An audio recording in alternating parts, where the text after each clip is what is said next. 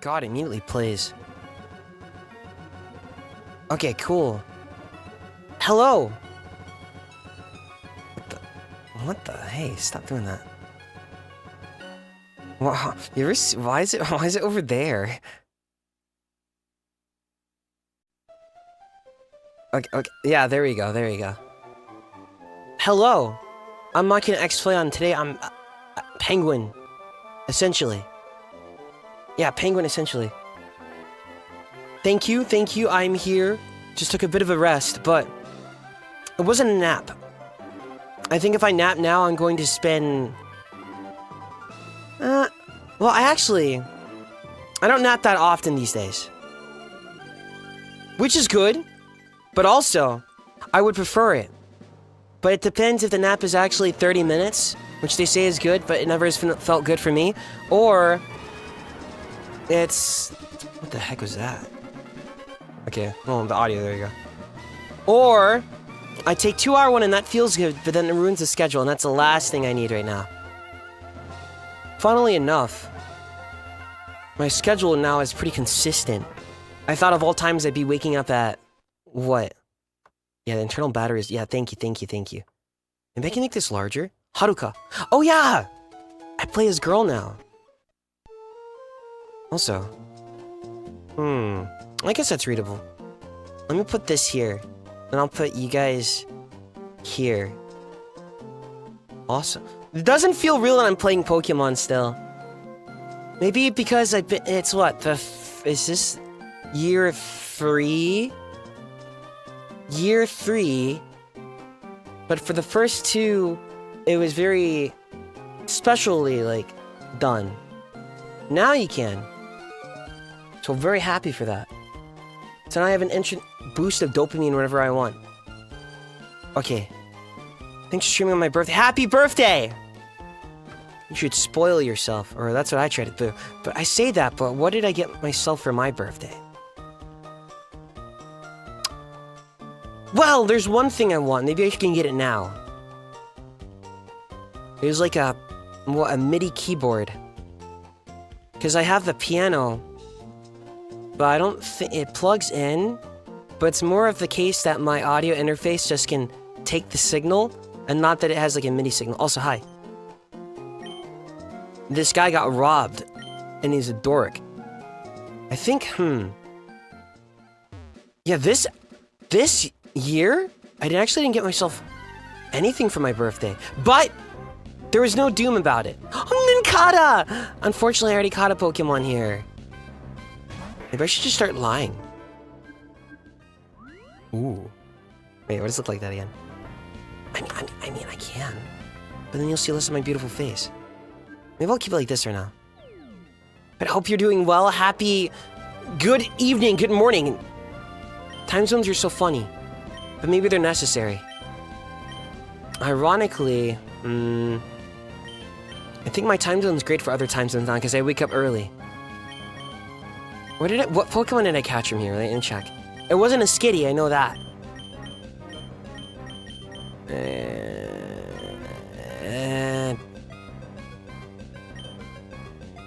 Did I catch a Pokemon here? Actually, did I? No, I did. I caught a Tailo. Okay. Big sad about that. Yeah, good evening. Good evening. Stream tweeted and everything. I'm alright. I'm taking care. But I want more exercise. But I'll be doing that tomorrow. Because they finally have gyms around me, which are good. Because if you're exercising in a place you see as home, then it's a bit difficult. It's like studying at home versus the library. Did you exercise today? No, but I did yesterday.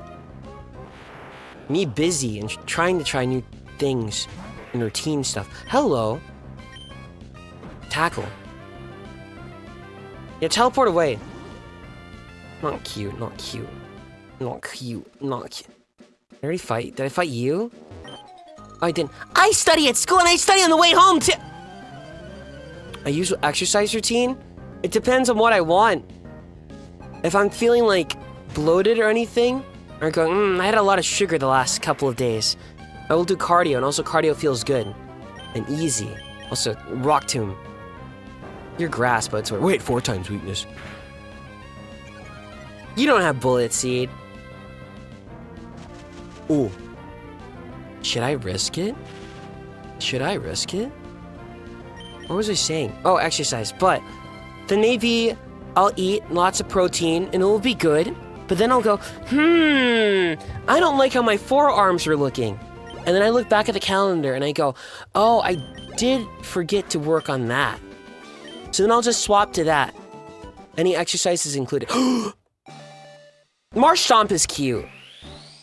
And then, it depends. Having a goal. So I just flip-flop. If I'm consistent, then it's cardio one day and the next day is, I just cut it up. Cardio and then upper body. I would exercise every part of the body every day, but then my whole body will be exhausted. Rune Stomp Mud Shot. That one's pretty good. I remember using that all the time. Yeah. Wait, Yeah, you can take that. But I would prefer to do it all in one day. I can, but then if I do that like 3 or 4 days in a row, then my body will get tired. And it doesn't really get tired, it just will get a bit sore no matter how much I've been warming up and stretching. Before and after workout. So, there's no point to destroying or messing with my body at that point. Hello! But, let's say that the body is weak all around. I'm more hurt by like, most physical things they're not really a threat to me. I'm built different, I suppose. But, emotional things, that can be like tricky. But with exercise itself, I will chop it up into, okay, cardio day, and then upper body, and then abs, core, blah, blah, blah. But I'm not really a gym nut. I only do it because it's a good way to keep the mind busy or reset it, because then you won't be able to think if you're too tired. And then also goals would just be, my abs are showing, but they could show a bit more. And same thing in the forearms. Oh, these are good, but they lost a bit. And then it's just stuff like that. I'd like an exercise partner, probably in many ways, but someone to keep you accountable is like that.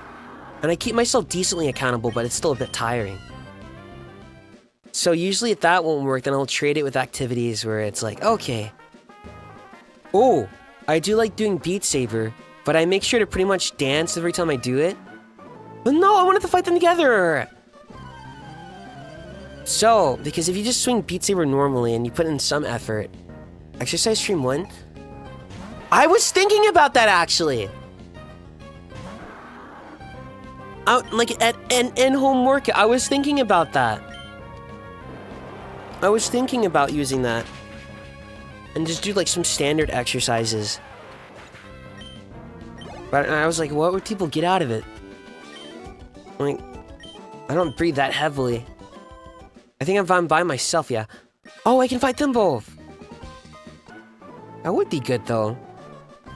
I always attach something to it, so I'm playing a fighting game, and if I lose a lot. And I initially used that as a punishment, but then I kind of like doing push-ups after every loss.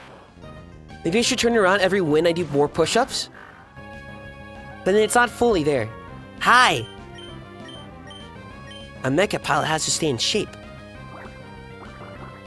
Ugh. But we shall see. I think I figured out another gym way. It will be a lot of the way out, but it will work.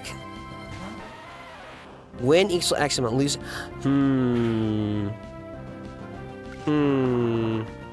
Yeah, I'm thinking of how to punish myself. But something I'll actually do. Water gun. Attack. Oh my nose. Okay. Wait, what did I had Argentinian shrimp pasta and mushrooms. Because my nose is funny, I think I usually had something like sugar. I did! But very, very early on! Sour drink or bitter? I'm a brat! Someone needs to be there to, like, make me drink it. Because then I'll go, I don't wanna!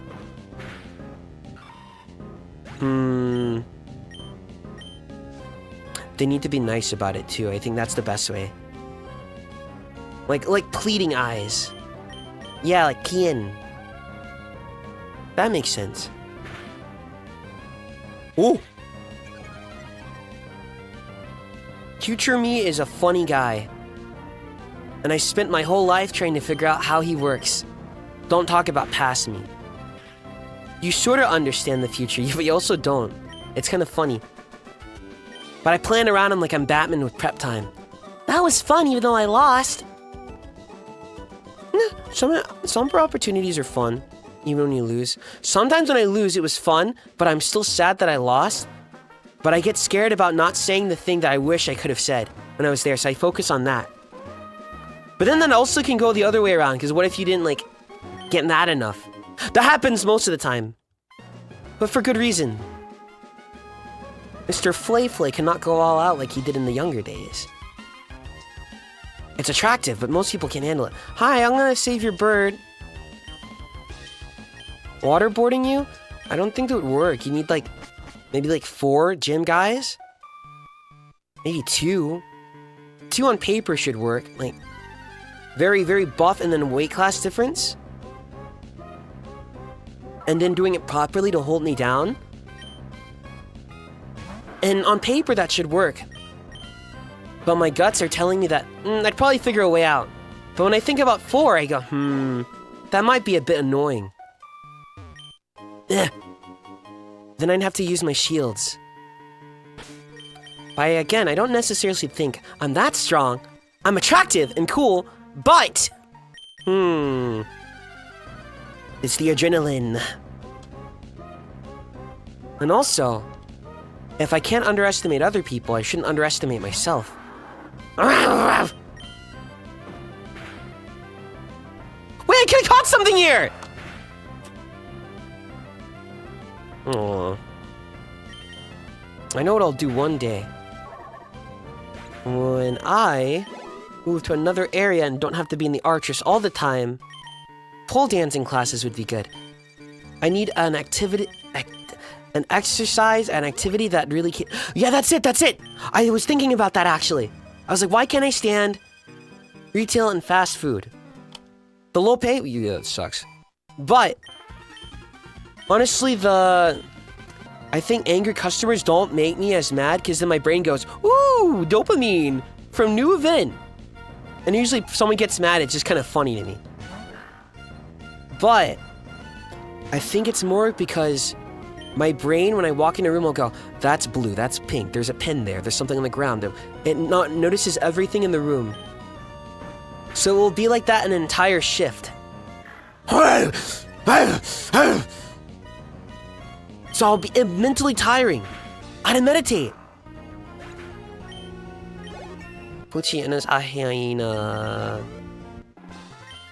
But I think if you have good people working with you in retail, it's fun. This is plain not right. What voice did I give you last time? I don't remember. Thanks for the goods. I'm a cute girl now. Oh, because I'm glad.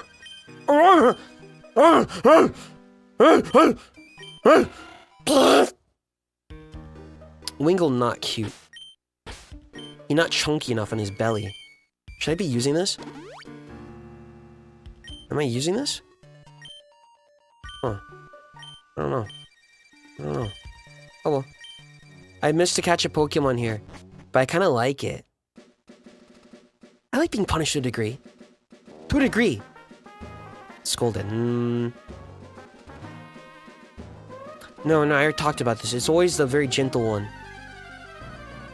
The very gentle one. Are you artificial intelligence? Yeah. Uh-huh. Yeah, sure. My personality, yeah, sure. Huh. My beautiful looks. However, my mama. Please check the description. Windsor! Why do I say Wim? Is that dyslexia? Also, Pipsky, Pokemon Monkey, Envy. Kai XO. Wait, XO, X kisses, O hugs, right? I still do write that. And, what? like cards when you're sending it to family relatives. I think that's something people shouldn't stop doing. Thank you. Goodbye. I don't need to fight you. Ruinmer. I'm too complex for any intelligence to ever copy me. I'm too complex to be role-played. Oh? Well, actually, no, I don't think I'm that complex. Because friends get me easy. I think it's because I give off so many different... I don't know what to call it. Signs? The human brain isn't prepared to handle a personality that is oh so powerful. But that's more like everyone. I feel like everyone is like that. While I am also sexy. Let me explain. We all are very complex. But it's just easier to pick traits and then go, that's who I am. So sometimes this very handsome mecha pilot will repeat phrases and stuff in like morals and go, yeah, that's who I'm supposed to be. Which kind of sounds funny. It's like I am a program and my mind is being rewritten and I have to repeat. Oh!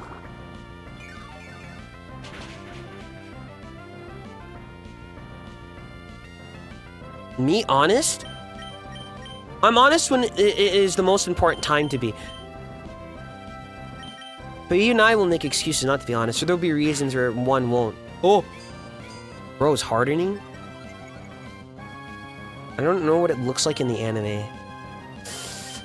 I think if you get critted, you'll get knocked out. Okay, never mind. I'm going to water shot you. Actually, let me put this louder. I need this injected in my brain.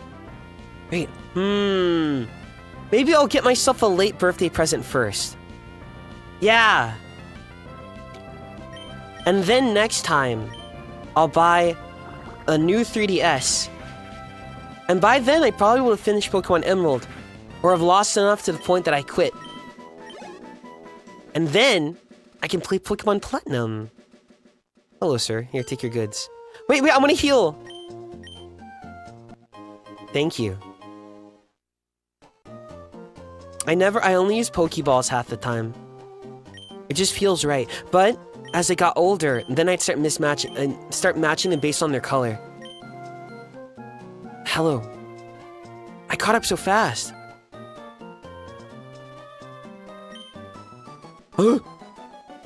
You're honest, Flay. Me? Not related to anything. Just me speaking in general, of course. I'd like to be more honest. Ooh. But in different ways. Now you should know that I am a great president. Yeah, I gave him that voice. Bye. Give me the... Wait, no, I have the sale first! What was it? I have to go to the island, and then he'll give me the EXP share. Give it to me now! You wanna get a 3DS? You get like a Nintendo 3DS Lite for cheaper? That was crazy to me. I think I saw it in a mall when I went to visiting friends. And the three of them are walking off, and of course when it comes to a shop, I'll start wandering around. I probably got that from... a grandmother. Yes. Wait, well, not that grandmother, but my other grandmother. I would say I got it from her. Which is kind of funny. She had the tendency to walk around a lot, and then you'd go, wait, where'd she go? And I'll do that in like a game store, probably. Then I spotted a 2DS. Okay! Not a 2DS. I spotted the Nintendo Switch Lite. And it was so cheap. Oh, there we go. I wonder how I'll make it work, though. Bye. Bye. Because I left my hand cam camera behind somewhere. I think I didn't have space. So I haven't done one since because it's not there. And I'm like, what will I do next? But I think... Let's see. If I ever move anywhere, it might be easier to get certain hand cam equipment or well, even gunpla. So that would be nice. If I think of an idea I really like, though, I'll just do it. PC. Hello, welcome. Thank you.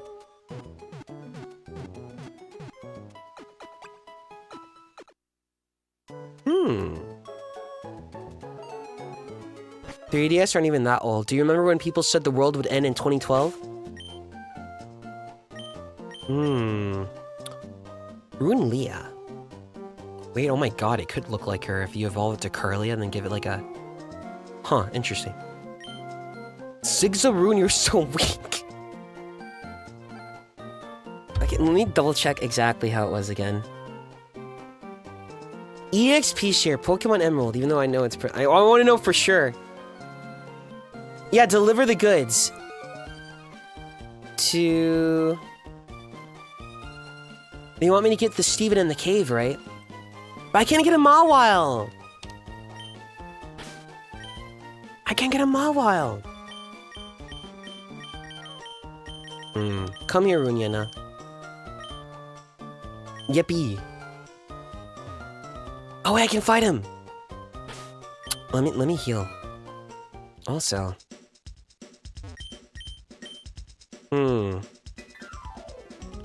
I feel like I want something right now, but I don't know what it is. More water, perhaps?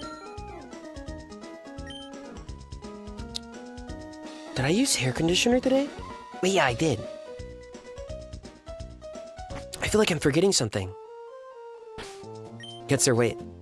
Yuna, Zigzaroon. But if I swap you out, you're gonna get your... You know, I'll fight with this. Oh, hey, Arika! We've been over this. Don't speak to me like that now. I'm Mr. Silly, but I like thinking about it. Mawile's so cute. I think, actually, I met 2 people the other day, and I was like, wait, you're very Mawile coded. And it's nice. I don't meet many people like that. In fact, that's what I like doing. Huh, maybe everyone takes views of people and we put them all into like a box. It's just how humans are. Oh my god, also that sucks. And I'm thinking, I like analyzing myself like I'm a weird psychologist. Because anytime I meet people, I talk to myself and go, what type of Pokemon do they remind me of? Or animal. I like meeting people that have raccoon vibes. Dog and cat easier. I think if someone's very angular and then they're kind of lanky-ish in some areas, they remind me of a bird. Ooh, ooh.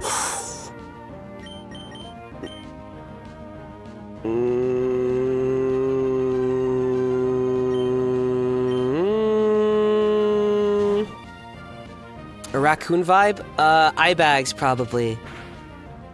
Ooh, and then... give me a bit. I probably shouldn't use that. Do you not have... Wait, do you not have any... You're level 15, where's your... Fool. Ow! Oh, you do. Please miss enough. Yeah, keep missing! I think when I put someone and then I give them a Pokemon in my head, or I tell them,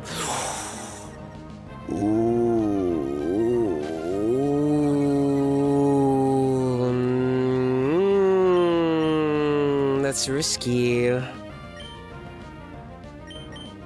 That's risky. But 4 times weakness.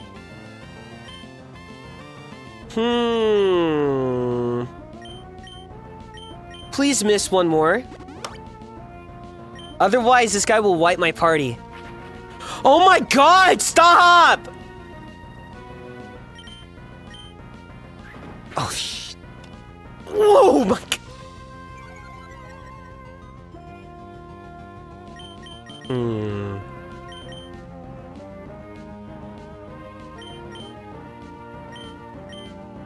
25. Just miss once. If you miss next turn, this will be fine. Ah! I was trying to write music on my own, but I'll have to, like, fully get into it. Because usually, you can tank that your grass. Wait, your glass of water. Oh, you suck. But there's two ways, or many, many ways, of course. But I was like, okay, making a melody, then fitting lyrics to it.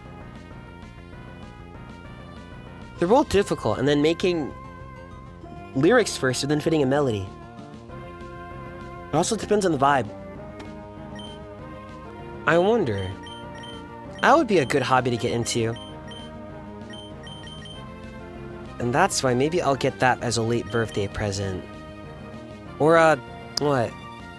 I think whenever I move, I would like to get a portable, oh, like an 88 key piano, and it won't feel good because the keys won't be weighted. But one that is portable. Ooh.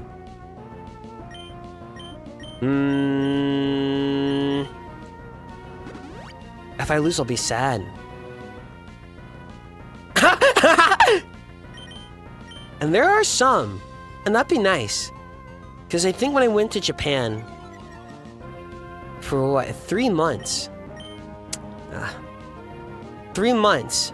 What was it? I was doing piano before that, or trying more consistently, but because I was there, I was like, I want to do it. Then I was like, wait, I don't have anything. And you could do it on the,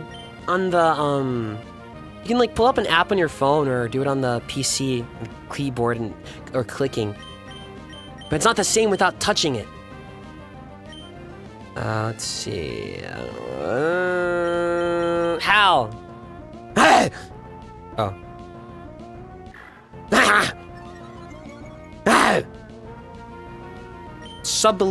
Sublimation.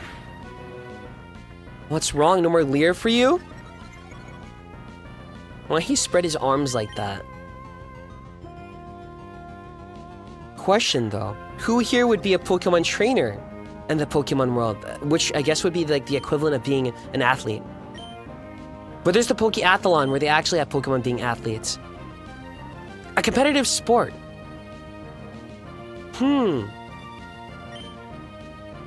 Or would I assume you guys would be like, you'd be in contests? Or just chilling? I like to be a gym leader.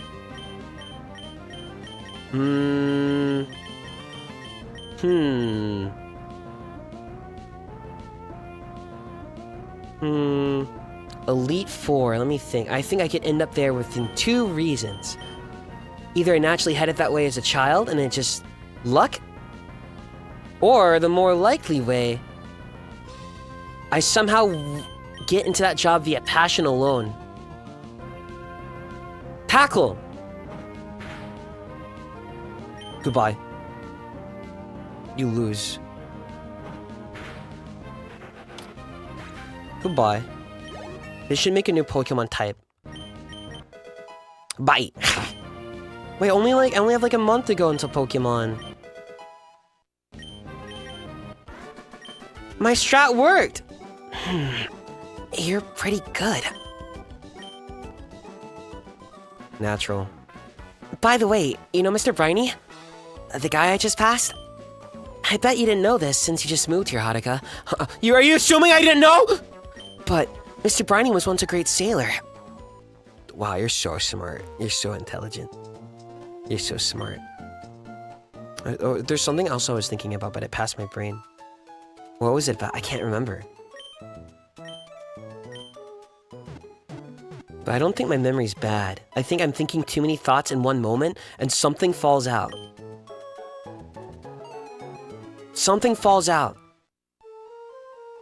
Oh, well, I'll remember later. Hello. By the way. Was it about you, sir? Oh, I'll remember later. Wait, I've got... Invisible item here. Invisible... Oh. That will come in handy. Yum. This still feels surreal. But also a bit uncomfortable because I'm not playing this on the... What? The Game Boy Advance. Underneath my bed. Hello, sir. I'm not gonna fight. I don't want to fight... I don't want to fight 10 Magikarps. Ooh. Cut it.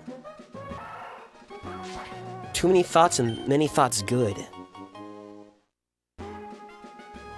But ultimately, maybe better to think less. Unless it's about me. Then that makes sense. I'm only good for the brain until I leech within your subconscious. I swear there's a Pikachu in here, by the way. What forest is this called, actually? Hold on. Underneath, it was like a bunk bed. So I go underneath the bed, it's a Petalburg Woods. I'm not crazy. No way. Or maybe I'm assuming it because of fire red and leaf green. That would make sense.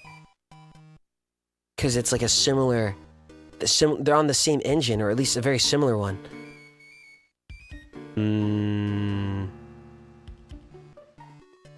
No way! There's no Pikachu! This feels like Mandela effect. I still don't believe it. Hello? Yo there! Your Pokemon doing okay? If your Pokemon are weak and you want to avoid battles, you should stay out of the hauled grass. Pokemon, difficulty mode! Difficulty mode. Normal mode. Harder mode. Harder mode has, set on by default. EXP share can be turned off. Trainers will challenge you without your consent. All important story NPCs and league champions and gym leaders in Elite Four will fight like post-game. They'll fight a bit more competitive. Good. Then every bear will be happy. Didn't they already do that? What? Did it freeze for anyone? Whatever. Let me look at the black and white story mode and see exactly how it is. Pokemon Black and White. Difficulty. My voice is so nice, but it can be nicer. I'm excited to get it to go that way.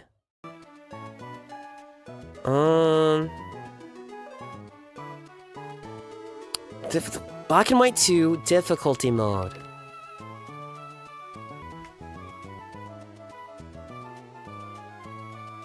Easy and challenge mode. Challenge mode is essentially the hard setting of the game. While within challenge mode, the level of the trainer's Pokemon will be higher, starting at 1 level higher and reaching 5 levels higher at the end. In addition to that, the AI of opponents will be higher. Bring it back! All gym leaders and Elite Four will have different movesets and hold items. Bring it back! Voice training. Yes, I've recovered in one way, but I have not fully recovered. I don't know how to explain it. And I think it's getting in the way. Voiceover and singing. Oh, I remember now! It was voiceover. Reading a script is hard. But it's more because you're competing for the director's vision. So not with each other, maybe to a degree and you're just first starting out, but more of you're trying to fit the tone of the project, what the director's looking for, and also the director's own personal preference and voice. What I've noticed is that you could be very good, but if something isn't your natural voice, even if you're very good at it and making it almost natural, there still will be a difference between one that is in a natural lower range and one that's being pushed there, and while sounds good. So there's that. And then the ability to read the script and how you emote. And then also depending on what type of take. Some games and anime are cinematic. And other ones are not. And they really dial it in! And other ones that just go dial it in. And some of them they'll have a bit of it. And it's fun. But if you're a perfectionist, or have the tendency to go, is this right? Then it will get you. It will get you. Sometimes when I'm recording, it will get me.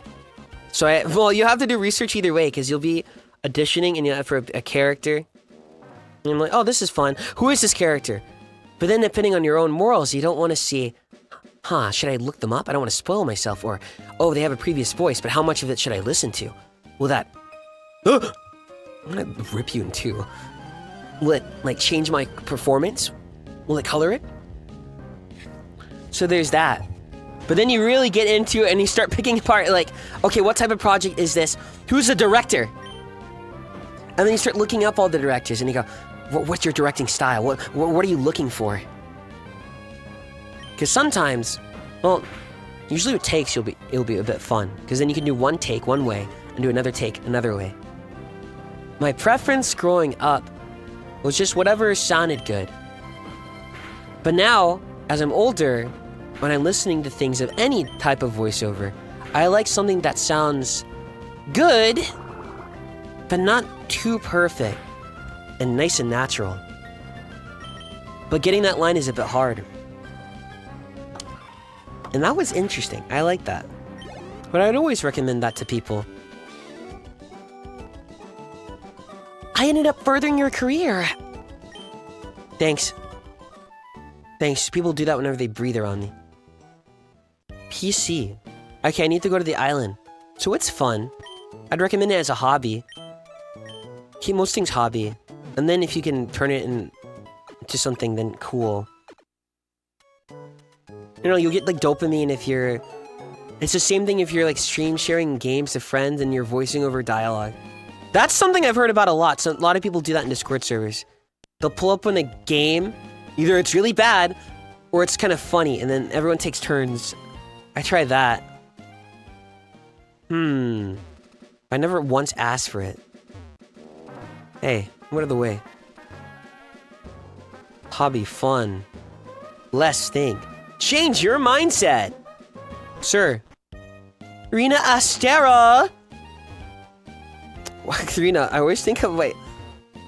Because you are a princess, but I would like think of like Genshin or like the princessin. That fits you. How are you? What were you streaming today? Rina, also. I forgot to tell you the other day. I think, well, it was for like, for Ryoma's birthday. But I heard like you and everyone else, they were like, highly discussing Love in Deep Space. And I was like, that's very Rina. But thank you for the raid, hope you've been well. I'm here. I'm silly, but I'm here, I try. Omega raid, thank you, Delanor. Do you think all runes are the same Pokemon, or do you have different species for different type of runes? I would think so. I would think so, yes, I would say so. You're just all goo. We were. I was teaching chat about Omegaverse. Can you send me the quiz? I think I got sent before, but I never took it. I never really... See, I knew more about Sweet Pool before Omegaverse, so the concept of... what's the correct word? Biological man giving birth and having an extra socket for it in his body. I think because of that, it wasn't too shocking to me. Restore. Thank you. I've seen Stranger Things.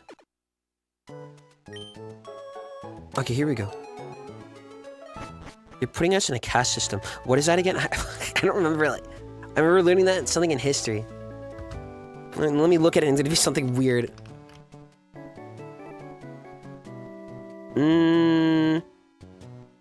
Restricting social mobility. Marriage within their assigned caste. Oh, so even like assigned marriages? Different social classes. Oh, I think you just guys would have like one of you be blue and one of you be pink. I think also, especially with that, it's more of whenever you guys draw each other. Well, with the main way that I was like, okay, you all will look like goo, or at least that's how I see you. But then your armor, you can customize it. But some of you will look pink. And that's a thing. So now it is. Now it is. You should see our hand-drawn anatomical illustrations. I actually used to go to Arena for that, but I've just been really busy. Because, okay, so there's art on the internet, but I will get really mad if I don't recognize something that is, like, what's the word? Artificially made. You know the evil word. I get mad, even for a second, I go, oh, this looks... And they go, wait a second! And I look at it and go, some of it's really obvious. Or no, I'll find like the artist that all those things use on, and I'm like, no. I forgot what that artist's name was. But with that said, I was like, why am I having trouble noticing this besides the obvious things? And I think it's because I'm only hobbyist artist, so I don't know art fully, so then I will fall for something like that. And the more I learn about anatomy in general, the easier it is in a way. Also, let me save. So now it's easier to spot, besides like the obvious ones. And that's good. Also, what? I think I used to, what was it? Oh.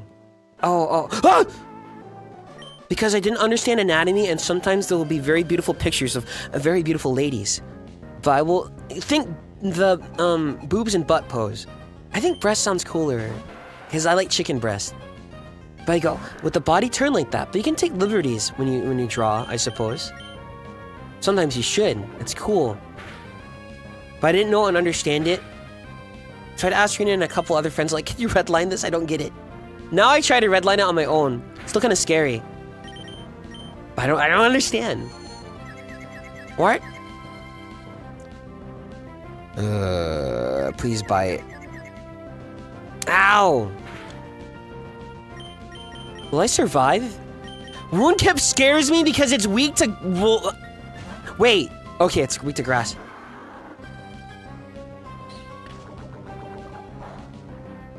The butt boob pose. I always usually used to like it. And I still do. But I think if you go to the mirror and you actually do the butt boob pose, I think the more natural way looks a bit more, like, desirable to me. Because it's like, oh, you got some of the ass and some of the chest, but it's like, ooh, you can't see it all. Might as well, like, look closer to find out more. That type of thing.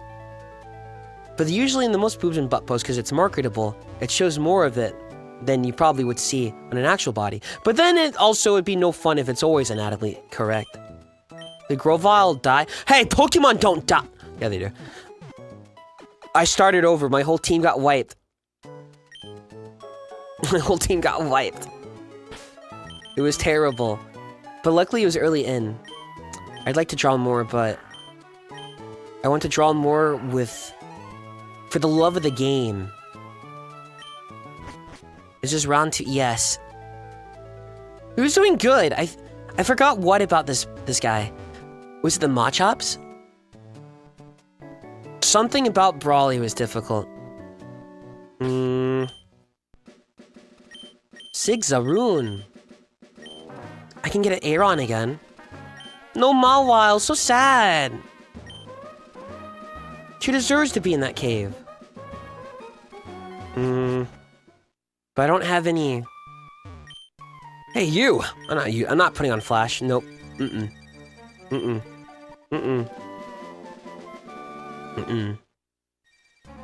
didn't think you didn't have a Pokemon strong against fighting. That too. But also fighting Pokemon hit hard. And if I don't have a resistance, they're gonna hit even harder, and then they get crits. And then they use, like, bulk up. You can swap out of this and be fine, Zigzagoon. Zigzaroon. Shift. I'd like to do more Love and Deed Space. But, what? I'm lazy. But I'm not lazy. It's because I get invested. But then, you know, you have to level up. To grind on there. If I could... Maybe if I can, like, associate it positively. Ooh. Come on. It's just one. There you go. And I'd like to just grind to the max level and then just go through all of it. All of it. Good job, boy. Wait.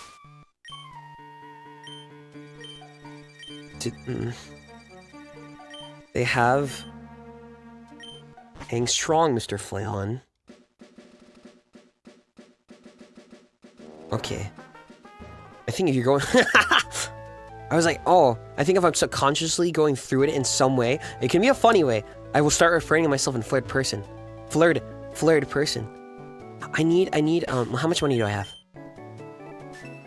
I can make it through there, no problem. Wait, what did I just knocked out a Zubat without thinking. Actually, this is fine.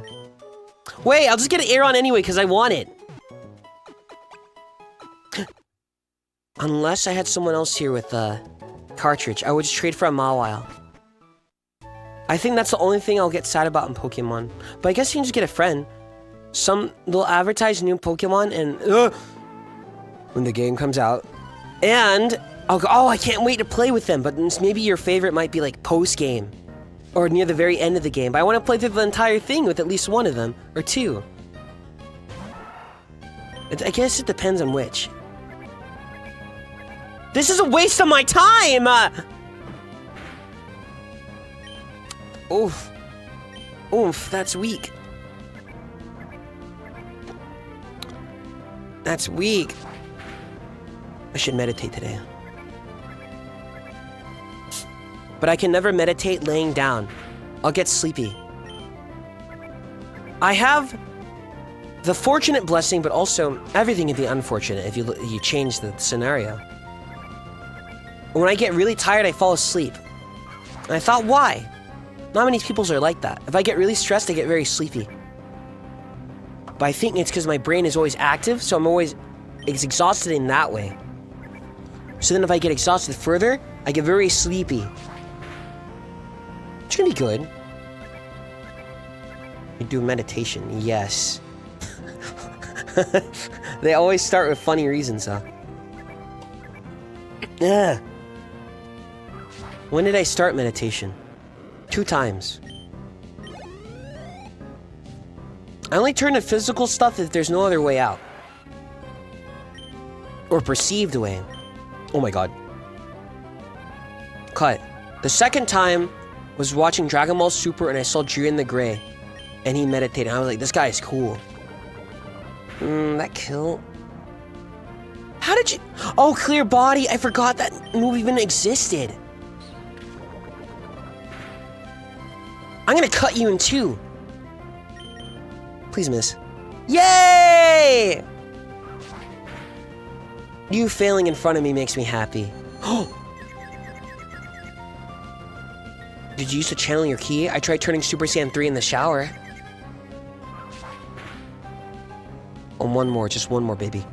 Actually, no. This is dangerous. Watch.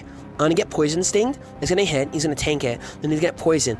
Or if that doesn't even crit. And then he's gonna confuse himself and get hit and knock himself out. And if he doesn't, the poison will take him. You don't have any skills yet. Runeworm! Did meditation work? I think it's good, because then it gives you more power. But everyone's different. I think a lot of people with very active brains, or if you're very anxious. I mean, if it wasn't a big deal in the first place, or a part of, like, the brain wasn't, like, not untrained per se, but wasn't, like, was more powerful in dealing with that way, it wouldn't be a problem in the first place. It's like, even think of a minor inconvenience to you, you just go, whatever. But for someone somewhere in the world, it's probably crashing out over it. I love these newfangled terms. Ow. So it's interesting to think like that. Meditation will give you more control over your brain. Your brain, and then if you exercise, it'll be sexy. It's difficult. I think the only way is, there's yoga. I'd like to go to a weekly yoga class, that'd be good. You can finish this off. Every time your thought... There's 2 ways, I think. Well, there's the 2 ways that are known to me. If your thought goes to it and you really don't like it, you redirect back to your breathing. Or you just let it sit there. Which, I don't know how to describe it. But don't look at me, I'm no positive guru. And I'm not exactly nice and sweet either. I just like talking about it, because it's an interesting topic! The human brain is an enigma! How are you? Okay. Exercise, good. Good, but I need to... I think if warming up didn't really need to exist. Oh, I might be running all the time. I think there'll be sometimes I go, I could really use a run right now. But then I have to walk and warm up my body. And then I have to stretch. But make sure I stretch accurately. But see, your boy here likes to run fast. He likes exhausting himself physically, which takes a while to do. Oh! But then, even after you warm up and stretch a decent amount, you still would probably need to walk for a bit and then jog, and then you can start running. Oh, I'm going to get knocked out! He's gonna use arm chop or something.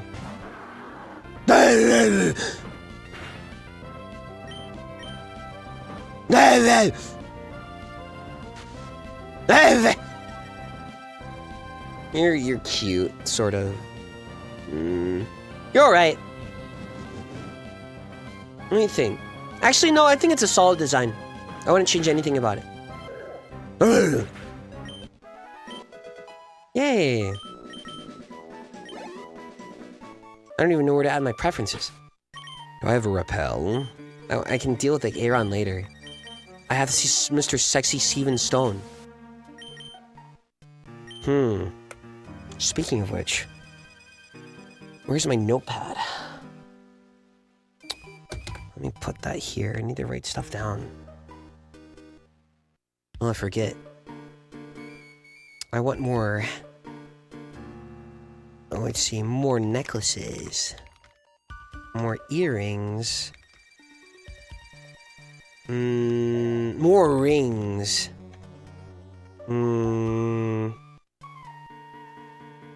I'll use color contacts depending on the fit sometimes. Yeah! Colored contacts. More. I don't put this on, I will forget.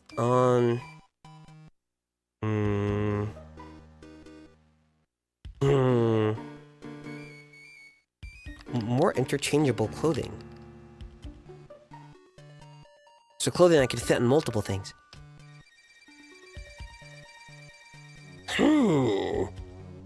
Okay, I put it on. Because I will forget. Hello? I think when it gets dangerous is when you're talking a conversation.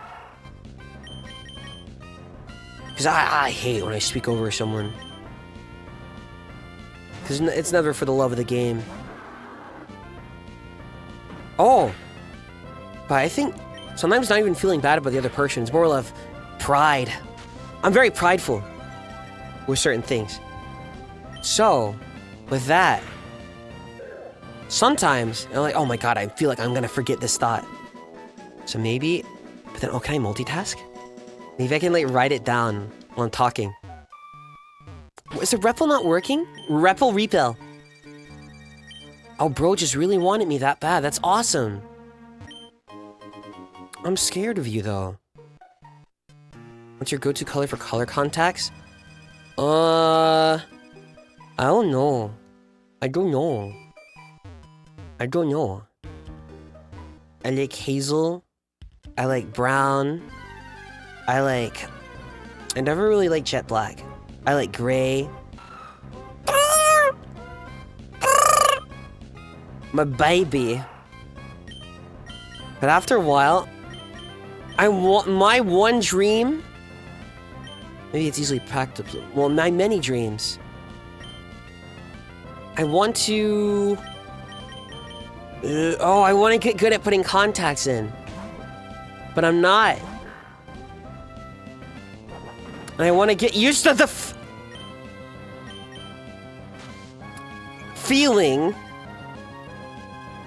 of knowing when you put it in your eye and it's actually in there. You can keep doing it. He might knock me out with the next one. I need to heal. I need to heal. Oh, yo! Tools? I heard they're scary. They're scary to put in. You don't want to poke your eye? I thought they were scary, but then I moved to more, I felt them annoying. Because it will feel, you successfully got one eye pulling up your eyelid and the other one pulling down below so your eyes stay open, and you put it in, and then luckily your eye won't close because you have it set up right. And then it will feel like it's in, and then you take it out and it's flipped the other way. I need to check the machine that you use with it. Oh.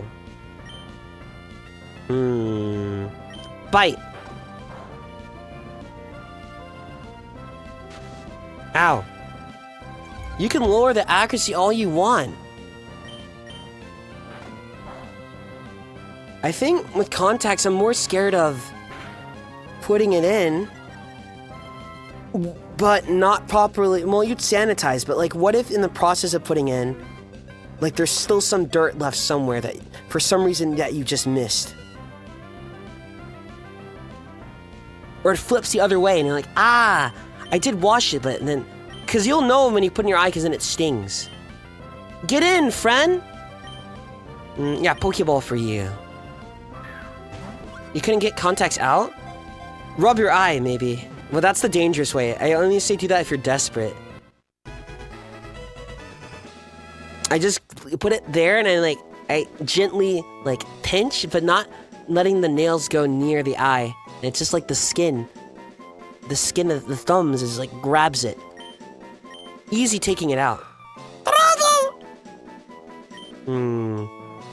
Aragon. Agroon.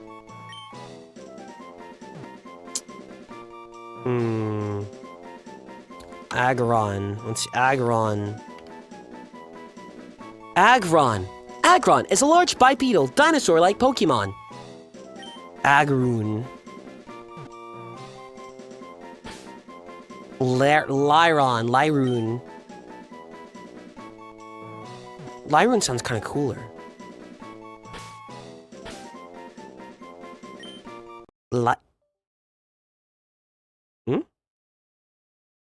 This would be really funny for an explosion to send me flying. Here, time to check. Yeah, that's fine. It just means something pressed. The question is, how?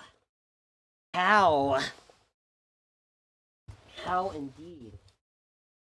I'm gonna unplug this.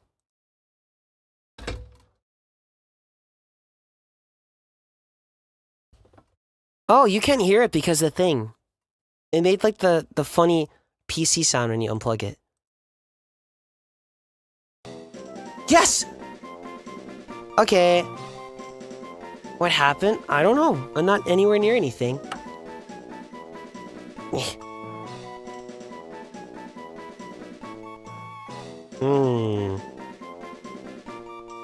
Nice.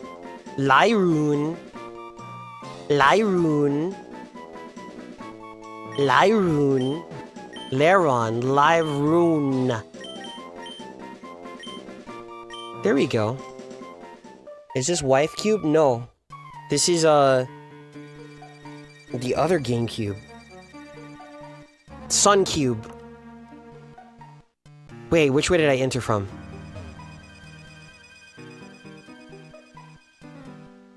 If I remember that, then I'll know where to go. Repel my... And that's not repelling anything!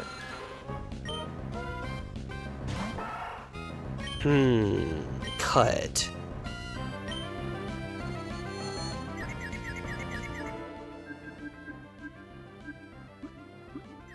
Can anyone tell the difference between that?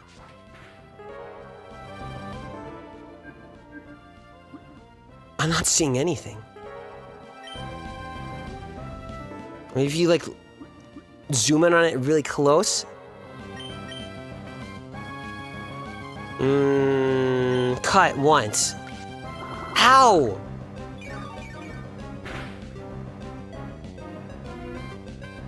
Because what? Well, I got this GameCube for... I was like, oh, they were like, you need a digital output GameCube to get the best quality from the GameCube. I'm looking that up. I'm like, okay. Mine is just a regular analog. Then I got the specific thing for it. The digitally outputs in good high quality. The best quality it can. To the, what? To the capture card. Also, Rock Tone. It's the least of my problems. But I guess the digital output back is really loose. So now I have to use the analog one. But then I found actual analog converters in Super Potato, I think. Yeah, Super Potato in Akihabara. Not that expensive either. I need to go to Yokohama.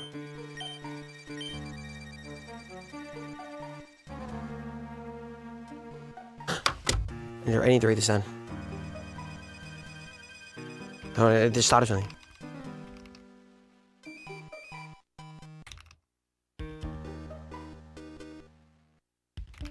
Oh, hold on. Alright, saying I'm typing it down.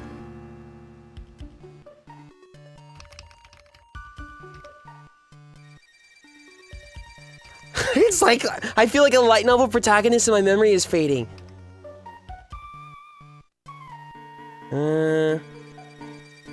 I'm like writing down a note for myself for later. So I don't forget this thought. More clothes? No.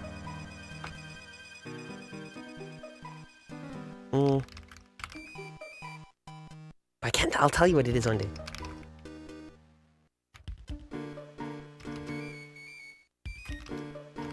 Okay.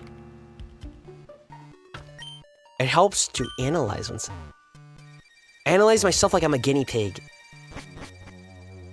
Okay. Up here. Stay here. Hello? Well, maybe I'm like an old gen light novel protagonist, maybe. Those are better. Sable Iron, you don't have the aura I want. Someone out there loves you, and there are many people that do. I don't. What was it? Because the new ones are... I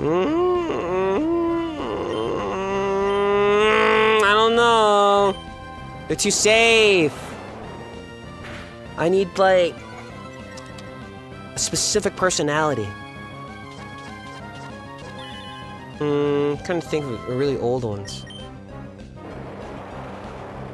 Because I think a self-insert on paper, or at least the standard one that people are not fond of, but you probably would be fond of it depending if you hit the target audience. I think even if it hits the target audience well and it does its job, I think you can write a good... It's why people kin characters. They feel the connection, or they go, this... Even someone who's not kinning, they're like, this character is really like me, I feel it. I feel seen. I feel heard. I feel like you can write a character like that is so well written, but it can easily be a self-insert for the audience. Ooh, just stretching my listen! Hello. Also depends on how you write it, though. The new ones, I don't know. I like what? I like protagonists sometimes. Well, I like a bunch of them, but a fresh breath of air. It's like darker than black. Kamina is a protagonist, just not D. But I like one where the main character is mysterious. Nah. Cut him! This Zubat is weak. And you don't know everything about them, but while in other shows you would watch and go, huh, I mean, this guy does his job and he's a cool character and all, but like, what are his hobbies? Does he like things that, like, aren't things that aren't already expected out of him? Okay, what do you like, Mr. Hero? I like long walks on the beach, and what are your hobbies? I like volunteering and helping the needy. Okay, I mean, do you like building anything? Yes, I like going to the local orphanages and building with people. Which is fine, but I think very specific people like that. Very specific people. Oh! So I like if they're like, or if I play a game and they're like, they for some reason really like Sailor Moon, and it's something you wouldn't expect for this character. Good. Aaron, Arun, Lyroon. And it's connected to Sableye how? I don't know. I just thought about it. But I trust you to listen. You like it? Ow. Do I actually understand my thoughts? Yeah, actually I do. I can pinpoint everything and go, oh, that's what my thought does this. Run, please! This is dangerous. The encounter rate went up. Is it because I'm playing as a girl? Wait, oh my god. That's too meta. Get them some refills.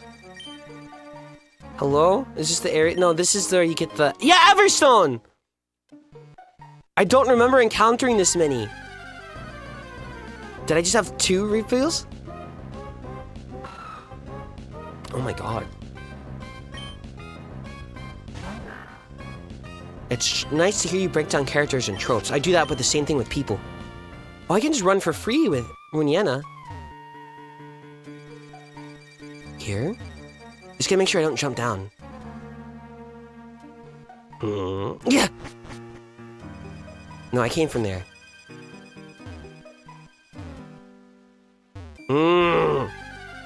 What? What?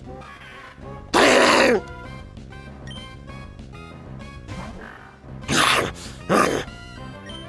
I just bite you? Wait, you don't have a weakness yet. Wait, what does Nightshade do at this level? Oh, HP. It does it based on HP. I forgot what that one move. You can tank... If he keeps using Nightshade, he can keep doing that. Go ahead.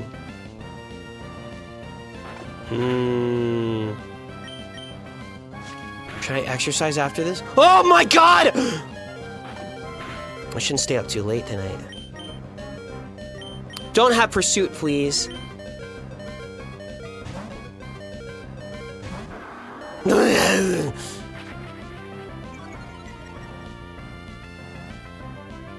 Maybe I could do crunches.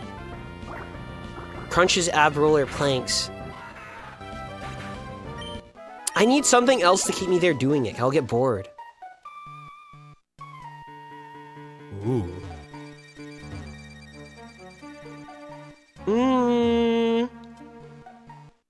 It's like if you go walking on a treadmill at home versus walking in a park.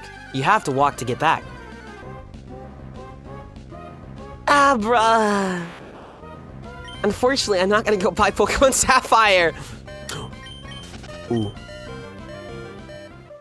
That's crazy. I'm fortunate I own this copy still.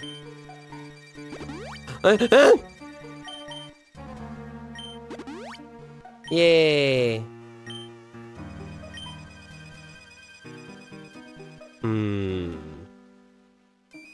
Did this faster the first time.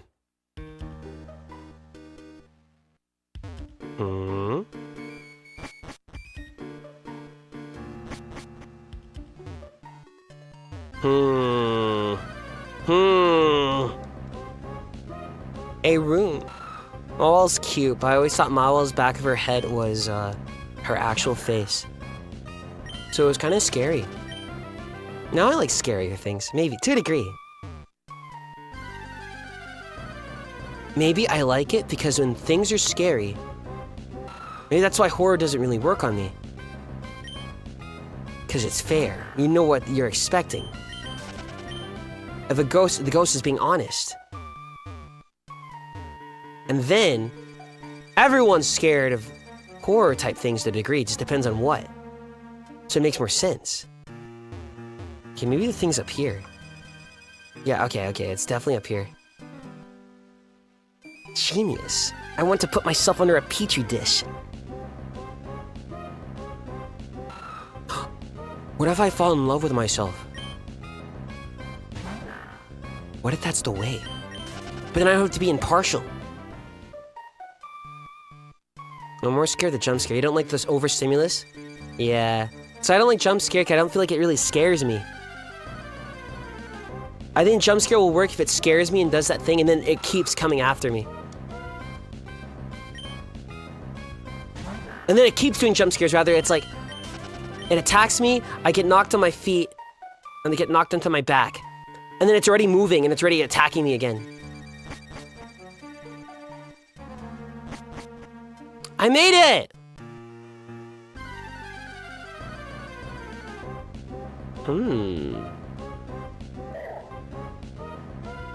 Makuhita. Haven't you already? No. No. Oh, it's gonna get knocked out. Arm chop. I don't think so. I don't think... Let's see, because when I love people a lot, I'm like, spoil mode on, provided there's nothing else getting in the way of it. So, oh my god. Maybe I should. Wait, maybe I should. But in my own way. Love myself so I can spoil myself like a dog. And I think the thing that excites me about that is just sitting at a table with a cravat.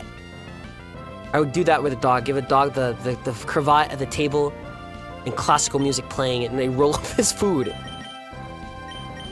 Oh, dear heaven. Let me be reborn as a Nepo baby or a dog belonging to a rich family that is nice.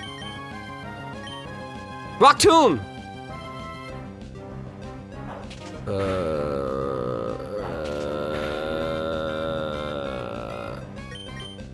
Oh, wait, I think that makes sense, because then you're outlining why. And then you're also outlining things that are appealing to you. So it's more or less about love. It will get you the result, but it's more of, ooh, if I love myself, I can get a nice milkshake, but then I won't feel bad about it. You suck, Makuhita! I'm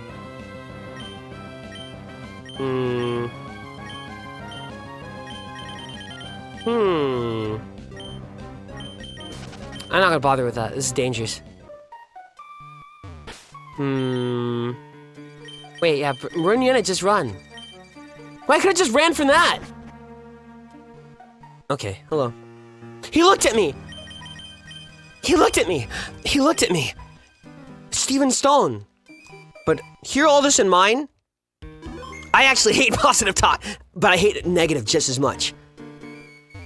This is more, it feels more realistic. Because if you do it in that way, it will align with some of your goals. And I'm like, that's more interesting than a concept of, oh, you should love yourself. But why? Because you do. But why though? But why though? They're making it more appealing. So it's like, huh, if I love myself, I can get... what? What's the thing I even want? Do I even want anything these days? 50 million wives. There's that. Interesting. But yeah, let that be known. I'm not the positive self-talk guru. I'm more of... I'm observing myself like a Petri dish. And humanity. I'm a scientist. I hate both. Realism's okay.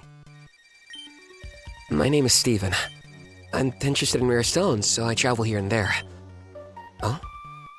A letter from me. Look up Steven Stone. Okay. Thank you. You went through all this trouble to deliver that. I need to thank you. Let me see. I'll give you this TM. It contains my favorite move, Steel Wing. Thank you. Your Pokémon appear to be quite capable. If you keep training, you could even become the champion of the Pokémon League one day. That's what I think. I know. Since we've gotten to know each other, let's register one another in our...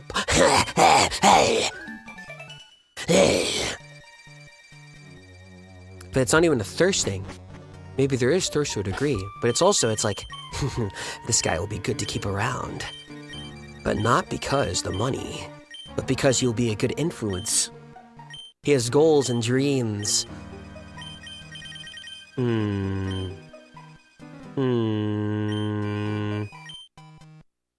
Network, oh, I hate networking. Maybe I'd like it more if I had a skill that was like very particular to be used in that way. I have a lot of them, but it's like a jack of all trades deal at the moment, with other skills being way higher.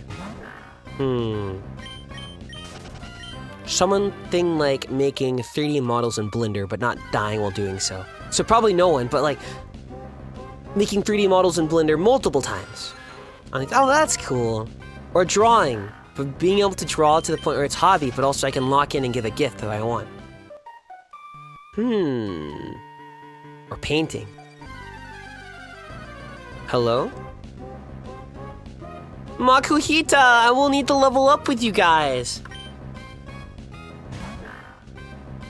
Oh, I don't want to fight you, sorry. I don't want to fight you, Flash. Yeah, me neither. Okay. I'm not used to playing. Every time she comes out of the cave, I think I'm playing as someone else. Mr. Devon! Mr. Briny! Bring me back! Thank you. Networking. I just like finding like-minded individuals. It's neat. It's quite neat. Mr. Briny, can you bring me back? Petalburg, Slate... Petalburg! Nodding. Aren't you guys so sweet?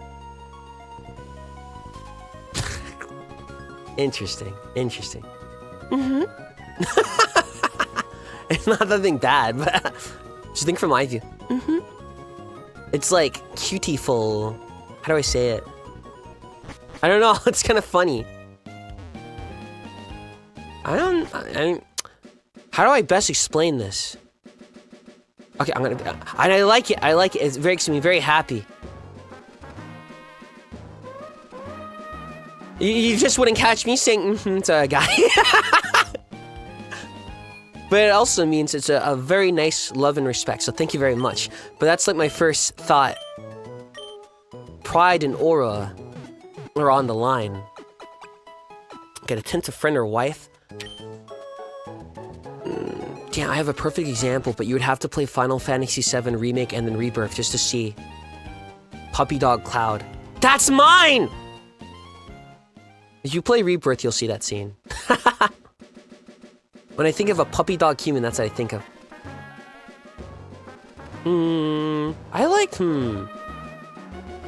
I liked Remake and Rebirth. Very good. Cloud Strife, that's literally me.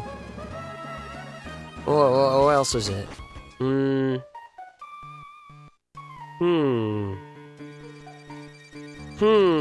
Oh, something else with him. I need to buy more potions, by the way. Oh, I liked Remake, and when I was playing through Rebirth, I was like, you know, Rebirth is good, but Remake just hit different. But then Rebirth got to like halfway point. Oh, this hits different. So now I like them both equally. I don't know how to explain it. Go play it. I like it. Hi. I like Puppy Men so much. That explains why some of you watch me. Although sometimes I won't be a puppy like. That one will be frustrated if I'm not. Tackle! But I think I'm past that. Tackle! Get rid of him. Tackle! Alright. You're saying anything, bro. No, it makes sense. Puppies are known for their affection. I will be 90 in your human years, and I will still probably be the same. Then maybe, technically, people are very different, and you could even say entirely different depending on the age. Someone at 10 will be different, very different from them at 20, and someone at 20 will be very different from them at like 50. But I guess it depends on what things you hold on. Maybe I'm still the same because I'm holding on to a part of me that I don't want to let go, but then it would be easier to let that go. But then you don't necessarily have to. So you keep it there, but you have to go through trials and... It's interesting! The human mind is so interesting! I will open your brain and see the multitudes. Sir, I need the EXP share. My favorite was X and Y. I think it was that, where you can get the EXP share and you can turn it off if you need. I like that. It's very interesting. Creepy scientist! I like analyzing the human brain, because then the nonsensical actions can make sense to me. The vagueness there scares me. Thank you! A Pokemon holding that EXP share will be given some of the EXP points from battle. It will get EXP points even if it didn't actually battle. I would say EXP share is quite useful for raising weak Pokemon. Thank you. Thank you, good sir. But then it's like, do you look into the abyss? Interesting. Level up Zigzagoon. Isn't it hard to analyze? It's hard, but then... I think... Maybe the key to ascending Galaxy Brain is being comfortable with the unknown. The human brain has so much potential. Is this why people like when men bark on stream? The countable multitudes. It expands. And what do I do tomorrow? Karaoke. I could move that to Saturday instead. Let's see how I feel. Yeah, actually, I'll be gone in the morning, so I will probably swap it to Hollow Knight. Tackle.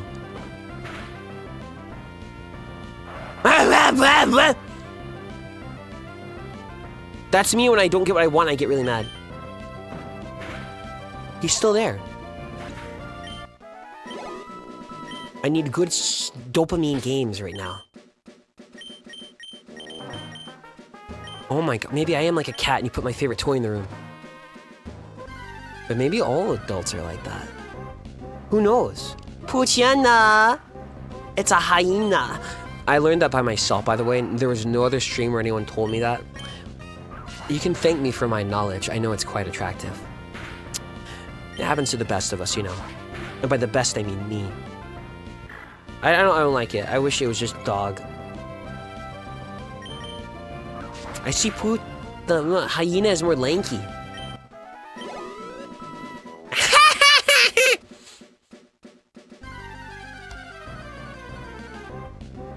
Unknowledgeable? Okay, now watch the Barbie movie. Talked about that recently, actually. I should rewatch it one day. Ooh. I had a thought about that recently. I talked about it. And it always comes to you at like 2 a.m. Oh!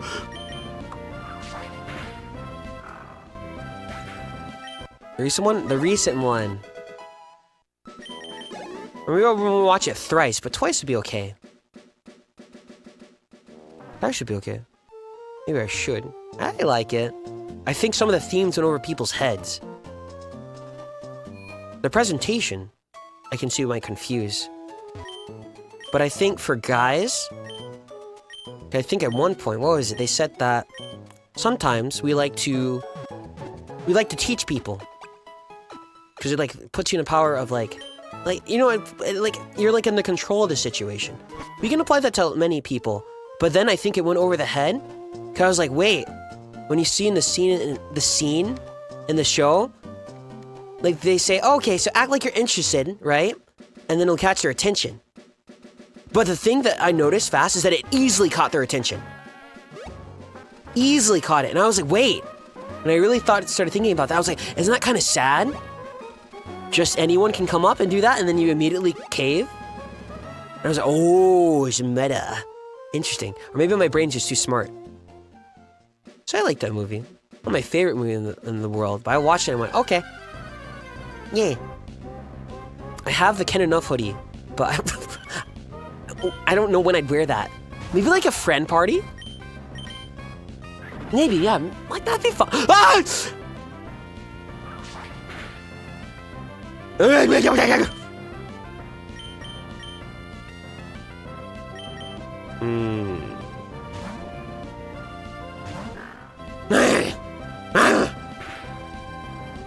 Tackle. Tackle. Yay.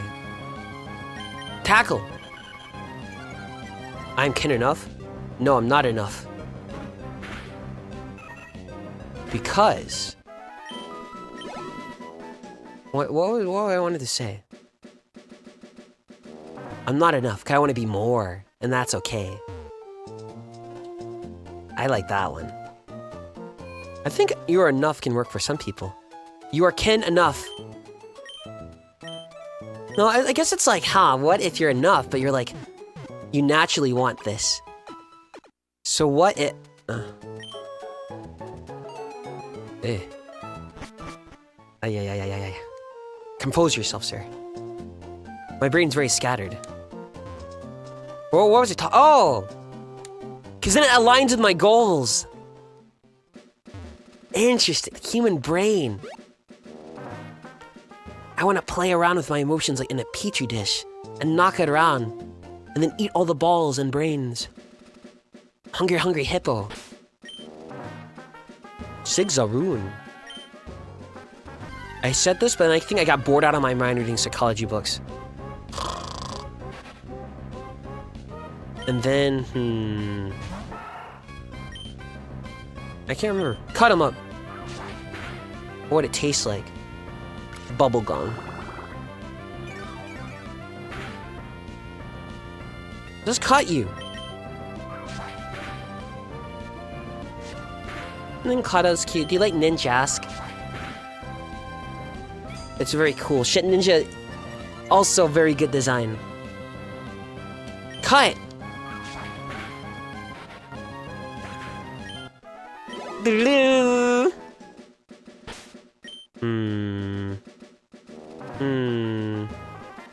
That's also interesting.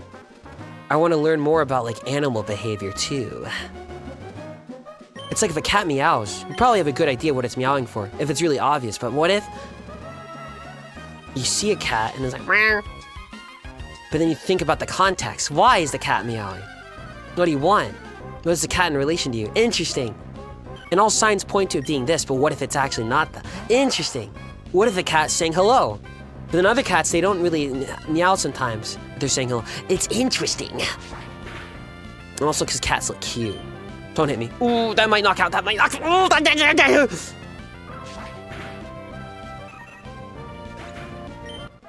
living cat decoder. I'm a living rune decoder. I decode your brain, and then I download it into the DNA and put it in a USB drive.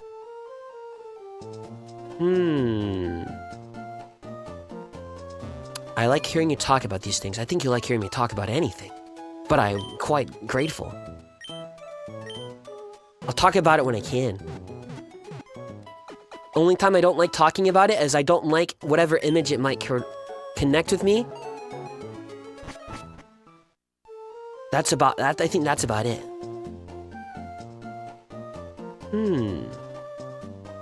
Also, I'm prideful. If someone has the same thoughts, I'm like, okay, show me why you have the same thoughts. Or do you just say it? Competitive. Tale of gatekeeping humanity through the collective unconsciousness. You should get a zigzagoon. And then you should go to sleep and you wake up with it laying on your mouth and you're like, but it's so cute so you can't get mad. This isn't that hard to grind here. Headbutt! Nice. Yeah, you can get rid of tackle. Don't want others taking credit for insights you've had. Oh no, that's not even a worry. There's so many smart people. There are people right now that have said what I've said. They've already published. There are people right now that thought that ages ago, but they don't even know that they thought it. How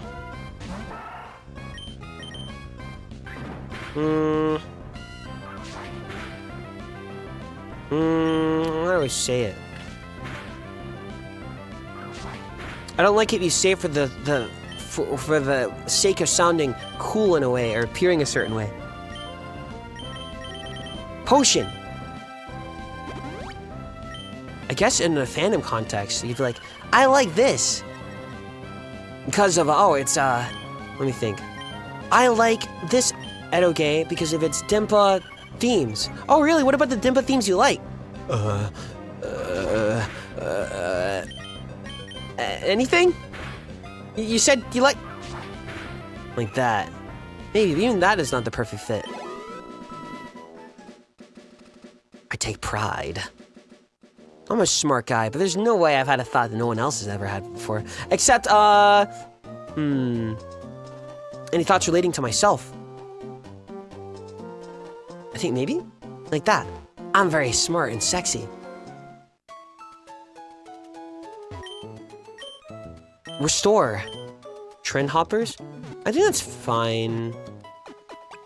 I think that's fine. I think that's okay. It's whatever. I probably hop trends in some way too, but I don't know which ones. I hop on people. Zigzaroon. Okay, I can level you up a bit more. Come on, buddy. We gotta get... When did you become Linoon? Let's see. Like level 22, I think. Zigzagoon. Pokemon. Let's see. What level do you level up? Let's see if I remembered that right. Level 20!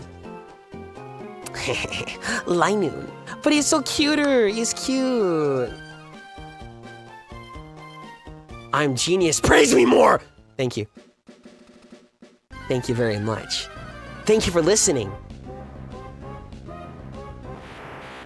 Abwa. Abwa.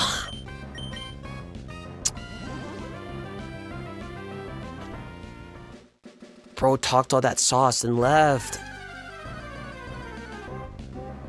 You're kinda smart.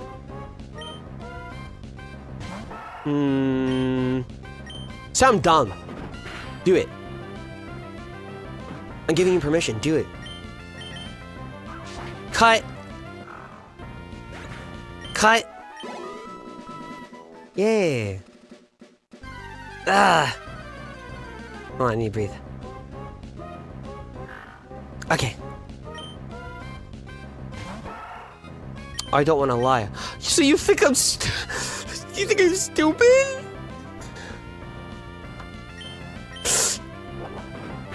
Why? Flinch. Yay! Pokemon. You'd have to do 10 more levels. Wait, you're gonna get okay, let's see. You're gonna get cooked at the place. You're gonna get cooked. You're gonna get cooked. Runekip might survive. The best bet is leveling up Runelea. No, we're saying you're not dumb. Oh, that's awesome. What is that in relation to? Did someone start a topic? I'm messing with you. Huh. Runelea. Do you even have a skill? Oh! Oh!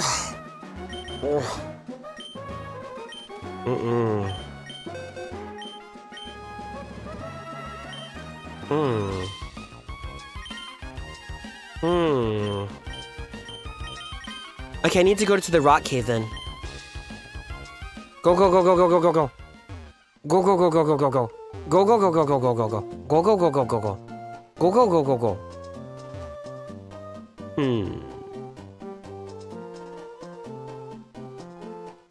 I had a thought. I think Pokemon... Well, it's probably being pushed for by people investing. And fans. What if they do something that doesn't... Well, Zaza will be... Legends of Z will be a bit different. Do they all have to be open world? I like open world Pokemon, and with Pokemon as a theme, it makes sense, but do they have to be?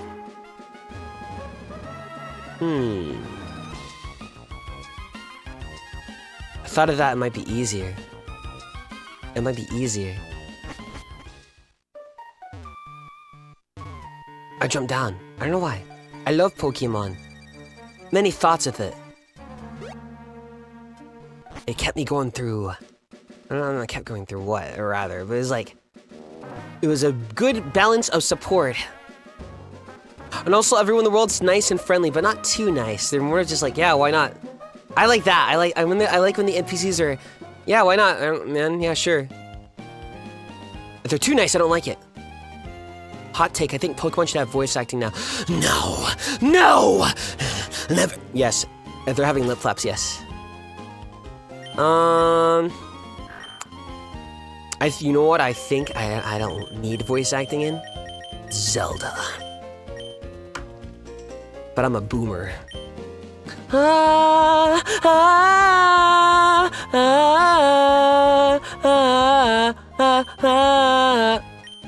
I don't need it. Just give me. Oh, ooh, ooh. Do. Sir, Briny.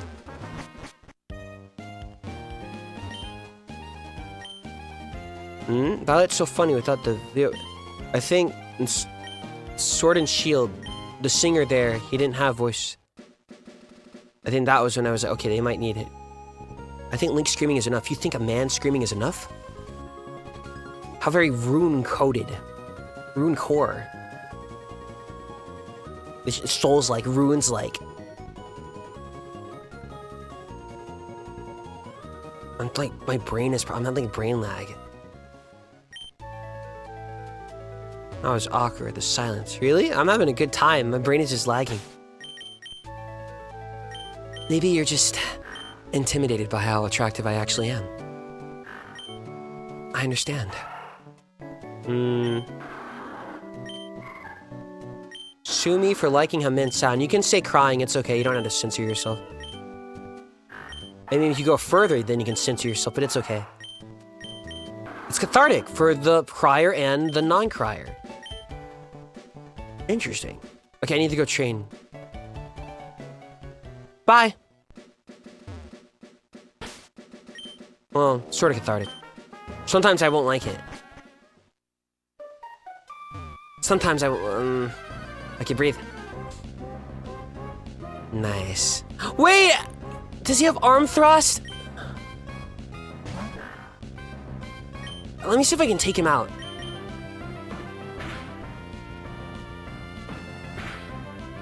Just one more. Oh, perfect, you're dumb! Yay!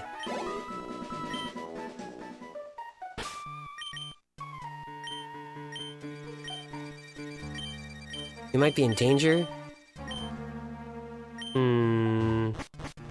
Maybe if I don't like you or something. I bring no danger with me. Wait, I need healing! Bring me back! Wait, hold on! Heidelberg. Thank you. Thank you. Makuhita is cute. In what universe? Wait, no, I can like search up Makuhita on Twitter and there's gonna be like there's always that one person that is somehow a fan of a Pokemon you didn't expect and they collect all their plushies. And they Oshikatsu, but they Oshikatsu the... Is there a Stunkfisk fan? I don't like that Pokemon. Stunkfisk.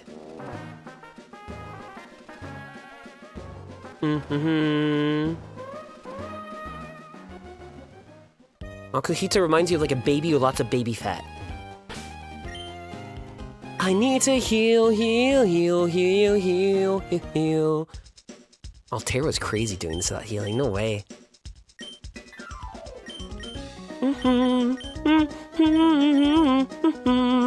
6? That's okay. Yeah. X speed. Interesting. Yeah, I can do that. I need a challenge where it's a challenge, but I can lose if I stop taking the challenge seriously. Those are good.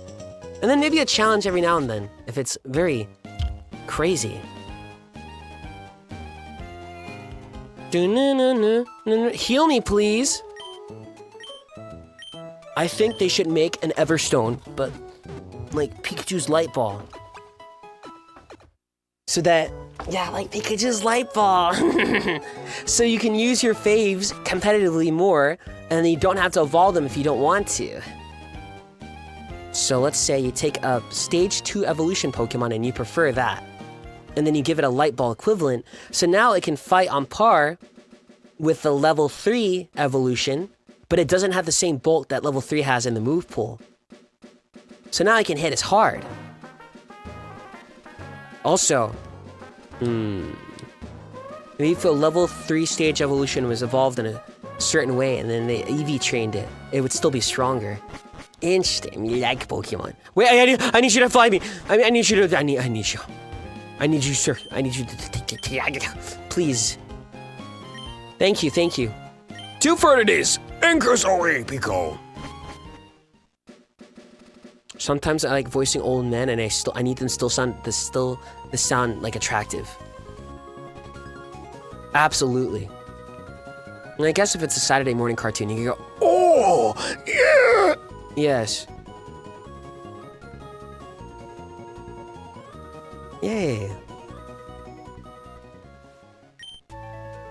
You can't say that to any old man. Maybe I don't need people as much as I think.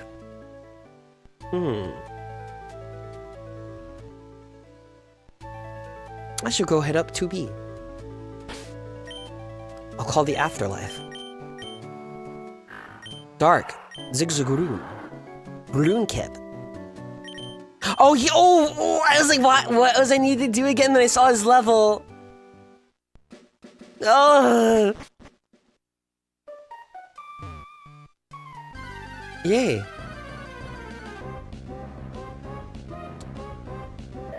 Nah, he ain't cute. Maybe if he moves? Tackle! Ooh, someone does not have a defensive nature. That tackle did more damage. Wait, you're level 7. Never mind, you have less stats. Yay! Where are my shiny Pokemon? I like it when it's hard, though. Oh, Runelea is gonna be leveling for decades. Boy, get out. What if I go a change of stimulus? I go fight the trainers near Slateport City. Slateport City vocal.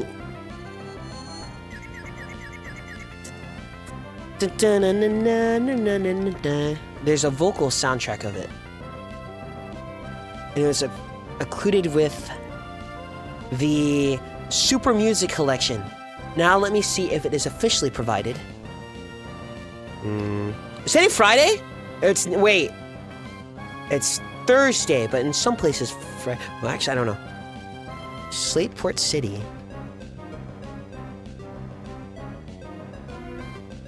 No, it's not there.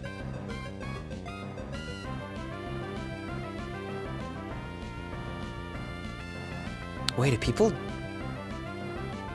They recorded covers. Official covers. Okay, thank God my discount body's good. No, there's no vocals on this. I don't know. Find the Slateport City vocal version. I need. Where is it? Please tell me. Is this one with vocals? Nope.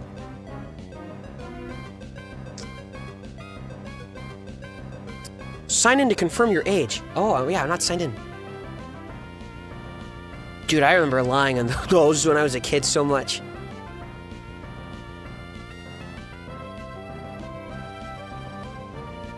Oh, okay. And then the lyrics. How will I... Oh, no! This is in what? Okay, I need to practice my Japanese reading. Eh. Ding dongs. Ding. I don't know it. I'll just have to hum it. But listen to the Slateport City vocal version. I'd send it to you if I had it. It's nice. They should make more vocal versions of themes with many melodies. Or all songs have melodies. Or do they? But some are more melodic. Hello? Also, I used TikTok for the first time the other day. I always strayed away from it. But my whole algorithm is just, guess which Pokemon cry is this? And I'm like, this is good. Or they'll be like, look how this Pokemon song is made. And it's just like some guy recreating like this song. And it'll like separate the trumpets. And go, okay, so they start the snares here. I'm like, that's good. And it just keeps showing me that. You like it? I think I heard that the algorithm for TikTok is very good. And I didn't think I'd see that there. Oh. Runlia, we gotta get you more, buddy. You're chopped.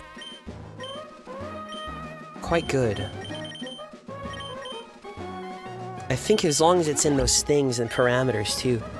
Because I don't want to eat glue. No glue for me. Well, ew! Wait, I should just do long-term hobbies. A skill, a trade.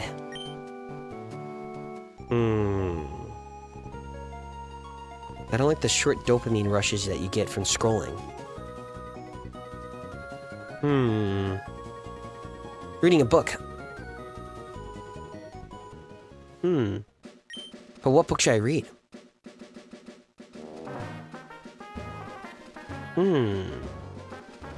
Hi. I've laid anchor in ports around the world, but Slateport's the best! Aren't exercise already a long-term one? I guess, but with exercise, everyone's body is different, and depending on what goal you're trying to go for, it will depend on when you get to that. But like with reading, I've read through chapter 1, there's only 10 chapters left. So you're making progress. Whereas exercise, you're always making progress, but then maybe you'll need to change something up depending on your diet or your environment or how your body reacts to certain things. So then maybe you won't get shown the results you want, and then that might be frustrating. But it's so long. Exercise is fun. I like it.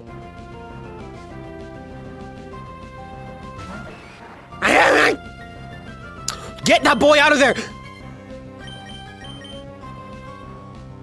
If you stop exercise, you don't keep the results. I do. If I think it's because, what? I keep them pretty well.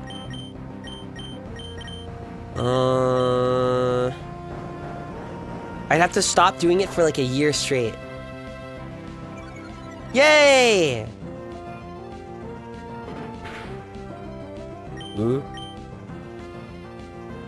Mudshot. Yay! Yeah, it's different for everyone. Some people atrophy faster. I have stats in areas that I did not ask for. But I shall take it. Potion.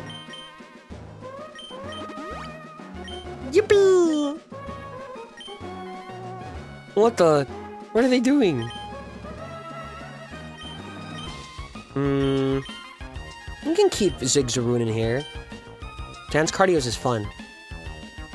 That's the thing. Cardio, I like it if you're running somewhere. And if you can't, treadmill, you can always stop at any time. But treadmill in like a gym, ooh, now you feel compelled not to stop. You can use like your brain against you. You can have this. Thank you.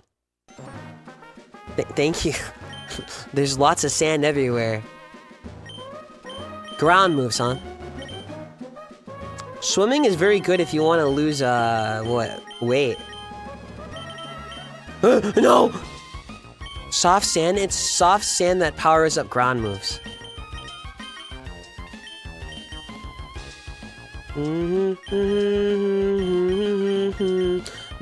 I should get, like, swimming lessons again.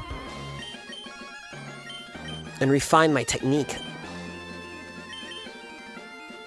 I hate sand. It's coarse and gets everywhere. Battle with me. Okay. You got Edmund. Alright. Okay. Bite! Bite! Bite!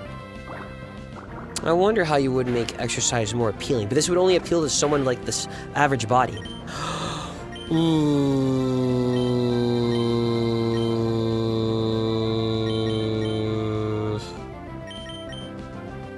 I'm trying to condition myself like I'm my own, like I'm my own pet.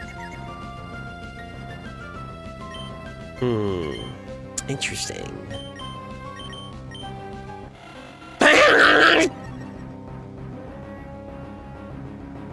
Why don't you go learn pole dancing? I'll learn that one day when I have time for class. Well, I'll make time. I like saying that. I'll make time. I like that. This guy's sick. I'm usually stronger than this. I'm just seasick as a dog. I got seasick once. I'm thirsty. I could go for a soda pop at the seashore house. Yeah? I thought you said, like, seahorse.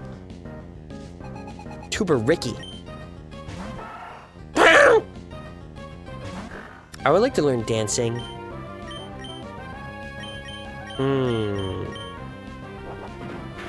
Possible. Oh my god! Give him pursuit. I just want him mad. I want to get mad. Any specific type of dancing. Anything that makes me look like a... Just something fun. I like dance choreo, but... And it is fun on a technique level, but I want something that is hard technique-wise and will also has the chance to physically exhaust me. I think if the dance choreo is pretty simple, I get more exhausted from the fact I'm focusing on that, exercising, and singing. And it also depends on whatever current physical condition. But I like the dance choreo you spin around. Jump upside down. You have another match thing when I'm not all thirsty? Sure. Is the thirsty... Are you like mean when you don't drink? Yippee. I do dancing for fun. I do dancing to test my abilities. The water around these parts is clean. But I get my zigzagoon to pick up litter from the shoreline all the times. Yeah. He's telling me about not polluting. What the? Don't you have pickup? Let me check. Oh, my nose. Why aren't you picking up? I missed my super marrow. That would have been OP. Heal. Someone isn't playing Pokemon Emerald with me right now. Don't make Flay mad. Ugh! Doesn't a beach umbrella look like a giant flower? Ta-da! See? My inner tube's round! I wish I could do more accurate child voices. And a voice that is perceived as female. At best, I can mimic their... I think a lot of kids, they use the wrong inflections. How are you? Upwards inflection because question, but how are you? Downward inflection means statement, but you just used it on something that sounds like a question. Azrael! Eat it. Eat it. Constriction. Yay!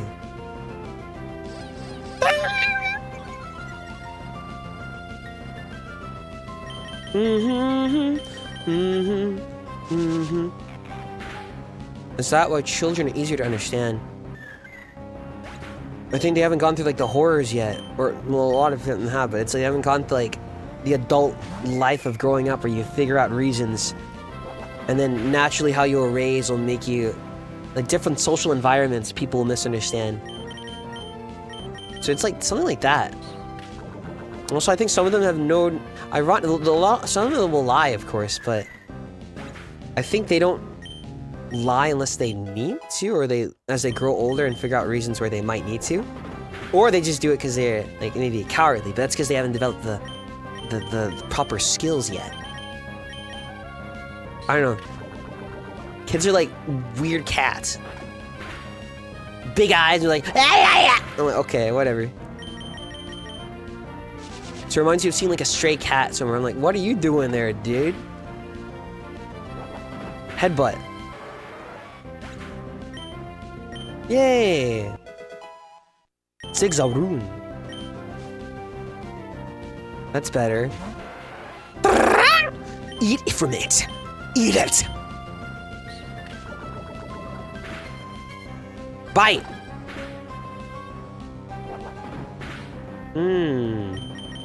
Bite. What? How did I miss? Speaking of that, I need to go and get shoes in the kids section. And I can get it for my Furby. I don't know if it'll fit on her though. Mommy! Oh, too bad! Me? I'm here every day. Well, I didn't ask to add you.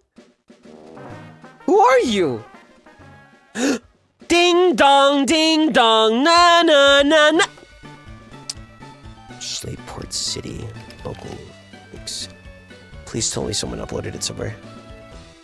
Na na na na na na na na na. No, I would have to understand.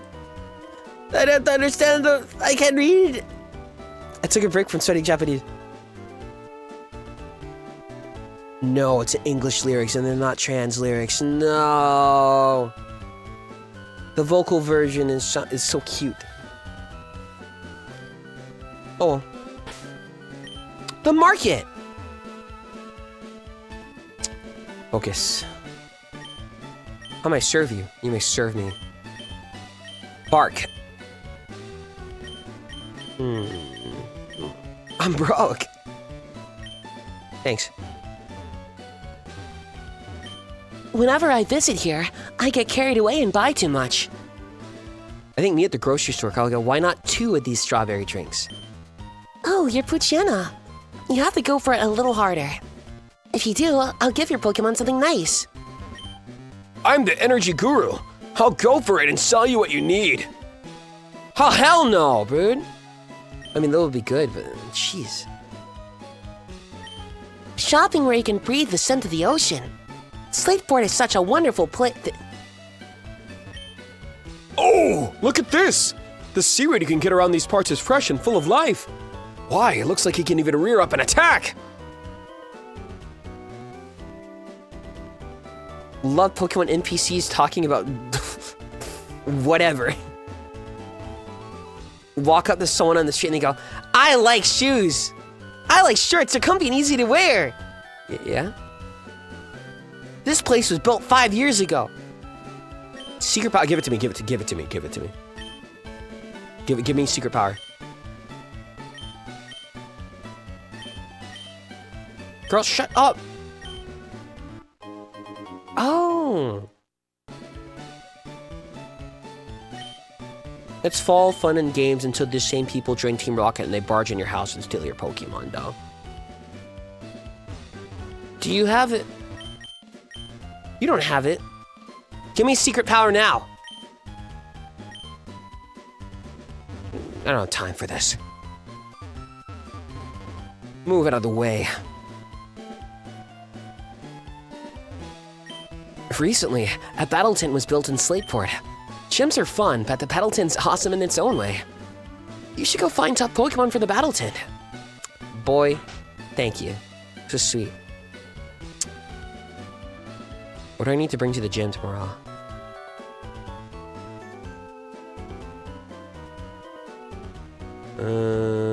Charger. Charger for headphones. Shorts. Change of clothing. Dry shampoo. Water, of course. Something else. I'll put it down now.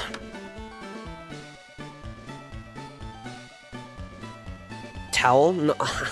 No. I'm gonna just bathe naked and dry off normally.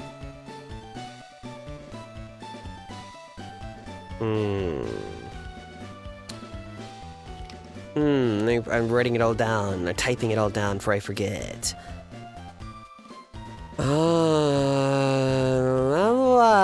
What does Mecha Pilot need?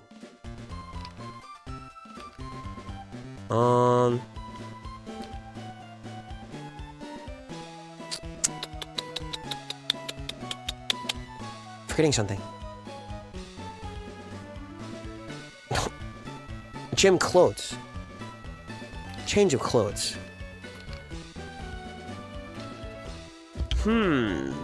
Put that water, of course. Thank you for the gift, then, Ninky.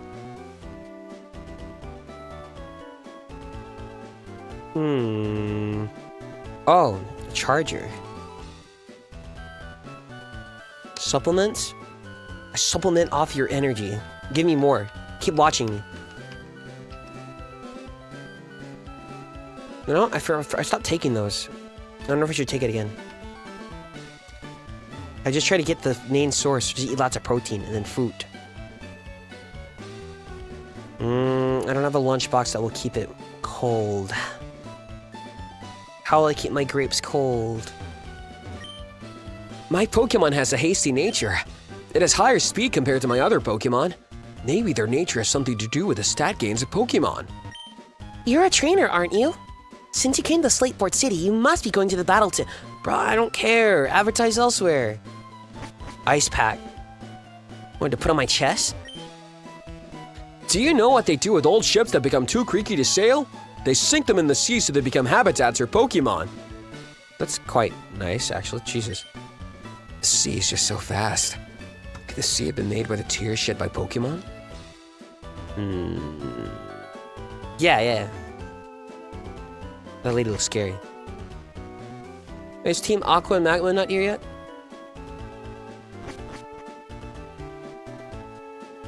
Anything to keep hair from sticking to your face. Like a headband? Sweatband. I can probably just buy one there. And then, or just go to the store beforehand. And how long do I stay? 2 hours? Then I'll have to do the unforgivable. It's been a while. I'll have to walk out to some person. Hey bro, can you teach me how to do this?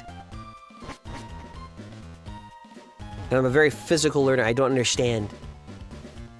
Unless you show me, and then if I still don't get it, you have to like position my arms in the right place.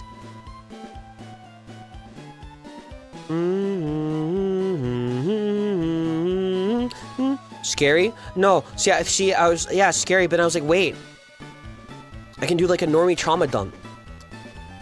Now, in other cases, no, but I can like make small talk and then go, yeah, man, I'm at the gym because insert big reason here and there. And then you go off it like it's nothing. And then I'll maybe never see them again. I think that's when you just mention something, you're meeting someone for the first time, and they're like, ah, yeah, man, I've been going through a lot lately. And okay, and then you never see that person ever again in your life.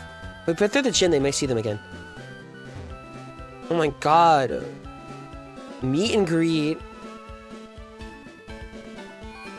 Marked. Welcome. Thanks. I'm broke! Awesome! Or if you see him again, I'll be fine. I think I get more scared of someone socializing with me in like an MMO than I do in person. This is the name reader. I don't want to talk to you. I don't feel like talking to you. How long should I go? Just a bit more. If you want to change your Pokemon's nickname, you'll have to get the name raider to help you. I can't go in the contest here because it's super, right? A battle tent? Where's the Emerald!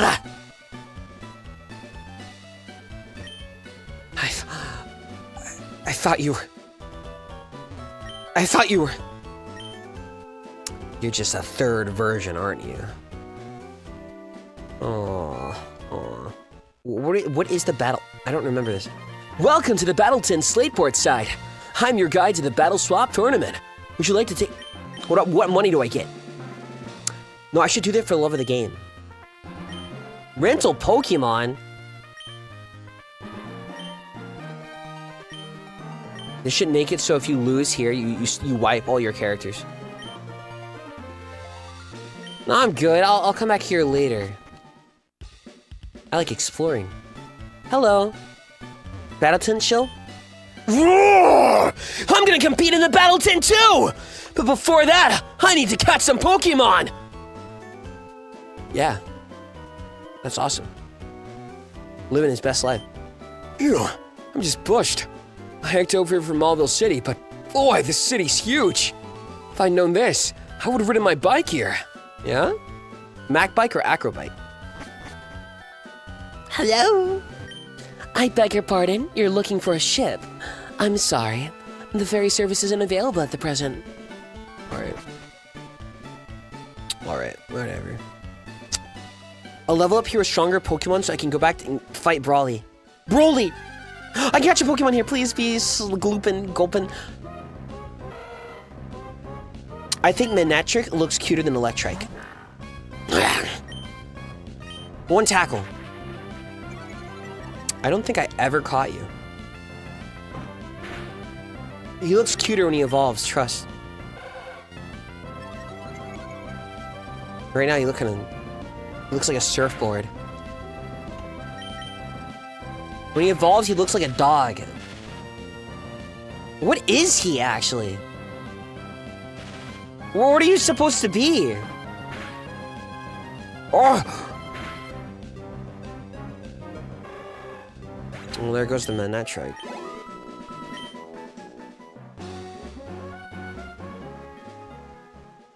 If I really want them, I'll add him. Why'd you tackle? Why'd you crit now? It's a dog. It's a dog. Breathe. It's a dog. It's a dog. What about you? What about you, Doctor? Do you concur? I didn't concur. They're blocking it? This is my first job after joining Team Aqua. It's a little scary. Team Aqua's actions should bring smiles to people's faces. I want to get going to Slateport and kick up a ruckus. Team Aqua's activities. We can't talk about them yet. Yeah? It's crazy. I can't go to the road. Do I have to beat Brawly first? No!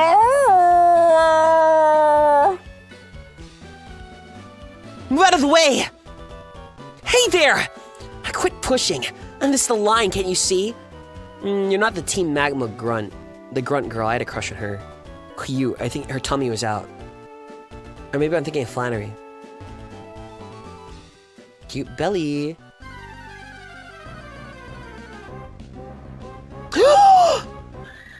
You have to join me. I forgot you can get the mirror. Oh. They should make him frown like he does in the newest anime.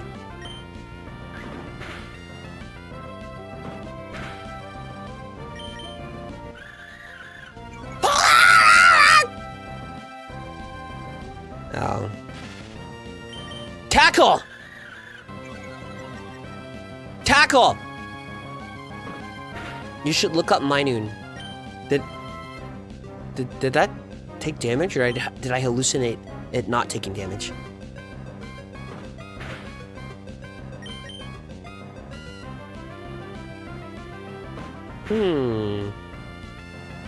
This might be good. I'll put you in a blue ball!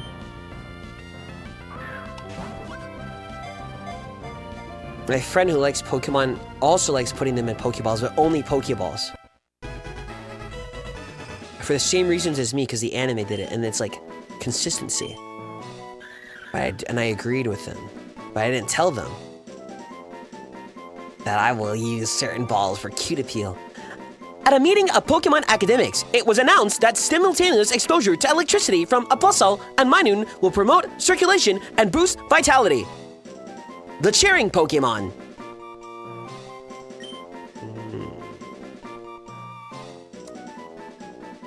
I think it's just too powerful. Runun? Minun?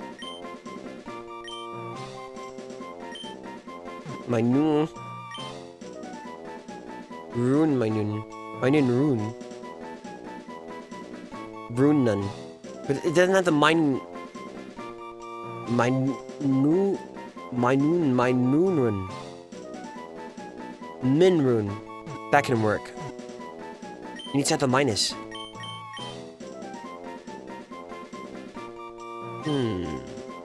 No! No, I'll get you out of here.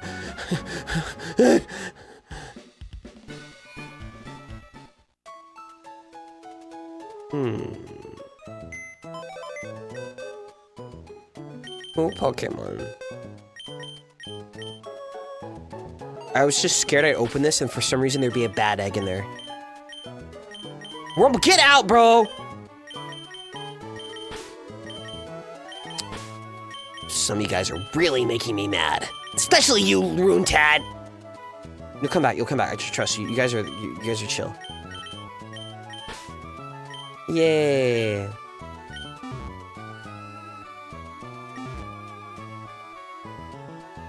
Okay. They need to have Minun always frowning and Puzzle too happy. Minun. Minun. Okay, say it like that. Minun, not Minun. Minun. Minun. Not Minun. Minun. Minun. Huh.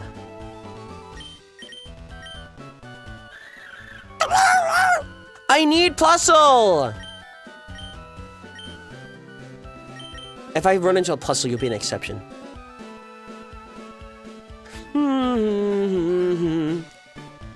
I always think if your nuzlocke, if your favorite is like, and it's actually one of your favorites, you should always catch it.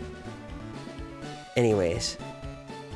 But as if you have a favorite everyone Pokemon, it should be a very favorite. Like a character list sorter.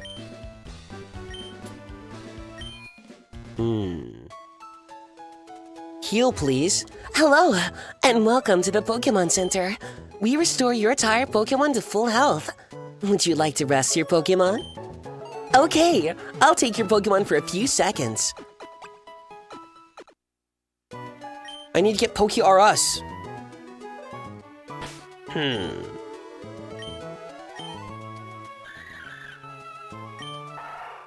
But it should only be like 2-3 phases per.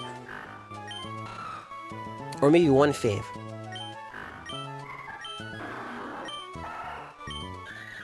You have a favorite. Tell Runes to start crying and maybe I'll think about having a new favorite. Ryu Nicholas. And I also like Absol and Volcarona and the Ralts family. I like Minun. Wait, what?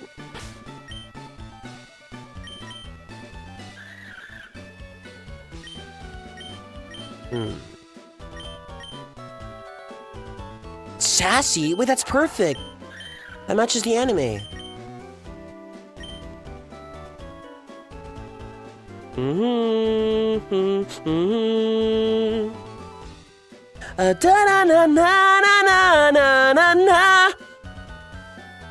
They're not letting me in because I didn't beat Brawl yet. I need to keep leveling up Runelia. Tell me. Bro, learn Psych Beam.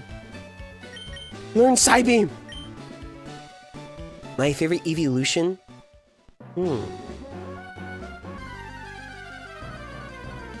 Maybe Umbreon. Maybe. What? Impossible! Flareon's pretty good. Vaporeon's cute. Let me think. Espeon's cute, but Espeon looks like Bingus. I think Glaceon I like really aesthetically. Quick Attack! Helping Hand!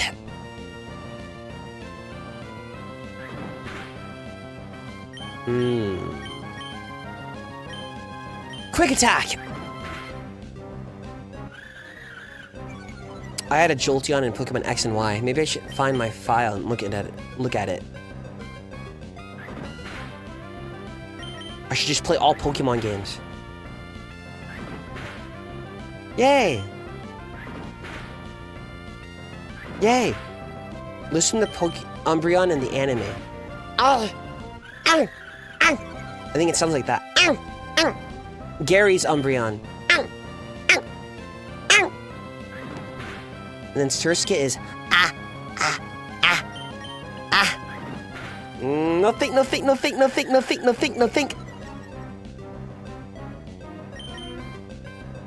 Am I really just quick attacking you all the way? Bro, no one's coming to give you a helping hand. It's okay.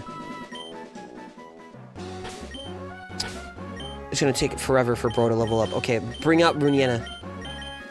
We need to get Runeana level 15. And I will never lose again.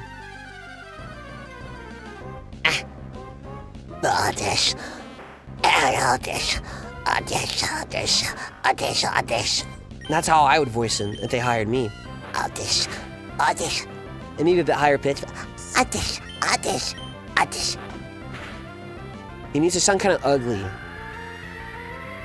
Ooh, that was good for the brain. I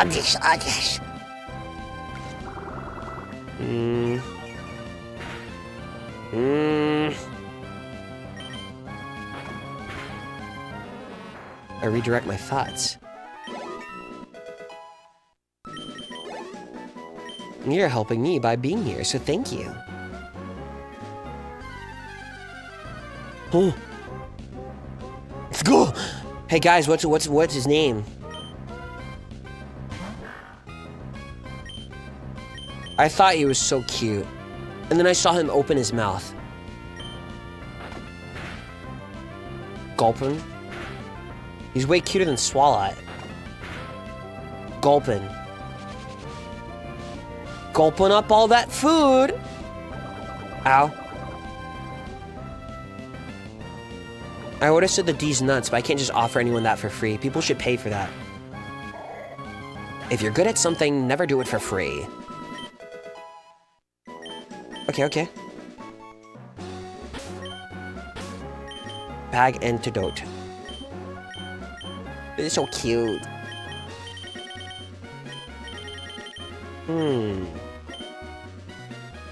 Potion.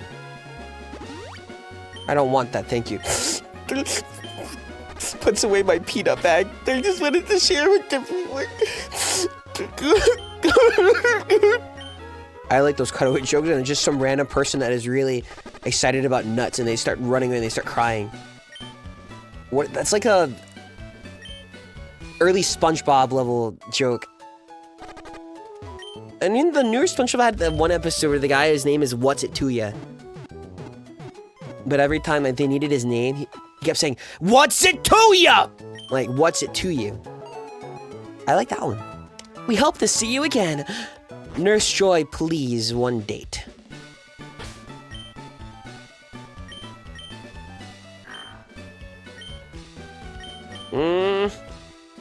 Brain! There we go. 26.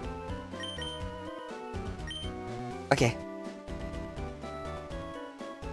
I need to level up. Come. If I fight Brawly now, he's just gonna decimate everyone in my party. This is so sad. I know enough Pokemon now that maybe in one weird way I can make it work, but I had to set up like hell. Tackle him! Bite him! Cute. Where's Plusle? Is it near the Volbeat? I'll never do it again, but I would like a Pokemon region where it's all new Pokemon, yet again.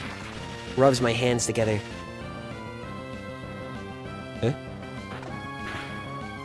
I have a feeling one day they're gonna wake up and they go, this Pokemon region is in a new world not found in the others. So it'll be like a parallel universe. And it'll give them like a fresh slate. I could see it. But maybe now that I said it, they can't take it. But no, I didn't say it accurately enough, so then they can use that idea. And just expand it. But then people want to play the next Pokemon game and bring their faves and find their faves again.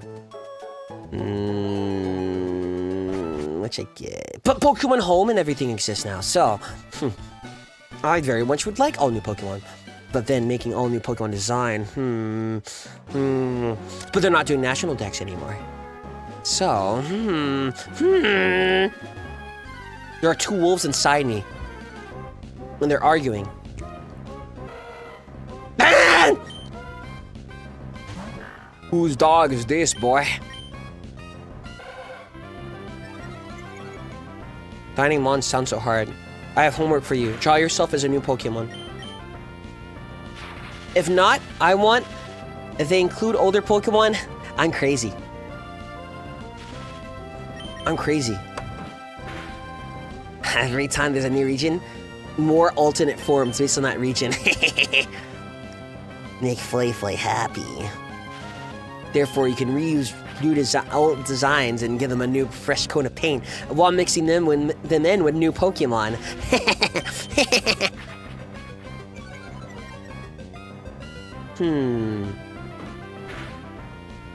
I get knocked out already. Or will I have to do it personally? Rock Rough is key. Rock Rough. Rock Rough. Rock Rough. Rock Rough. You get paralyzed? Why? Runlia! Maybe you can. Maybe you can start soloing. No. That electric. The electric's gonna knock him out. I was about to send the routes in there. I get Runlia up to Curlia, and then it can take a bit more of a hit, and it will knock out all his Pokemon. Oh! Genius brain. Never foreseen strategy. Brain! There we go. I cleared it out. I want another one. If you were in the Pokemon world, I'm sorry, I'd probably be like your Gary or your Blue. Tackle! Bite! Ow! Or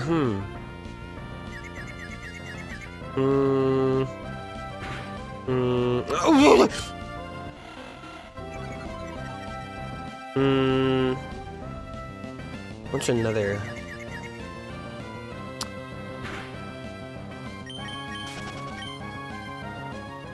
If you met me when younger, I'd be Silver.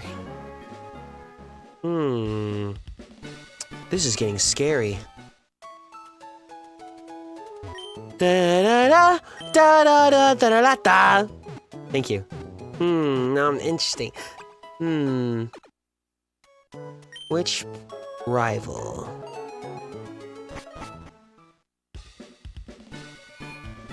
I want a rival that crashes out over the course of the plot, which some of them do, but then they become anti-hero and they join the other side. Or they've always been on it. That would like N is the closest thing to that. I want to see the young rival's spirit break. Cynthia. Oh my. Scary!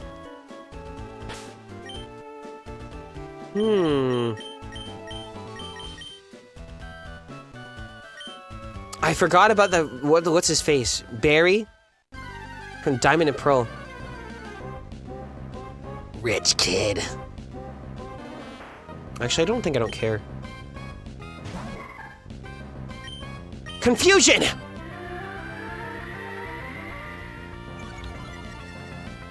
His dad has connections. Or he is the connection. Oh.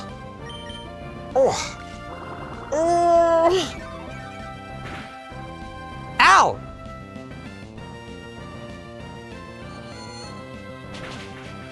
This should level you up faster. Absorb as much as you want.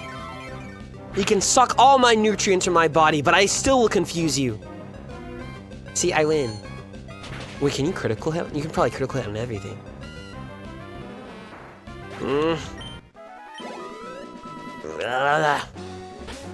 Focus. Yay. I don't want to fight. I don't want to fight Brawly. He's mean. I'm too good for Whitney.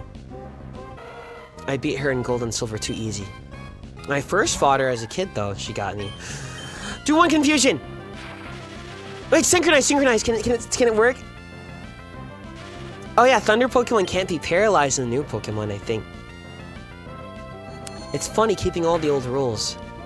So looking at my list, when should I do this? Oh, I need to pack that. Ah! Ow! Confusion. Oh my god, they're both anxious. That's awesome. Oh, one of them's stupid. Stupidly anxious. Confusion. That's not. Ooh. Could you be our end so we could ride the Ferris wheel together while you plan on your world domination? I'd only get in that Ferris wheel with someone, let's see, if I had to, or to purposely build tension of being in an enclosed space with someone.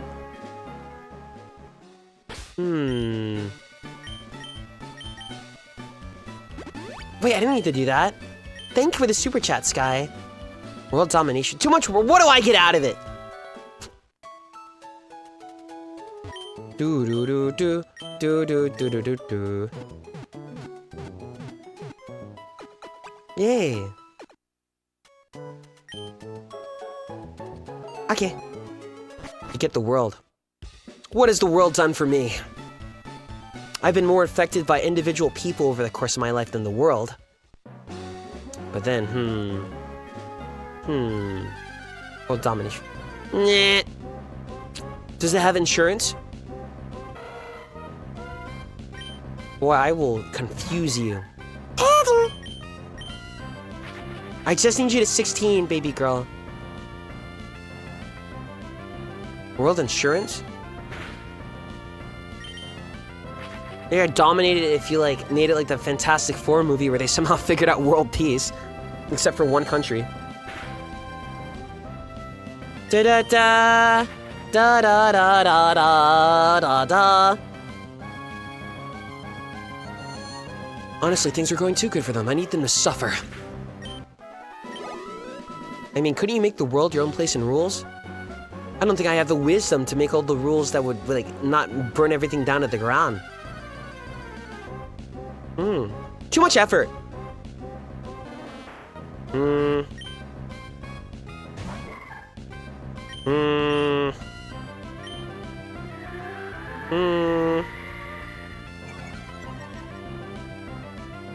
I'd stop bad stuff from happening. With good intentions, the path to hell is paved with good intentions, they say. If I got the Death Note, I would solve everything. I think I burn it immediately. Confusion! Or maybe I tested out on someone. Confusion! Yay! You're no longer baby. Oh, you still are. Oh boy. I should stop using these. I can't wait to level up my noon. Maybe I'll do that. I can do that when, on the treadmill. I could bring my Game Boy. Damn it! Did you test it out on runes? The Death Note? No. No, I would not. I think it's the last thing a lot of you want. Too dangerous. Too dangerous. I think people will test it out on me. Wow! You're paralyzed! What name would I put your notebooks in?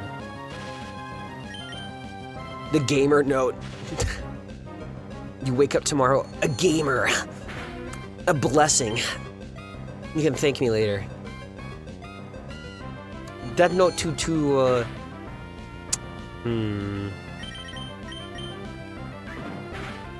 in the Death Note sequel, the United States got the Death Note. But then if everyone knows that you have it, and they know what it can do, then if there's any funny deaths, they would go, oh, so you did it. So in a way, you're prevented from using it. Well, they assume they got it. So, it's fun thinking about the whole little thing, isn't it? Because then, well, I don't want it. Here you go, Mr. Shinigami. Take the Death Note back. But then what if he gives it to someone that isn't as moral as you? What if he gives it to someone really crazy? Then you get into everything. What if you become rich and powerful then? I'd rather be moderately well off. I don't want people to know I have money. Moderately well off, chill. Yeah, that'd be good. Yay! What if you use it on yourself? What happens after? It won't work.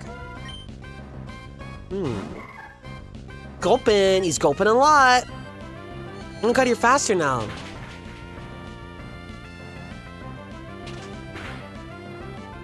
Confusion! I like his lips. He's got the world trigger lips. Best bet is to keep on the lock and key and never use it, but what if you have a really bad day and you find just a really nasty person? Scary, isn't it? Light was crazy.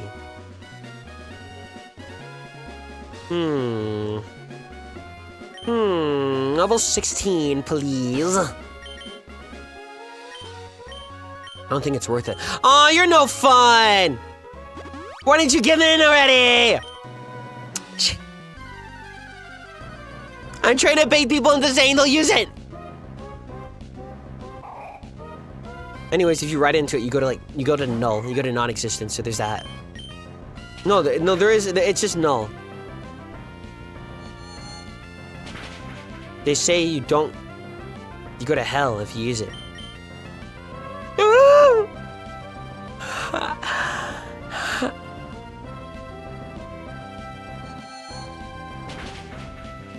I don't think I could carry the weight of using it. I could. It's a notebook.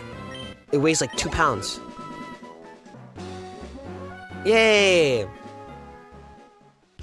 That's a trick. Everyone goes to null. Not me. I go to nicer null. I go to null heaven. Yay! Okay. Yeah, sorry, Flay. I'll do it. No! Don't do it!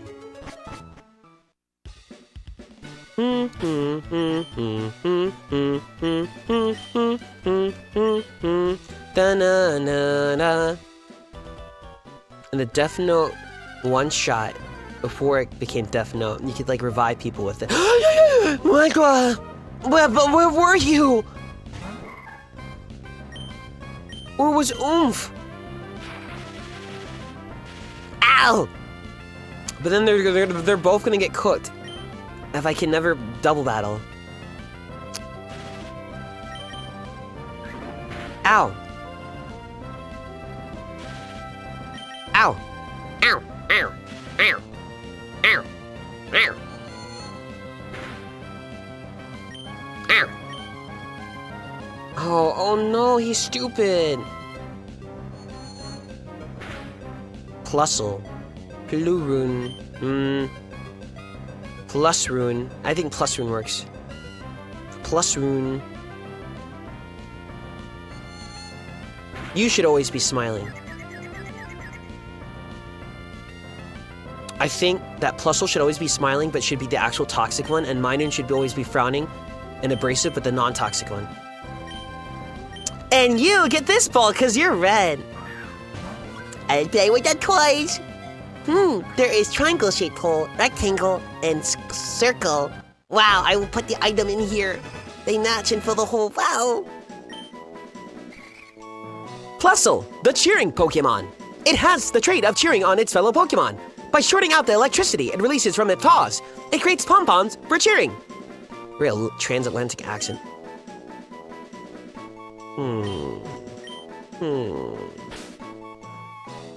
Much better. This team would... maybe it would destroy my first team? Plus rune. No! No! I do like the new change of life in Scarlet Vi. You can access your PC from everywhere. But then you... But then it defeats the...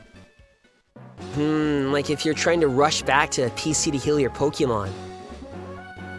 Because you can swap out whenever.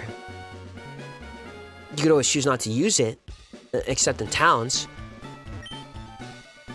But... I'm an old man. Goodbye, thank you, Steve. Heal my babies. What's the latest age to have a baby? 40?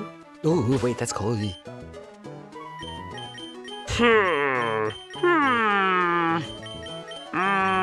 My rune, I'm sorry. Wait.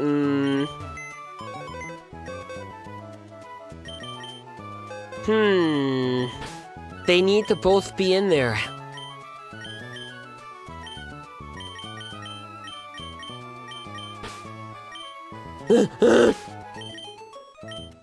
Yay! But then I think of the anime. I want to have moments like in the anime when Ash was running with Pikachu, then he could not swap Pikachu out, and Pikachu would not fit in the Pokeball, and he was getting pecked to death by Spearows. So much of the game and anime have had influence in tandem. Whoa! Breathe. Okay, yeah.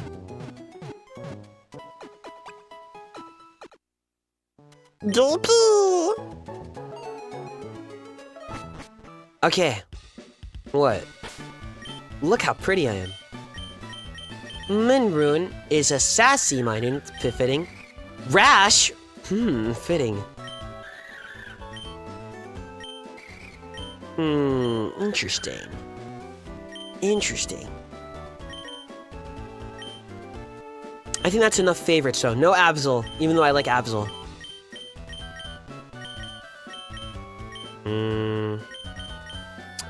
I'll take a Lantern. That's the only other one I could think of.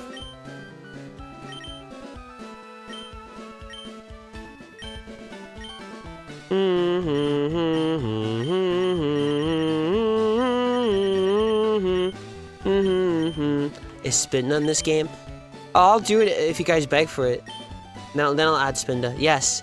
Spinda is near, I forgot the name of the town. It starts in F. Fall Harbor Town. And Spinda's walking around in Ash. Boy, get this guy out of here. I'm sorry, man. Jesus. I'm sorry. I like apologizing to women. I'd also like when they pout.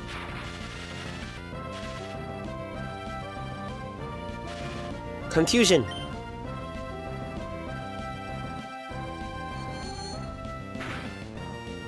Confusion. I'm sorry, women. Name every woman. Real? How real? Name a real woman.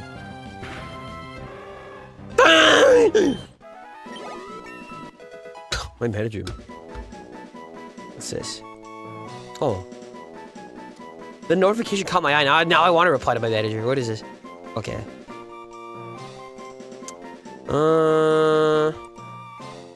Just looking. Opportunities.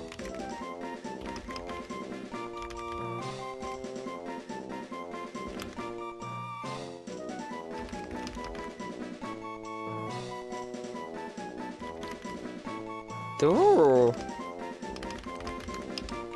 Point of view. You're watching Flayon and he's replying to his manager.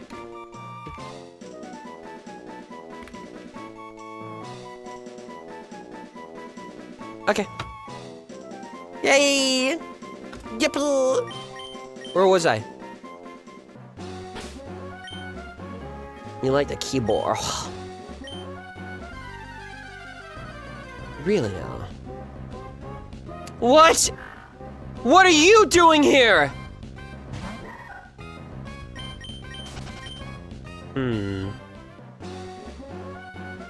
Kind of reminds me of Battle.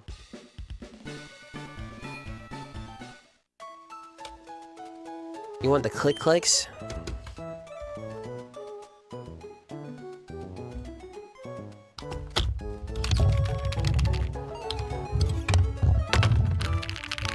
Puchiana.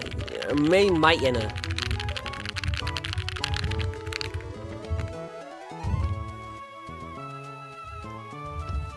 I can't explain my brain. My brain goes beyond surface tension, surface level. I'm simply all there is. And then once your brain has expeded past its evolutionary state, then you too will understand my kinsless. I think it's quite easy to understand. Well, actually, maybe not. But you don't know what I've been through. But no one knows what each other's been through.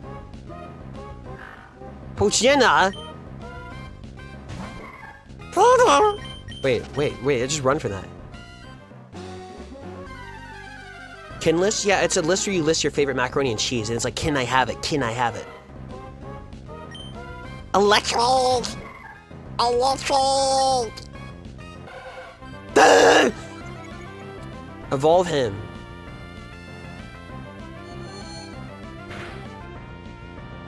Evolve him now! He don't look cute!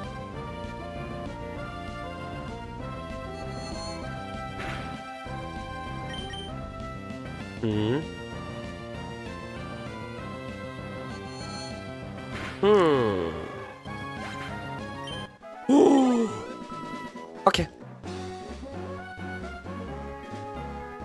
Wait. Why is my manager out now?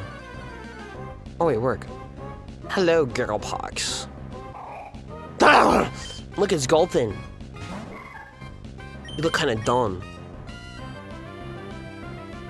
If you gave this guy an anime Ikemen design, he'd look like probably,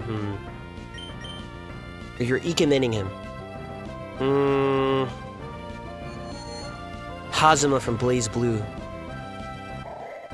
Kazuma Korra from Blaze Blue The Dark War, blah blah blah. I read X-Blaze, but I did not read the light novels.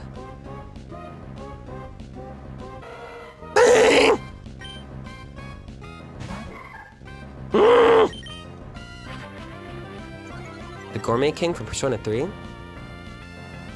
Oh, I liked his social link. It's kind of sad. I think it just has outer elements that kind of distract everyone from what the link actually is. But a lot of... I guess it all ties into the themes of Persona 3. Memento Mori, remember you will die. And death cannot only come in that way, death can also become in any other ways. Death of an ideal, death of a life you've been living. Death of something you've been holding on to, a dream. So for a lot of the Persona 3 links, or nearly all of them, are simply you're watching this person crash out in real time and you'll try to help them and maybe and it will depend. Maybe your helping will work, but then you'll just be enabling them and then they'll fall down later and burn. Or you try to help them, they don't listen, and then they kind of they fudge around and they find out. So then when I do cuss, it'll be cool.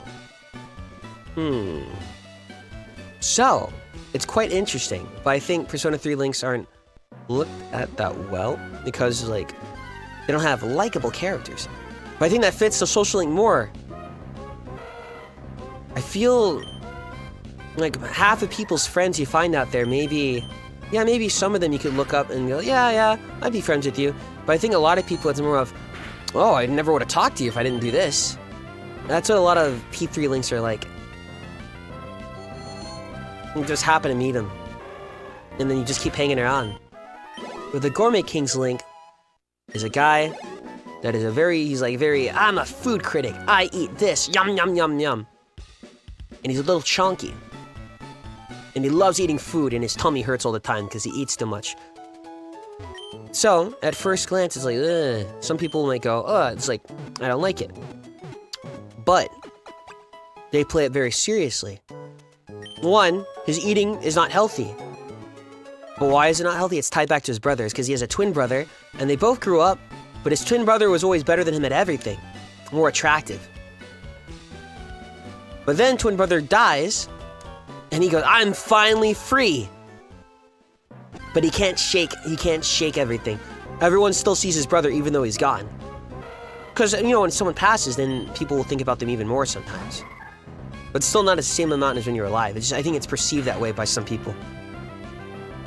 But, with that said, it's an interesting thing because he's jealous of his brother, he hates his brother, but also deep down he misses him, but he can't really come to the... He's still coping the fact he died.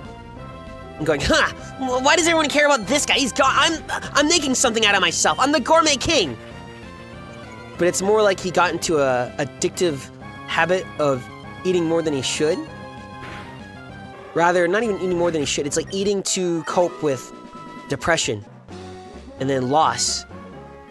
And then he tries to make a goal out of that. So I'm the gourmet king. But he also, the funny part is that humans are very adaptable. So he also enjoys eating at the same time and enjoys the food critiquing, but it's unhealthy. So the majority of the link is you talking to him. You can be mean. He's like, well, whatever, I don't like you. But then he starts getting into cult stuff. So, what was that? It's kind of sad, just watching himself destroy. A lot of the links are like that. A lot of the links in P3 are people, oh man. Kind of familiar. They are crashing out over something that was either, probably, I think usually it's like unfair. Something came out of nowhere and it was unfair. There's a man with a very sweet guy, very intelligent, but he has a terminal illness. And he's very sickly. There is Michael, very young, sweet girl, but her parents are fighting all the time. And they just won't stop. That type of, oh, huh. I didn't realize that. A lot of the P3 links usually have people that was like, something was done onto them that affected their life and they never kind of recovered for it. And then the sports club guy, he's like the big brother of a family, but he also has like a little cousin. I don't know if it was his cousin or not. But he's all very big on, let's run on the track meet, we got this, yo. But he crumbles from the expectations of his, I'll just say younger brother for now. I'm pretty sure it's like his cousin or nephew or something. With his younger brother, because he looks up to them because he's like the breadwinner of the family. In a weird way like that. He's like setting up a good expectation. He's doing something with his life. So, naturally, you'll have a good influence on the rest of your family, but then it creates lots of pressure and expectations. So that character, I forgot his name, I can't remember right now. Eventually he gets injured, he gets a leg injury, but he tries to power on through it. I gotta keep going. I gotta keep going. Blah, blah, blah, blah. And he's like, oh, my brother, my nephew, whatever. I'm doing it for them. I'm doing it for them. But eventually throughout the link, you find out, well, there is a case of that. Yes. Eventually, he even acknowledges, like, wait, I was just making excuses and doing it for myself because I'm scared. Because while doing it for his brother, he realized that he's not the best at the sport that he loves. And he's very passionate about it because he loves it, and also it's a good influence for his younger brother and family. And it's just like when you're young and you have one goal. It's like if you're young and you're known for being an artist. It's like you latch onto that because, like, man, I may not be good at other things, but at least I'm good at arts. And then when you're not good at art, or take sports, yeah, I'm the best.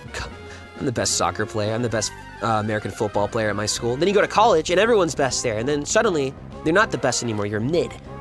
So for him, there's two characters around. Well, one, you, the main character that is better than him. But to be fair, aside from the fact that they have other things going on, and they're a Persona user, and they very much go on regular, like, exercises whenever they go into Tartarus. So there's many reasons why they're better, but also they could just be better. But then there's another character that's a social link, and he also has reasons for doing what he's doing. But he's also better. So it's taking, like, a dude that was pretty good, then he gets in, he went from big fish, small pool to big fish, larger pool. The Goldoldo one. Ooh. One more. Okay, let me erase. So he has to cope with the fact, I think also what I took from that link is he's coping with the fact that, number one, he likes the sport more than he likes, and it's more connected to him. So he's like, I'm doing it for my brother. Really, he's doing it for himself, and then he starts crashing out when he was like, these people are doing better than me. And then when he gets motivated, because like, okay, they're doing better than me, I will just work harder like I always do. Then he hurts his leg and tries to ignore that's happening and then makes excuses and uses his brother, which he does care about, and there is an effect on that, but it doesn't have control over him like he should. He doesn't wake out of bed and going, I need to do this to my younger brother. The main thought is him, and that's the part he was ignoring. So it's very nice. So in the way, it's like, that social link is like the death of an ego. Quite interesting. Quite interesting. I like Persona 3 links. And Persona 4. Yeah, I think that tracks, because I like Tom Persona. Persona 3, all the characters there are kind of dealt an unfair card by the world itself. Wait, you're right, yeah, because the main party members all have suffered through something very unfortunate that most other people their age would not go through.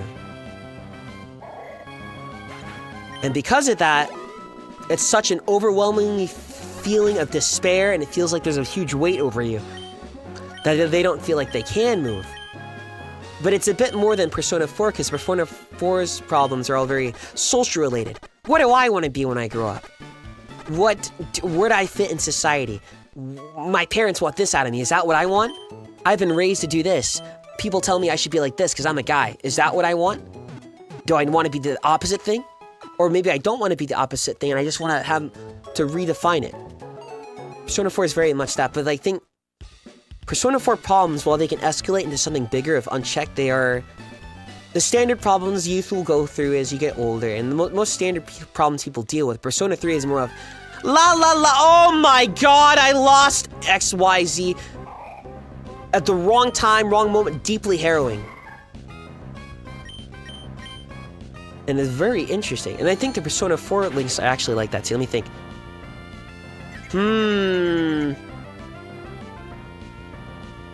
Yeah, they're all dealing with some weight over their head.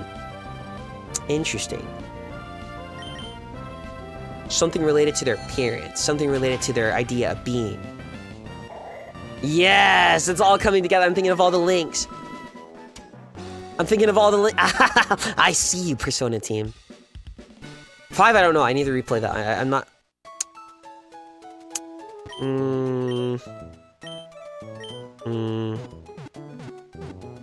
I liked Haru's link.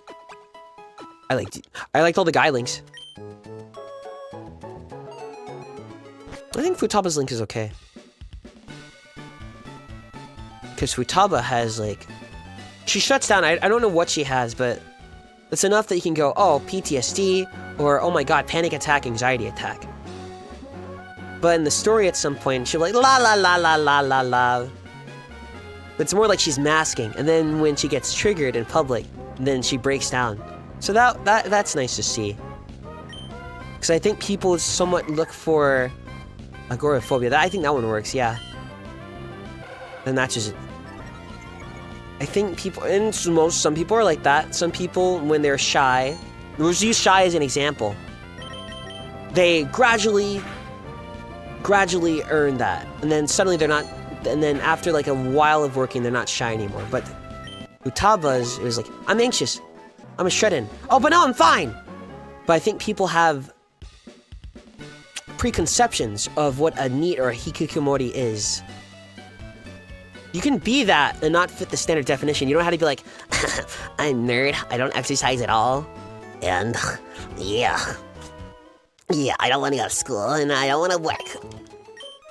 Because in both cases, you're kind of like holding up in a place. It's kind of like society's too scary, so you hole up in a safe place. It's like if you're a Pokemon and it's too scary and you go back into the Pokeball, and maybe for too long. But people are very different. I met many people that are NEETs or hikikomoris, and they have like the most energetic personality ever. But I think people expect like, hello? Can I have your credit card information, please? So when I first saw Futaba, I went, huh, this anxious character got over it pretty quick. But that's if everyone's the same. So it's quite interesting. I need to go back over P5 links. They're a bit different. I need to fully analyze it. Oh wait! I know the main cast. P3 is Okay, well, P2 is you have been, it's would be the standard. You are told what to do your whole life, and you have these teenagers, they don't know where to go. And you somehow have a life let out for you, like, hey, come on, just do this. So for Tatsuya in Persona 2, it's like, well, he doesn't really know what he wants to do, and his brother is like, I forgot what his position is, police chief or whatever. He's affiliated with the police very heavily. So you just get comparisons. What do you want to do with your life? That main character doesn't know. Stuff like that, and then, I forgot his name. The punk in that game. I need to go back to P2. But also, he's kind of like, delinquent-esque in a way. So it's like, okay, that's all you'll be. And sort of the same thing for Yuji. You'll be a problem child. P3 links are people, links in character are people that have been dealt with something very unfair, out of nowhere, they had no time to process it, and they're left grieving, and then when they meet the main character, they're either crashing out, or it's like this silent calm. I catch you, yes, there you go. For P2. Mr. Blue Hair.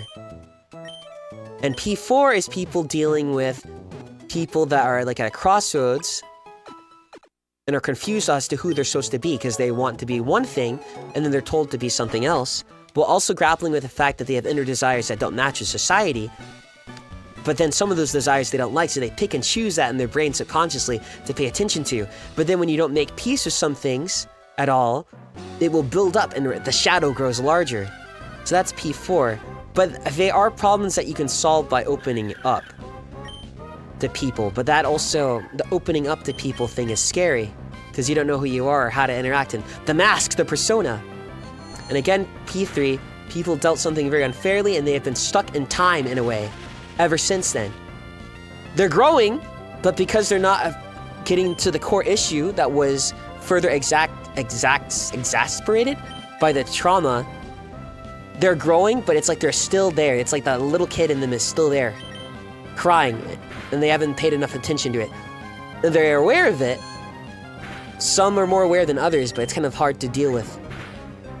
But it's usually like trauma from like outside and just natural life things, and P4 is trauma from your own things that you build up in your head as well, but then also how people treat you, society, and your place in it, and then trying to navigate that where people have reactions and such and such. And then P5 is they are not meant, some of them have had their traumatic moments, but their trauma is more of, it's related to society itself, but this is not something that you can really work through. There are people that are doing bad and taking advantage of things. And unless those people are taken out of the picture, oh my god, then, what's the word? They can't really move on, especially if they're in such an integral spirit. Which I think Royal had a thing where the counteracting point to that is like, yes, it's tough and there are really tough situations, but you build adversity by traversing those. And by actually having someone solve them for you, you won't grow at all. But I think that only works for Mementos. And Mementos is the side quest dungeon that you can go in, where you send requests and saying, the Phantom Thieves, please, this guy is just like beating up everyone. There's a guy shoulder checking people in the subway. I wonder who that is. Stuff like that. I mean, he has a palace, but that sounds like a Mementos quest. But shoulder checking is bad. But I think Mementos is more of something fitting for that. Because I think with a lot of P5 problems, there's not a simple, oh, grab your pants up and you fight. Because a lot of those situations, a lot of the mean people, they make it so you're unable to fight. And then people won't want to rock the boat. For whatever reason. Ah! Wait, you didn't level, 18! How? The Subway Slammer solos your verse, by the way. But that's why I think that method doesn't exactly work. Well, you gotta solve it. I think, unless you apply it in a way that, even though it's harrowing, try to solve it as much as you can, and then divert your efforts elsewhere. I think if they're saying that, then it works. But if it's a simple, don't ask anyone for help. Not that it's saying that, but it's interesting. But I think it applies more to Mementos, is my point. Yay. Goro Akechi. I like him. He reminds me of me. Let's just say. You'd have to give me some dumb takes and I'll argue against it. I'll crack my fingers, crack my knuckles, and I'll bring out the old forum arguments. But no one here has a stupid take, so it's okay. Confusion! I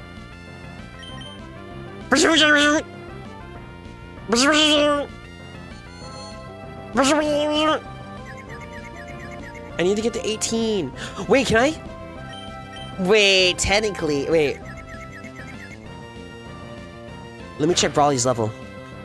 Oh, catch, how do I talk about that guy? You had to give me a stupid opinion to set me off. Brawly. Brawly. Okay, let me see. What level? They dislike him?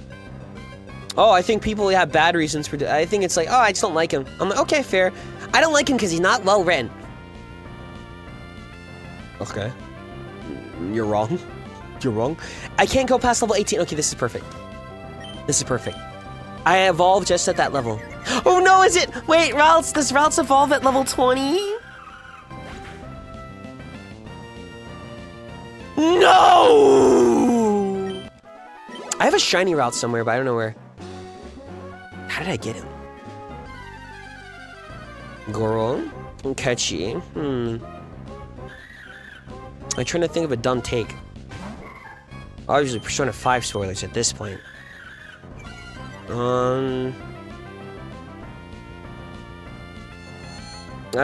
only dumb takes that I really see is like someone's like, I hate you, Akechi. But I'm just looking at it, I'm like, where's this hate coming from? Then I analyze it, I'm like, oh, this guy's projecting. Someone's seeing someone else in Akechi and they hate it. He's funny. I think... The only thing I can think of is I think Goro Akechi would not... Realistically, would not be prepared for any romantic encounter. If he did, it would have to be very, very different from your norm. I don't think he's capable of processing that. Nor is it time for him. And nor would he want to. But I did see a thing one day where they wrote it and they shipped him. You probably figure out what I'm talking about. They talked about it. But the only way Akechi agreed to a romantic endeavor such as that was like almost like a weird agreement thing. Like a partnership. Like not even that, like a contractual thing. I'm like, I think that makes sense because I think someone who sees the world the way he does could only make sense out of things that are foreign to him, nor given, and that way. And then he would proceed at taking apart... He'd proceed at a romantic relationship in that way from his own starting line. And I think the only way that works... Or rehab. But then some people, they just don't... It's just not for them. It's all different. I can't think of dumb stuff. I can't think of dumb stuff. Maybe it's just so dumb I can't even consider it as a legitimate counter-argument. He doesn't believe in foundational romantic basis because he was never unconditionally loved. I think that there's, yes, very many cases of that. And it's irony. Because when he pushes himself down a way of, I'm going to be appealing like this, unfortunately, some people are not used to dealing with people that are that appealing, or just the concept of them. So then it puts, like, expectation. So for Akechi, there is that. So it's like he's putting himself out there and making him cool, and it's worked, and it will attract many people. But also, they will only see him for that. And it'll be like a shallow look, sort of. It's like if you're Mr. Perfect. What's the weird old anime gifs with the watermarks and like, no one checks out strong people? Which kind of probably true to this day. I think people don't check on people that they perceive as strong. So for that, I think would also apply to him. They only see the surface, but then he only wants them to see the surface. But then he also longs for them to see beneath, but he also knows that beneath is He's different. It's not even a case of I'm not different than other girls. He is different than other girls. Ooh, Puchina. His world has been intrinsically... It has been undeniably changed. Like many others, but undeniably changed. And he is too smart to pretend otherwise. But because of that, if you're that smart, you won't allow yourself to certain things, especially if it's been reinforced by people around you, that type of thing. And then society and blah, blah, blah, blah, blah, blah, blah, blah. And then also your own goals that you have in mind might really... They might, latch onto it. So I think if he entered one, it'd probably end badly, depending on who it is. He'd have to enter... He wouldn't, and he'd enter it in a contractual basis. Think on the top of your head, who are Goro Akechi's friends? Besides, like, obvious ones.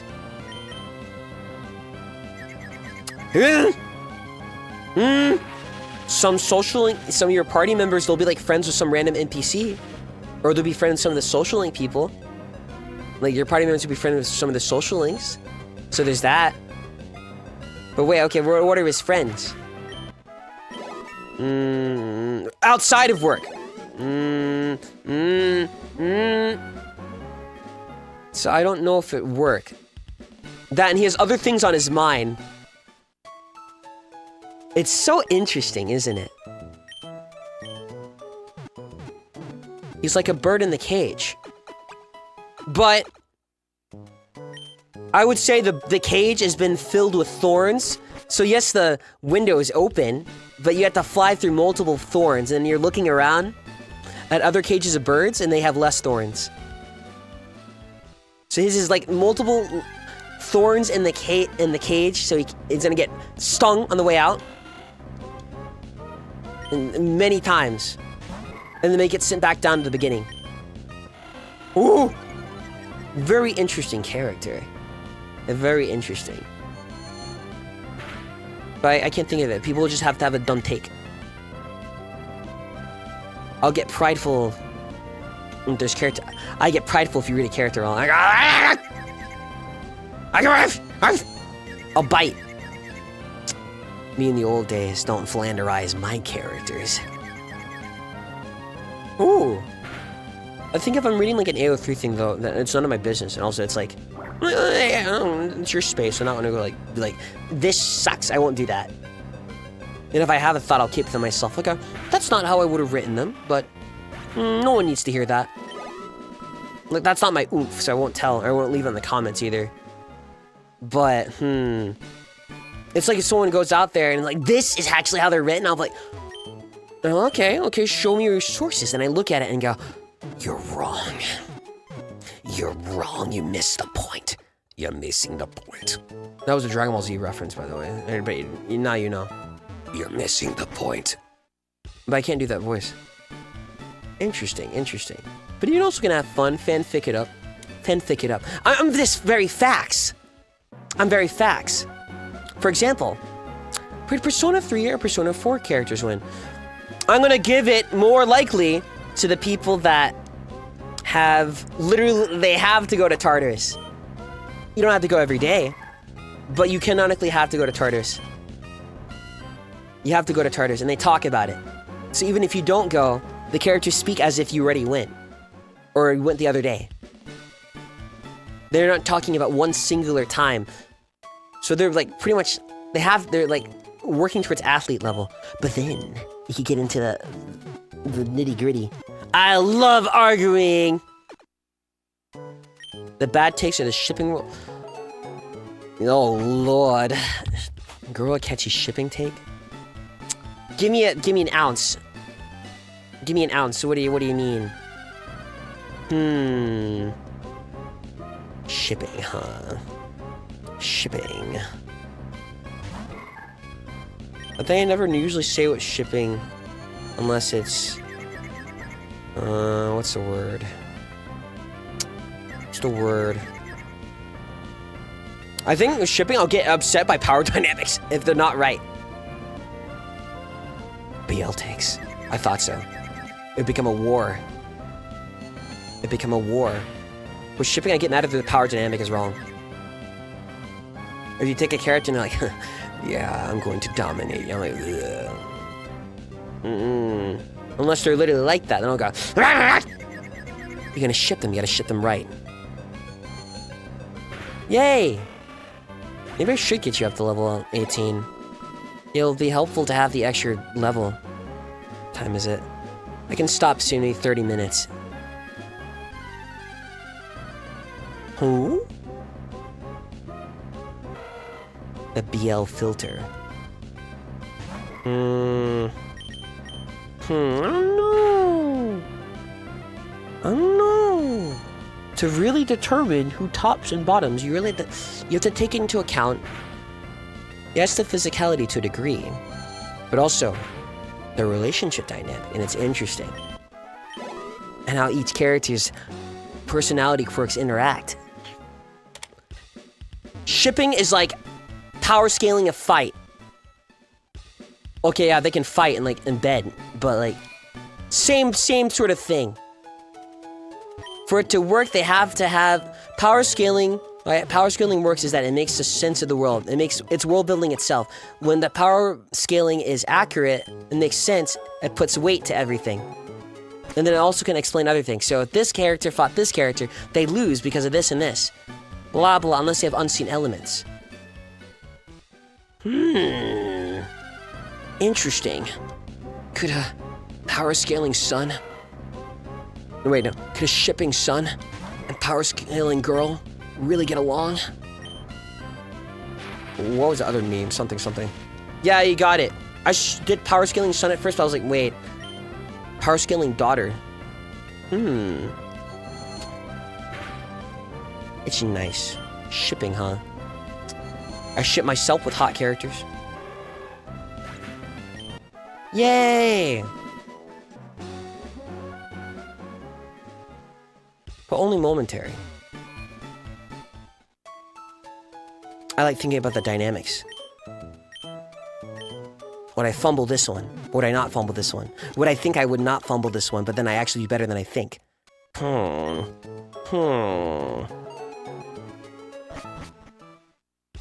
Aw, you're Yume. Oh, who do you Yume with?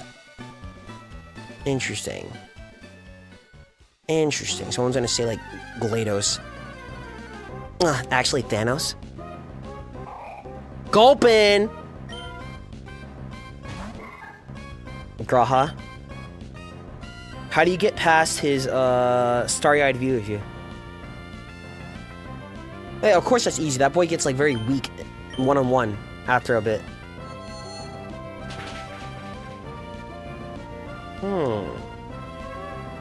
Thanos is a baddie. Ugh. Why? But, see, that's not fair. Thanos is no baddie anywhere else. He's like a weird dude. It's the Josh Brolin buff.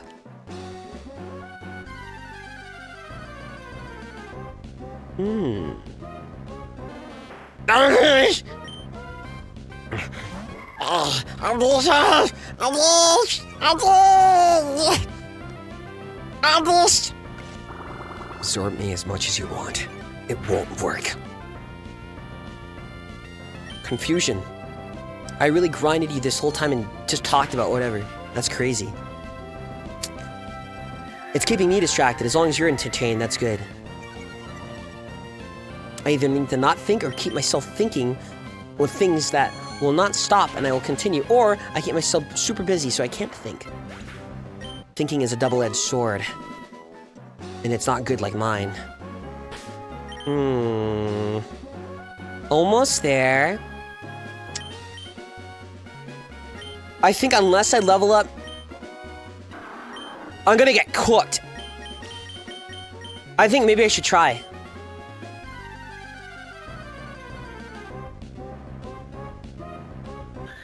I still think that gym will cook me.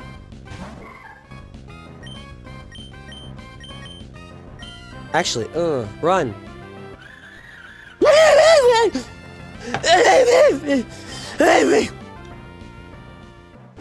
You want to argue about shipping, are you? Oh, dude. I'd rage bait them. I'd rage bait Final Fantasy VII shippers. Because the truth is, Cloud, Tifa, and Aerith are all very relatable characters in a different way. All very different. Cloud's problems are inner, but also outer. Tifa problems were like sort of outer. We all have inner and outer problems. And then Aerith is... I don't think she's enough. Her problems are the fact she didn't even get a really normal life, so she's trying to make sense of a life that is inherently not normal. And she's different from other people. And the own dread that comes from that. Ooh, I rage bait them all the time. I rage bait them. Because they're such cool characters, but they all have self-insertable traits. So everyone and their mom, they will self-insert onto their favorite character, and then they will ship it with the character they like. I just said some fighting words. That's not everyone, but that's just me trying to rage bait. So hopefully one day, I need to go back into the YouTube comment sections with my alts. And go on like any video, start rage baiting, and then have them start arguing. Because both sides, when I see that, that's what I think of shipping. They argue like life is on the line, aka, no, your ship doesn't work at all!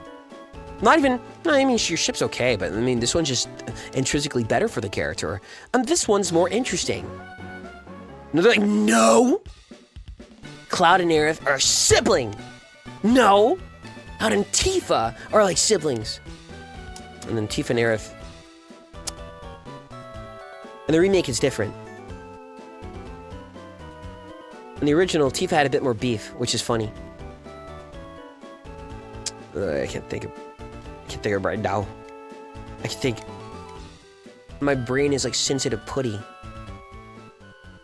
I might crack in two at any second. I could probably go back now. I thought this beach would be a little. I can't swim, so I'm pretending to swim. Bro, I don't want to level up against you. What the heck? What? What? What? No, no, no, no, no, no, no, no.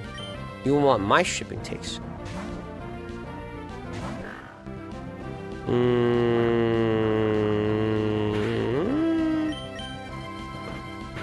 I was younger, I didn't get Cloud and Aerith. Then I got older and I went, I feel like they both have love languages that complement one each other. And when they don't intersect, both like each other to the point where they are trying to, even if awkwardly, reach the other person. But the other person, because they pay so much attention to them, they can see that they're trying. Even if it's like, in a kind of pathetic way. Which would be Cloud, by the way.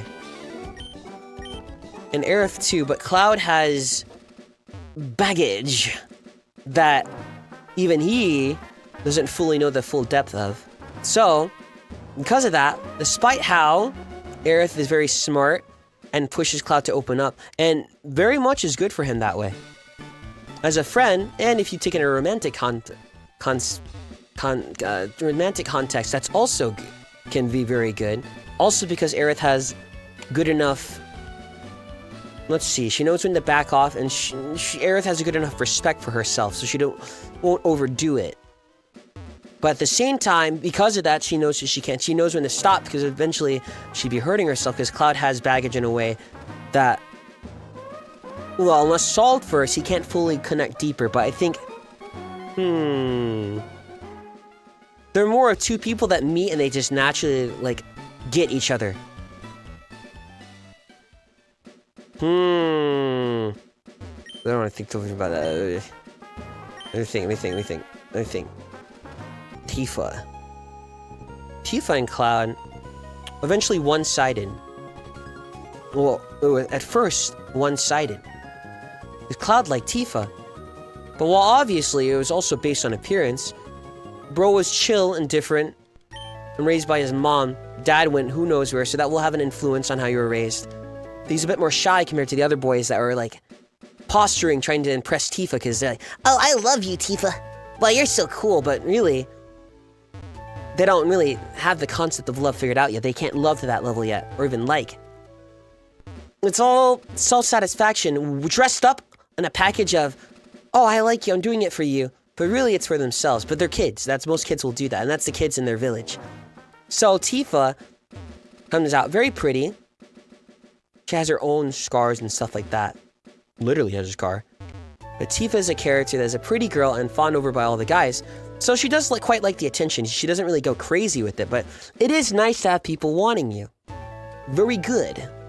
Very good for some, not everyone.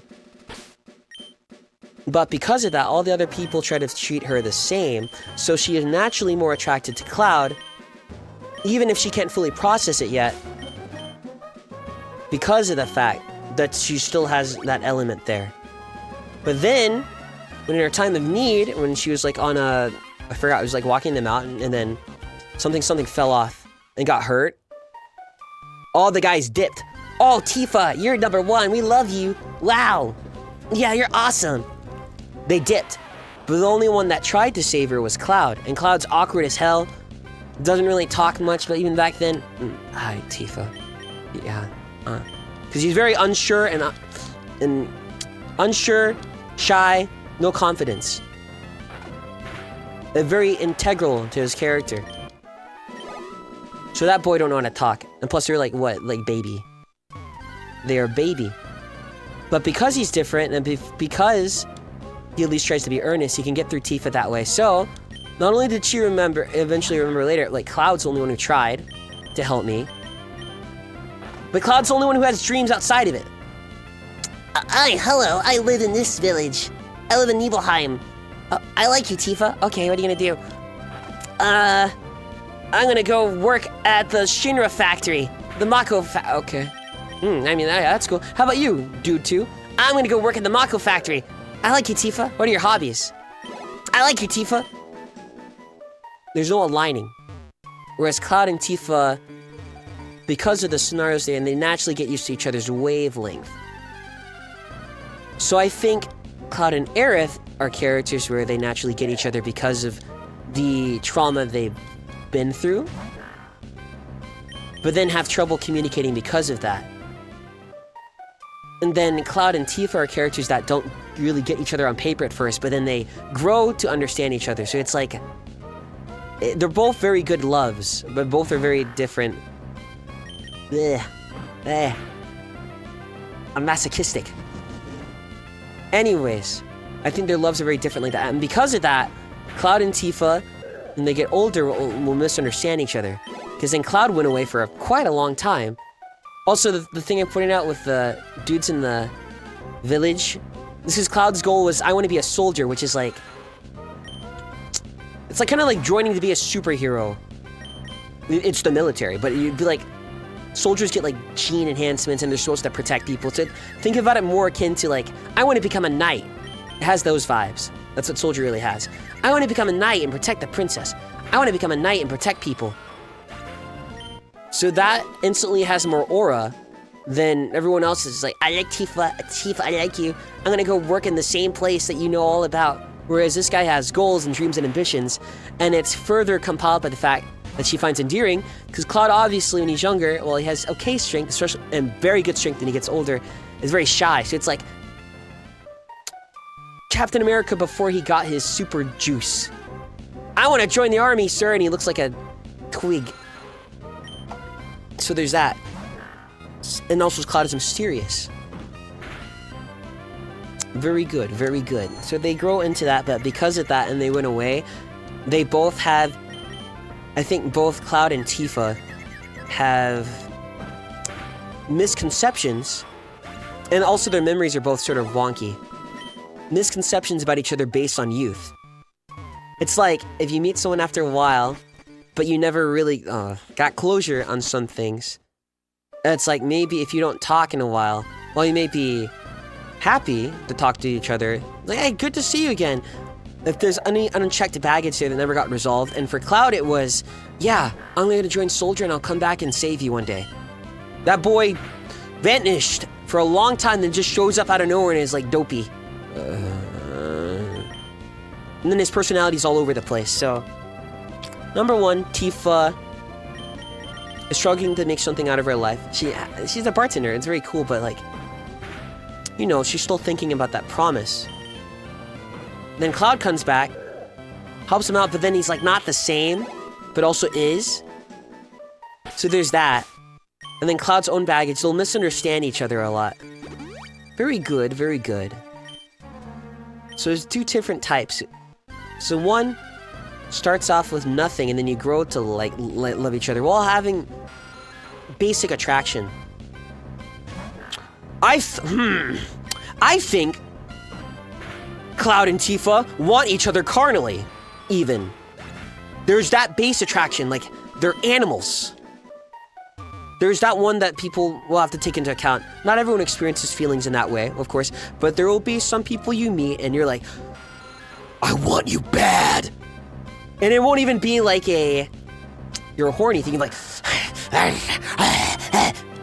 but you'll be very polite about it. Perhaps, depending on how you are.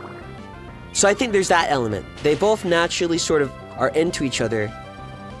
Do you lean towards more Cloud Tifa? Hell no, bro! I'm Cloud Aerith! I only learned about Cloud Tifa so I can hate on it efficiently. What? What's the point of hating if you have most stupid wrong information ever? If I see hating and it's just not even up to date. Boo! I mean, it's alright. It's good, but I think Cloud Aerith, I'm like, if we're going by analysis of what would work the best for Cloud out of the box, I think that Cloud Aerith would work right out the box. It's like if you have 2 people you like and stuff like that, and one it's just like and they're actually really good for you, that type of thing. I need to be well informed to rage bait properly, because I won't be able to rage bait properly unless I can rage bait in an efficient manner where I get people who normally wouldn't be rage baited to get mad. But let's see. Also, it's because it's cute. I like the trope of dawn. It really works. Kind of like awkward fumbling. You know, I think Cloud and Aerith are both awkward around each other. And they both go in with this preconceived notion of what each other is. But then it slowly unwraps as they get to know each other. Because there's a difference to someone knowing it in childhood and then someone you meet that's like new and they're not bad, blah, blah, blah. So there is that. It's very awkward, especially Cloud's side, but then Aerith is like, okay, you remind me of my ex-boyfriend. And she thought that at first, because you'd have some of his mannerisms, but then she went, no, this guy's really different. And then she got interested in more like, what's this guy's deal? So there you go. Aerith is interested in Cloud and doesn't know him yet. And loves finding out new information about him, whether you view it as romantic or not. Tifa already knows something about Cloud and has that previous characterization of him in her head. This is who Cloud is. So when Cloud comes back and trauma-filled and Mr. Tweaking, especially Rebirth, oh, I love Rebirth, that will naturally throw, it will throw a gear in that plan. Because not only does she have to adapt, he's not mentally capable of following that same conversation at the current time that you guys had years ago. Or he's capable, but it'd have to be a lot.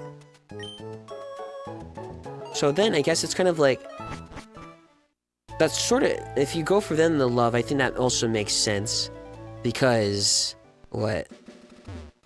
And it's because you have a preconceived notion of him, but then you get new information that totally contradicts what you knew. And of course, Tifa doesn't like the other aspects of Cloud's personality that show up, especially when he tweaks in a certain way. And while he is tweaking in their outside elements, they're also, well, she doesn't know this. They are also, well, yeah, she doesn't know this at all. She doesn't know both of these things. One, there's outside elements. She doesn't fully know that until later. But also, she doesn't, what's the word? She doesn't know that a lot of those tweaking moments are also influenced by Cloud's own insecurities. Even Cloud is, My God, what? Please, no.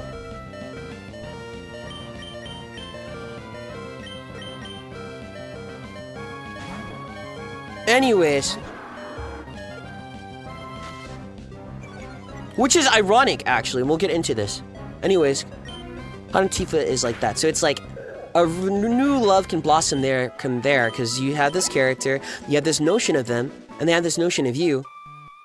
Also, Cloud will always be embarrassed because Tifa is a girl he grew up liking very much, so when Tifa sees a side of him that he doesn't like, or if he hurts her in any way, there's like guilt associated with that, and then Cloud is like, oh, what am I? And by doing that, he will either be super distant or at times maybe even lash out, and just not in the standard way. And Tifa has to basically take the previous information she had and then go like, do I really love this guy? Because now she's seeing this side of him. And it's like, it's a nice love because then you learn to love both sides. Whereas with Aerith and Cloud, Aerith and Cloud's sides, bad sides already bounce off each other, so they don't really get... I think their love languages complement each other because of like each party trying to make it work. Even in a non-romantic context. So... where was it? Where was it? Where was it? Oh. So the fact they're trying, also very good. And then ironically, Aerith and Zack is very... Don't critical hit. That one, Aerith is a bit bubbly, but when she was younger, she was kind of like forcing herself to be that. Because she kind of had to.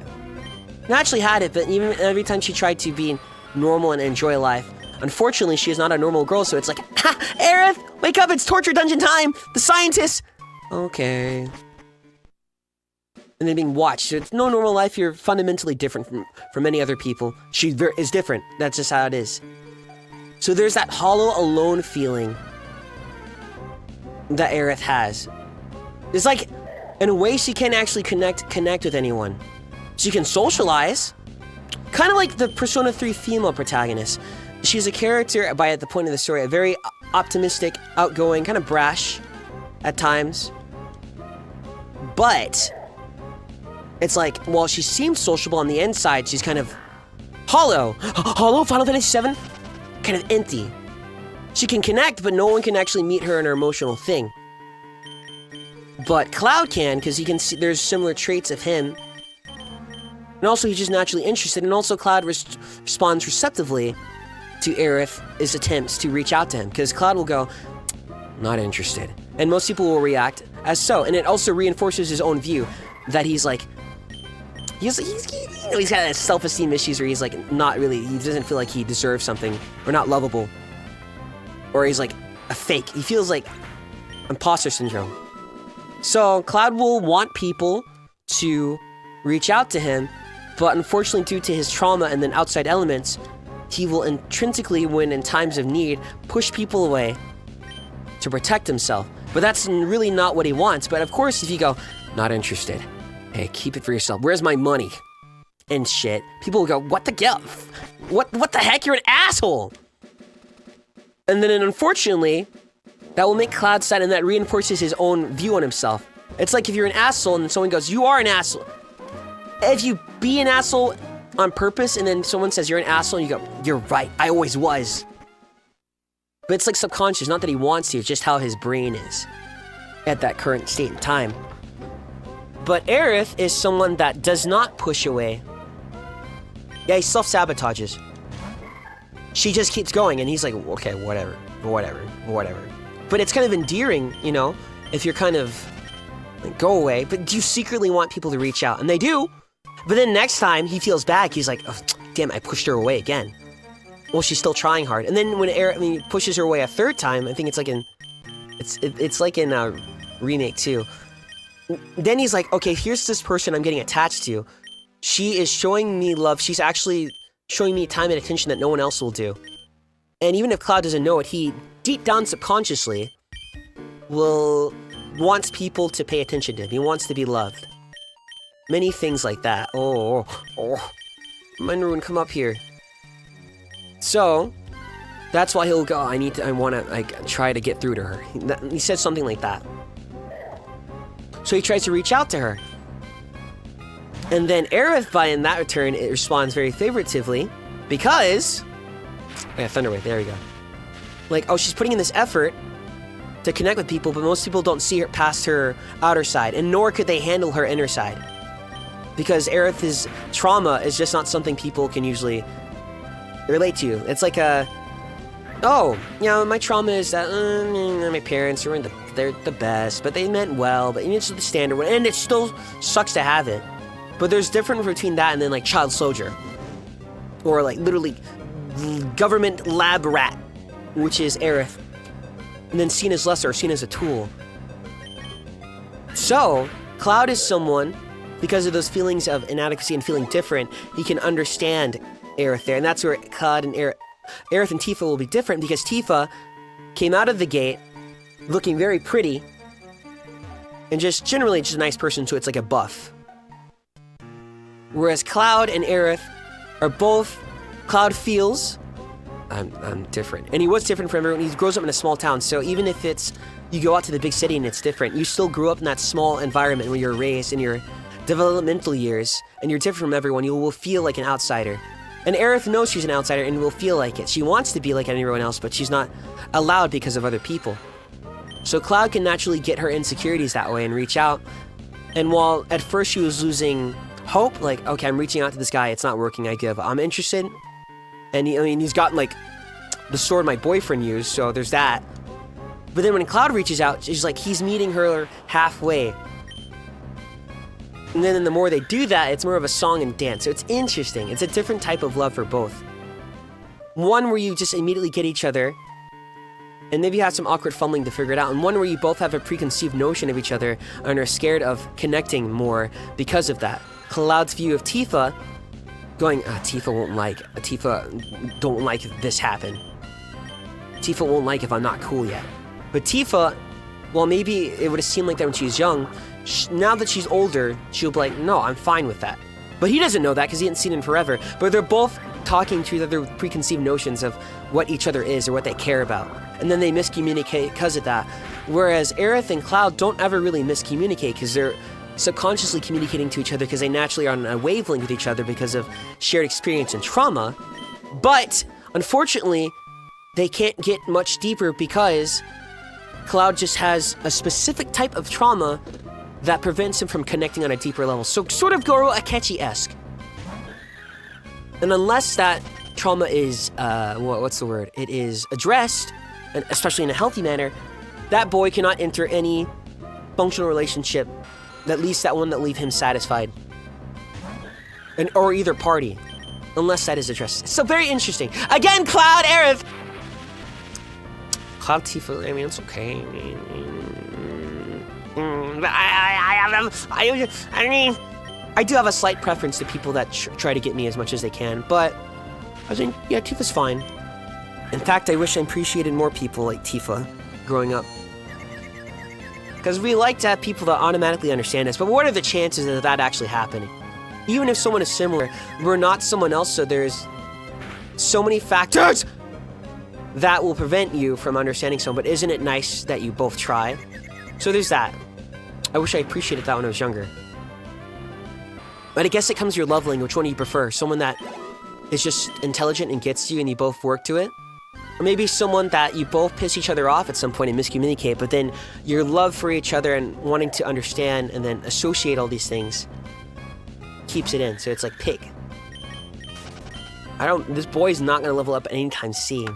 So pick your thing. Anyways, both people, everyone, there are a lot of shippers that, if Cloud and Tifa and Aerith and Cloud, they'll project onto one because they'll self-insert as one, and then they'll argue, and then they will say, no, your relationship doesn't work at all because of this, and you're stupid, and I'm speaking down to you. Crazy. Crazy.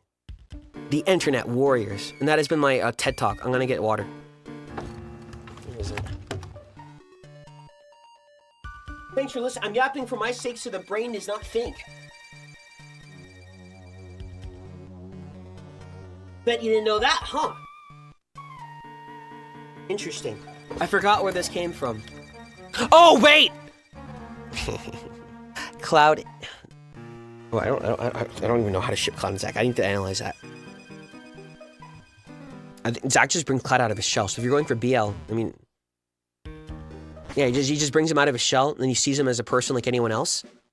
And also, Zack is a good role model to Cloud and inspires him.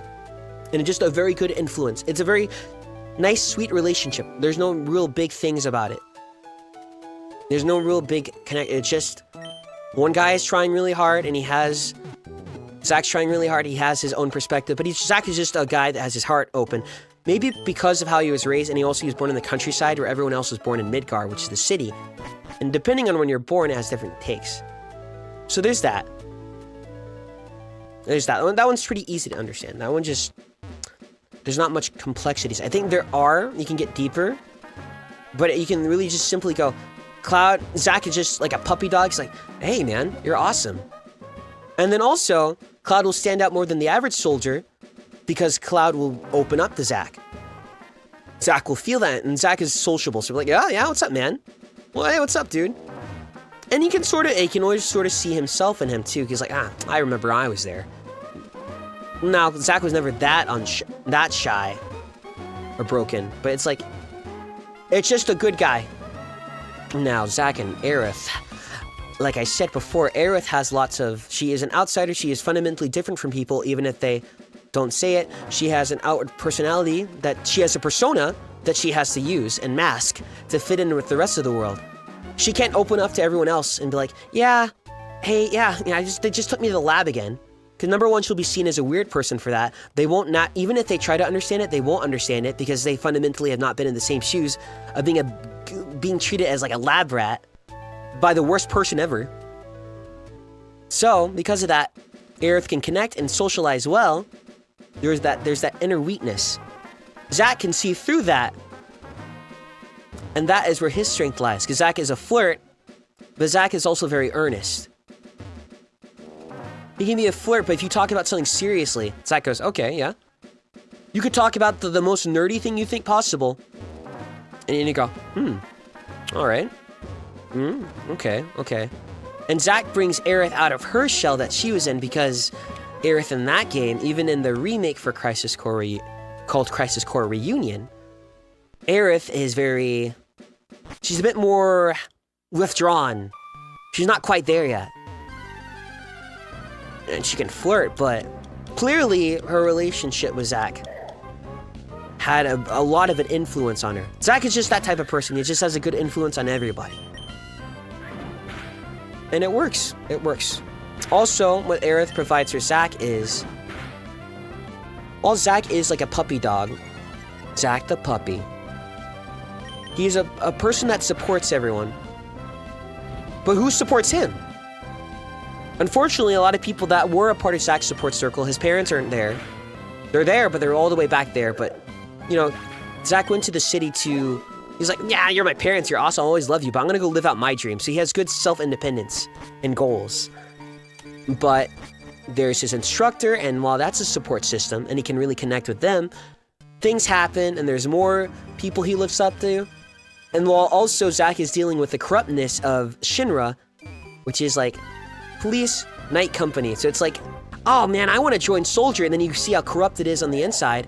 But you think, maybe I can change it from the inside, which you can to a degree. But then everyone else that was trying to change it with you is now gone batshit. So he's trying to keep himself sane and his moral on the straight and narrow, because for him, it's like he's losing his entire foundation. It may not be a foundation of like, oh, my childhood, but it's still a foundation of goals and dreams that he's built up and thought about a lot. Makuhita.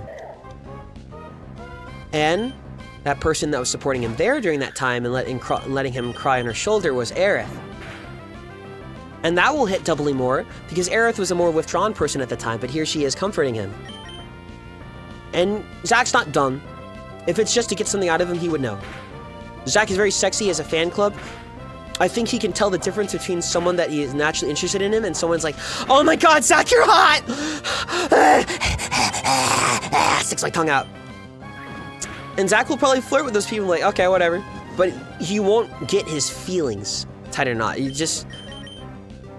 There's nothing more on the table for him to pay attention to. He's like, yeah, I mean, you think you're hot, but Aerith will find him attractive, but then she won't say. But then Zach's like, obviously, like, okay, I know you do. So that's why he flirts with her and goes, yeah, this is Mako in my eyes. You like it? And gets up on her face. And she responds well to it. And he's like, okay, so it's fun for him. Fun, flirty tease time. But then, when the going counts, she's actually there when he needs help the most, when he has pretty much no one else. So very pure feelings. Ooh! Zack is a character I don't think is like, oh my god, it's like, the Achiche for Uineko. He doesn't need to be that deep or complex. I think his simplicities make him complex. Which sounds crazy. He's simple in a world where everything else is complex, so it stands out more. Because humans are shaped by their environment, their dreams, people around them, how they're raised, their body, the genetic stuff. He is maintaining a straight and narrow personality while everyone else around him is dying or corrupt. And he's having his whole, everything he believed in shoved in his face. But he stays on the straight and narrow, so it's a very Superman-esque character. Because Zack could easily just make excuses and go, okay, I'll do it. Yeah, I'll join. But he sticks to that even when his mentors are not. So that's very interesting. Because you think some people, they go, oh, well, my mentor or my parent, I mean, they're doing this unfair thing. That's mean. So, I mean, it should be okay if I do it. And while there's things to be argued about that, in a base context, you can understand. Because it will be like, oh, well, they are impressionable and they are young. So it makes sense that you would see that and then you attribute that and go, well, if they're doing it, it must be okay. They're such a good person. If they have this take, they must have a good take on this. So, Zack could easily be like that, but I think it's a very strong character trait to stand still with the morals that people gave you, even if those same morals that the people were upholding are now disfigured idols. So it's like you're respecting for what they once stood for, and that also is a form of love. And also staying strong. So very cool, and that's why there's Zack and Aerith. Zack and Tifa, I don't know, there's nothing there. Maybe someone will kill me. There's nothing there. They met like once, twice. And then Tifa was like, I hate you soldier boys. Well, like after, so it's like, there's no, there's like, that's like someone who's like, I hate people that go to the military, falling in love with someone that's in the military. Even if like, they're like, oh man, I was just in the nurse corps. I was like out there helping people heal their wounds. I wasn't shooting anything. It's like two very different things. So, I don't know if it'll ever work. So, hence why it probably something. But there you go, that's the Zack Aerith.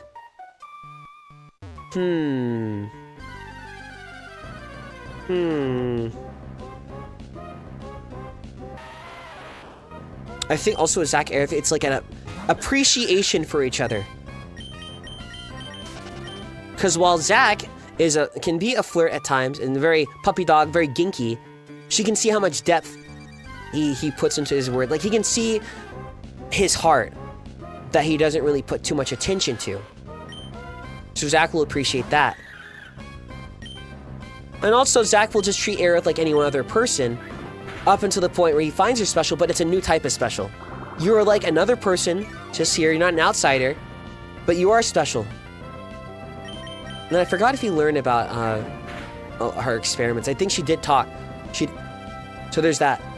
Interesting. I want to see what Zack is like. Good luck. You see him without his shirt on, you're not coming back. He's a puppy. Oh, Melly-san, thank you for Goro Catchy Take and being an Aerith Cloud enjoyer. I only have the best of tastes. Zack is a person that looks edgy but has a happy personality, and Cloud is a person that looks more like, cool blonde hair, eyes, very cool. You're gonna be friendly, right? And he's edgy, per se. But I think Cloud's more of a dork. Edgy is more in trauma. I think Squall is the actual edgy one. Not even Final Fantasy Cloud, Final Fantasy VII Advent is the edgy. That's just depression catching up to you. It's like if you're depressed about something and you have baggage, but then you can't accurately take time to address that, right? It's like if you have baggage and depression and you don't like yourself about something like this, but you can't address it because there's a zombie apocalypse going on. So it's kind of like, yeah, the low confidence thing kind of sucks right now. But I mean, if I don't punch the thing, I'm gonna get eaten. So I would say it's sort of like that. Very interesting. Very interesting. Now go play Final Fantasy VII Remake and then Rebirth, please. And they're releasing it on the Nintendo Switch too, and you can just put it on the easier mode, and it'll be fine, don't worry. Yeah, Zach 6'3", Cloud's like 5'8", 5'9", 10? I thought Zach was 5'10". It's good, it's good. Very good, very good. They parallel each other. Very good. I can talk about almost any Final Fantasy like this. Any. Ones that I played. Not every one of them. Even if I played it. I could talk about Final Fantasy IV like that. 5, yeah, to a degree. But I need to go over some characters. 3 to a degree, but they don't have much character. Oh, wait. Oh, I thought it was... Oh my god. I thought that was 8. I thought that was 8. I thought my moon rune was 18. And I was like, oh no.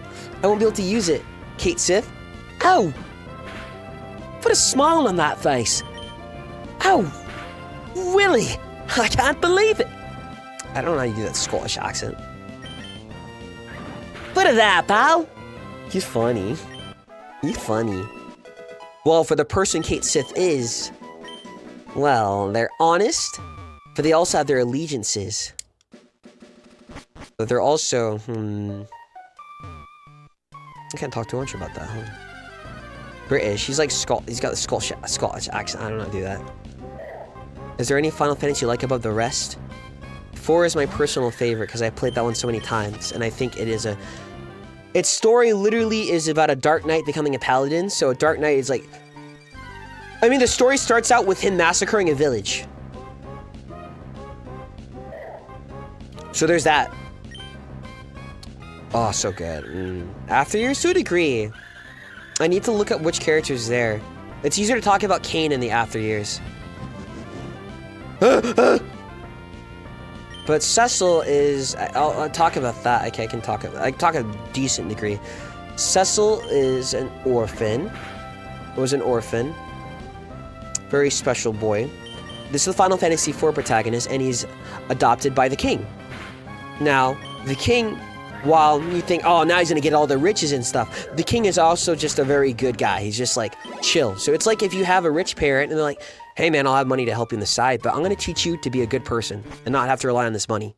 That type of thing. Like, just because you have this and this, blah, blah, blah. So also Cecil is very indebted to the king because of that.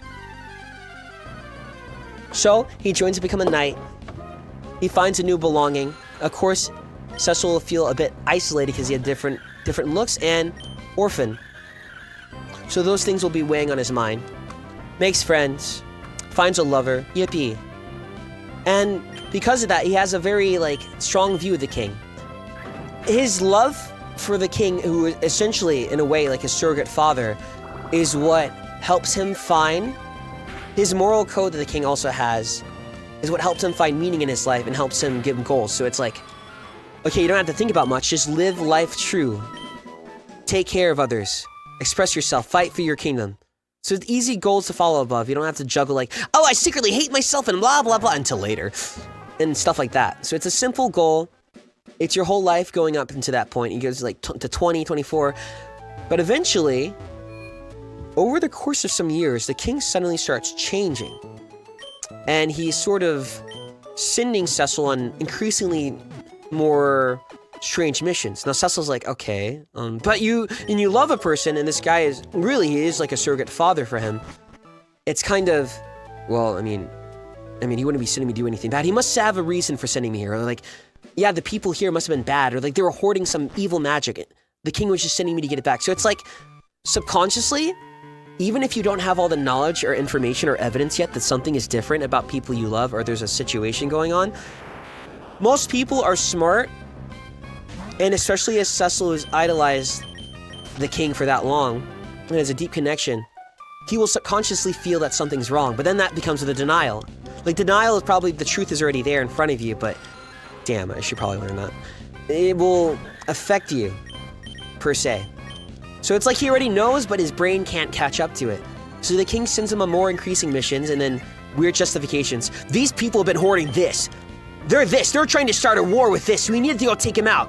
If we don't stop them, then the war's gonna start here. You need to take him out with this. And then, so it's already been pretty bad, but then they lead him to a village with a crystal. And the king sends Cecil there. And at this point, he's getting a bit more atrocities on his list, but all for the sake of world peace, the kingdom. But then now there's a moral dilemma, because he's being told he's doing the right thing, he's being praised for it, but it's not how he's been raised. He's like, no, this doesn't really connect, but he's trying to believe in the king. It's his love for the king that makes him sort of like in denial in the first place and believe it. It's his love for the king that reinforces his moral code and belief in helping people. But then, in the very beginning of the game, the king sends him to a mage village, and they're all right. But he's putting stuff in his head like, they're so evil. They're gatekeeping the crystals. We need to get all of them. No other country should have it, and our kingdom is good. We need to get them. The fact that they're trying to keep this here means they're against like world peace, and then they can threaten other places. So then they send Cecil there. But by that point, of course the people will rebel. And then Cecil goes off a bit the deep end, and then there were murder and casualties to get the crystal, because there's the only way. He's like, I gotta follow my mission. So the very beginning of the game literally starts off with Cecil on an airship, and he's contemplating, because he just massacred people at a village. All for the sake of a crystal, and while it seems important, something feels off. His surrogate father figure is just different, and now even his own men are questioning it, going, dude, what was that? Aren't we supposed to? Because again, knights are like, I guess modern day knights are like police. So it's like, well, aren't we supposed to protect people? Why are we going in there and just beating shit out of people for like on vague reasons? This doesn't make sense. Like, even if you've been told they're bad and there's some whatever circumstantial evidence, so you can feel from people's energy, like these people are they're a peacekeeping village. Pacifist almost. Or I'm pretty sure. So then when you do that, you will feel something's wrong. So it starts off like that, and Cecil's like, of course, like, nope, you should not question the rule. That's what the king said. But of course, even in the very beginning, one of the crewmen is like, yeah, I think it's weighing on him heavily the most. Like his crewmen, and that's so cute. They're NPC characters, but they are treated as like people that have spent lots of time with him. They have spent enough time with their Dark Knight captain that they can tell like the toll of what they've done is weighing on him the most. And I'll stop after a certain part. But, listen to me yap forever. Eventually, because this was just a camel breaking the straw's back, blah, blah, blah. No. One sec. I'll keep yapping. Anyways, because of this, that was the straw for Cecil. And he goes rightfully, and it hurts him to question the king, and he doesn't want to, but he's like, dude, what was that? I love you and I love your thing, but these have been increasingly, like, dangerous. We're hurting people. That's what it comes off to me. But then the king is like, how dare you speak back to me? But again, this is a man that took you and raised you from dirt. Even if he's starting to go evil, you still have all these good memories of him. It's hard to detach from that. And not many people get that. I think other people can just easily detach. Other people can easily detach in that situation, but in most cases, no one can. And also people are very multifaceted. There's another element in the room, but Cecil doesn't know that. But he confronts him. The king's like, how dare you speak back to me? Blah, blah, blah. So now he has multiple atrocities under his belt, but one big main atrocity. They'll go against his moral code and his entire foundation for living. And then, what was it? Like, he has to confide in his lover, Rosa, and she's trying to support him, but while she's supporting him, she can only support him so far because the questions that he has is something Cecil has to figure out himself. As much as she support, the support also has to come from him. So the change that he is seeking will have to come from him. Because really, he wants the king to snap out of it. Like, okay, come on, dude. Like, Okay, like, I'm pleading to you. Please, please, this isn't you. And in some ways, yes, it isn't him. But he don't know that. He don't know that. And he has his buddy Cain. But then there's a weird love triangle because Cain has always loved Rosa. And then Cain is extremely jealous of Cecil. And also Cain is not as a good person as Cecil. Like, Cain will kill. You will be doing the stuff Cecil will do. Like, he has no qualms with it. So he has no big...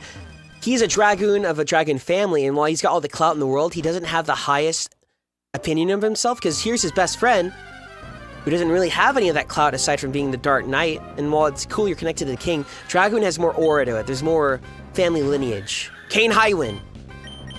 So you have a title bestowed upon you by your family that you're like, it's cool, but it's not what matters to you the most. So Cain is a character that is like, he's deeply thinking about that. Very deeply thinking about it. Repressing it. Because he loves his friend, but also he's jealous as fuck. Not only because he has Rosa, but also just because, like, as a person, and like that, he stays true. So he looks up to him. So it's like a weird love-hate thing, but of course he's mature, so it's mainly like a love thing. So he loves him, but he confides in them too. But eventually, I'll keep it here, and then I'll like super speed it. The king's like, okay, well, if you want forgiveness for back-talking me and don't want to lose your role, and Cecil really cares about his role because his role as the knight is connected. It's his whole entire foundation of being. It's like if your job is the foundation of your entire community, of course you would not want to lose that role. You're losing more than money. You're losing identity. You're losing connection. You're losing your idea and moral for basically your reason for living in a way. So of course there's multiple reasons why he does it, and then he will want to go like, this is just a one-time thing. Maybe the king really has. Maybe he was mistaken. But at this point Cecil's in like full denial. But he's slipping. So the king gives him like a signet ring, and he's like, here, take this, bro, and go deliver it to this village. And he's like, okay, it's just a ring, whatever. I mean, what could it be? Even if he has been acting sus, how could it be any worse? So he talks to Cain about this, his best friend. Cain is jealous, but he's like, I mean, bruh, but also Cain will be real with him. Yeah, I mean, you figure out what you want to do. So it's like Rosa's supportive and like, remember, I love you. And then Cain gives a different type of love where it's like, I think Rosa reinforces the love in Cecil that is, your good sides are to be loved and remembered. And then Cain, ironically, reinforces love in Cecil that your atrocities don't have to define you. Your actions don't have to define you. Like, you can change your path, which is ironic because Cain also can do that, but it's like giving advice, but you should take it yourself. But anyways, they take the ring to the village, and like, okay, here, we're delivering a ring, because you think it's just like a standard thing, and they're sending you there because the village is a bit far away, so you will need a knight, yes. You will need a knight there to deliver such a precious object. And again, while the king has been tweaking as of late, you still have all those many good memories of him that heavily contradict what he had just did. So of course you'll be attached. But in this case, the king isn't the king. So I told you that, sorry. Anyways, they go to the village with the ring, and like, here you go, and then the ring explodes because it's a bomb, killing nearly all the people there, and all the people in that village were summoners. So it's like if you're killing people because, their powers of mind reading could really work against me. So now here Cecil has indirectly killed people again. Before it was like like a self-defense thing, but they attacked him and he's like, no, we need the crystal. This is for the sake of the world. So you're justifying it. This is for world peace. I have to take this. Please don't make me do this. Yeah, see, he was set up. I also think that version of the king kind of wanted him dead too. Because he's getting too like, I don't know, you're speaking against me. All right, die. I don't need you. But he doesn't know that at this point. So the ring explodes, and then Cecil and Cain are like, what the what? And then Cecil was breaking down. And I remember in the DS version, he literally goes, why? And screams up, I love it. You can play the original or play the DS version. The DS version has cute chibis. Final Fantasy IV. This is Final Fantasy IV. So Cecil is essentially breaking down, and he's like, why? This is not the man that I've like, and then now he is blood on his hands in a main way, and it's like you don't even have the weird thing of, at least you chose to do it. You didn't even get a choice at committing this. But at the same time, because you're still there, you know that it's like, if I didn't go there, if I had somehow checked the thing beforehand, maybe I would have known it's bomb, maybe these people would have died. But really, there's nothing in many universes you couldn't have done. So Cain will go like, well, bro, I'm gonna support you to hell and back. And he means it, Cain means it. He's like, I'll support you to hell and back. Because he still does love this dude as well. But unfortunately, there is a girl left alive there, and she is a survivor. But of course, she doesn't know all the context, but she can put two and two together. And regardless how it is, you could argue that Cecil did lead to it, because he already just had a huge red flag that the king, I mean, he just murdered people for the sake of world peace, but something was off.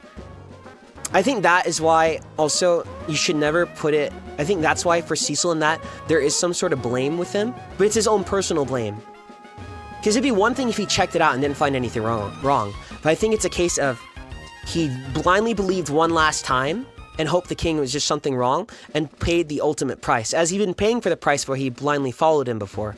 Not blindly, but he still followed him even if he said these acts are wrong before it went to the big one. So Cecil takes that own guilt, and then they try to get the girl, but she hates them, of course. And then she summons a big giant creature, and it breaks. She summons Titan, and it breaks. It breaks like the earth in that area in two. They fall into the crevice, and they get separated. So Cecil's whole story, anyways, is the whole thing. He must atone. He wants to atone for his sinful nature. He wants to atone for his cowardice. So it's not only the fact that, oh, I did evil thing. You can still do not the good thing, even if you're not actively being malicious. And I guess that's like curly mouthwashing. All of us can do it. In a way, at a certain point, like he had an autonomy, and it was unfair, because he is trusting the king, and by all means, it is your job still to trust the king, but his own personal morals, it's getting infected of his personal view of life. And he put that to the side for someone else, which is sweet, but you should never probably do, you should never do that. You should never put yourself to the side, even if you don't think you are, for someone else. So it is in conflict with his worldview, his identity, but also what he wants. So he's not respecting what he wants. And then when you don't respect and try to get things you want, even if it's not how you would like it, or it gets in the way of your place in the world, it creates discord within your heart. Because then you will be confused. Everyone's telling me I should go do this, but I really want to do this. Everyone's telling me I should go to a basketball scholarship, but I really want to do lacrosse or something. That sort of thing. But that's like a very modern day age, very not even close to metaphor, but sort of similar starting point, but then it goes. So in a way, you could say that Cecil, by even obeying those orders and not speaking out earlier, when it first noticed, in a way was enabling, and he became complicit in that act. And you could easily argue, and yes, I would argue on paper, okay, bro got fucked over. I mean, you are supposed to listen to your king, and then you have loved him a lot. He's never been wrong for like 17 years, 20, 22. Why would he suddenly change on this one? It doesn't make sense. People just don't change like that. Either you don't know him that well enough, but Cecil, I mean, he grew up with this guy. I think he knows the king more than most people, so the fact that he's different, but he didn't trust his own instinct enough. And that's why it's like atoning for not only the crimes he actually committed, but his own personal inaction during those moments and his flat out wrong action. And he wants to live a life honestly, according to what he believes, and no regrets.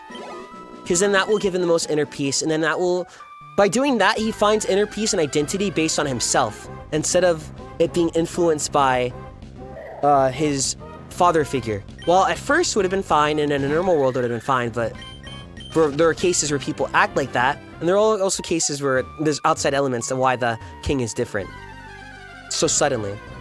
And regardless, it could be like a metaphor for like someone changing like that. So with Cecil, it's a journey of atonement from what you've done, from also not living to your fullest life. So you're not living a life, you're making yourself uncomfortable and unhappy in a way, because you're not living the life that you wanted. And you're going like, oh, well, I don't deserve that. Because even if his esteem wasn't that low, his esteem is lowering with all the acts he's doing, and every time he doesn't listen to his true desire, it makes your own body and brain go, well, fuck you then, because, like, clearly, you don't have my own best interest. So I guess they could also explain people's self-disrespect. Because it's like, the more you don't take care of yourself, it's like people sometimes don't like themselves for a decent reason. They just go too far with it, and then if you dislike too much, it will just bleed into a negative loop, of course, and that's just, there's not much you can do, that's just human, everyone happens. So, with Cecil, he is essentially, while he thinks this is the way to live, by the time, it's sort of like Fate Stay Night in a way, by the time he is like 20-something plus, Cecil has already taken the king's morals that he learned growing up and made it into his own, but he still associates it with him.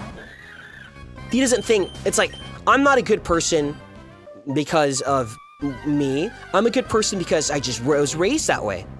And I look up to these people. I'm a good person because of the people around me.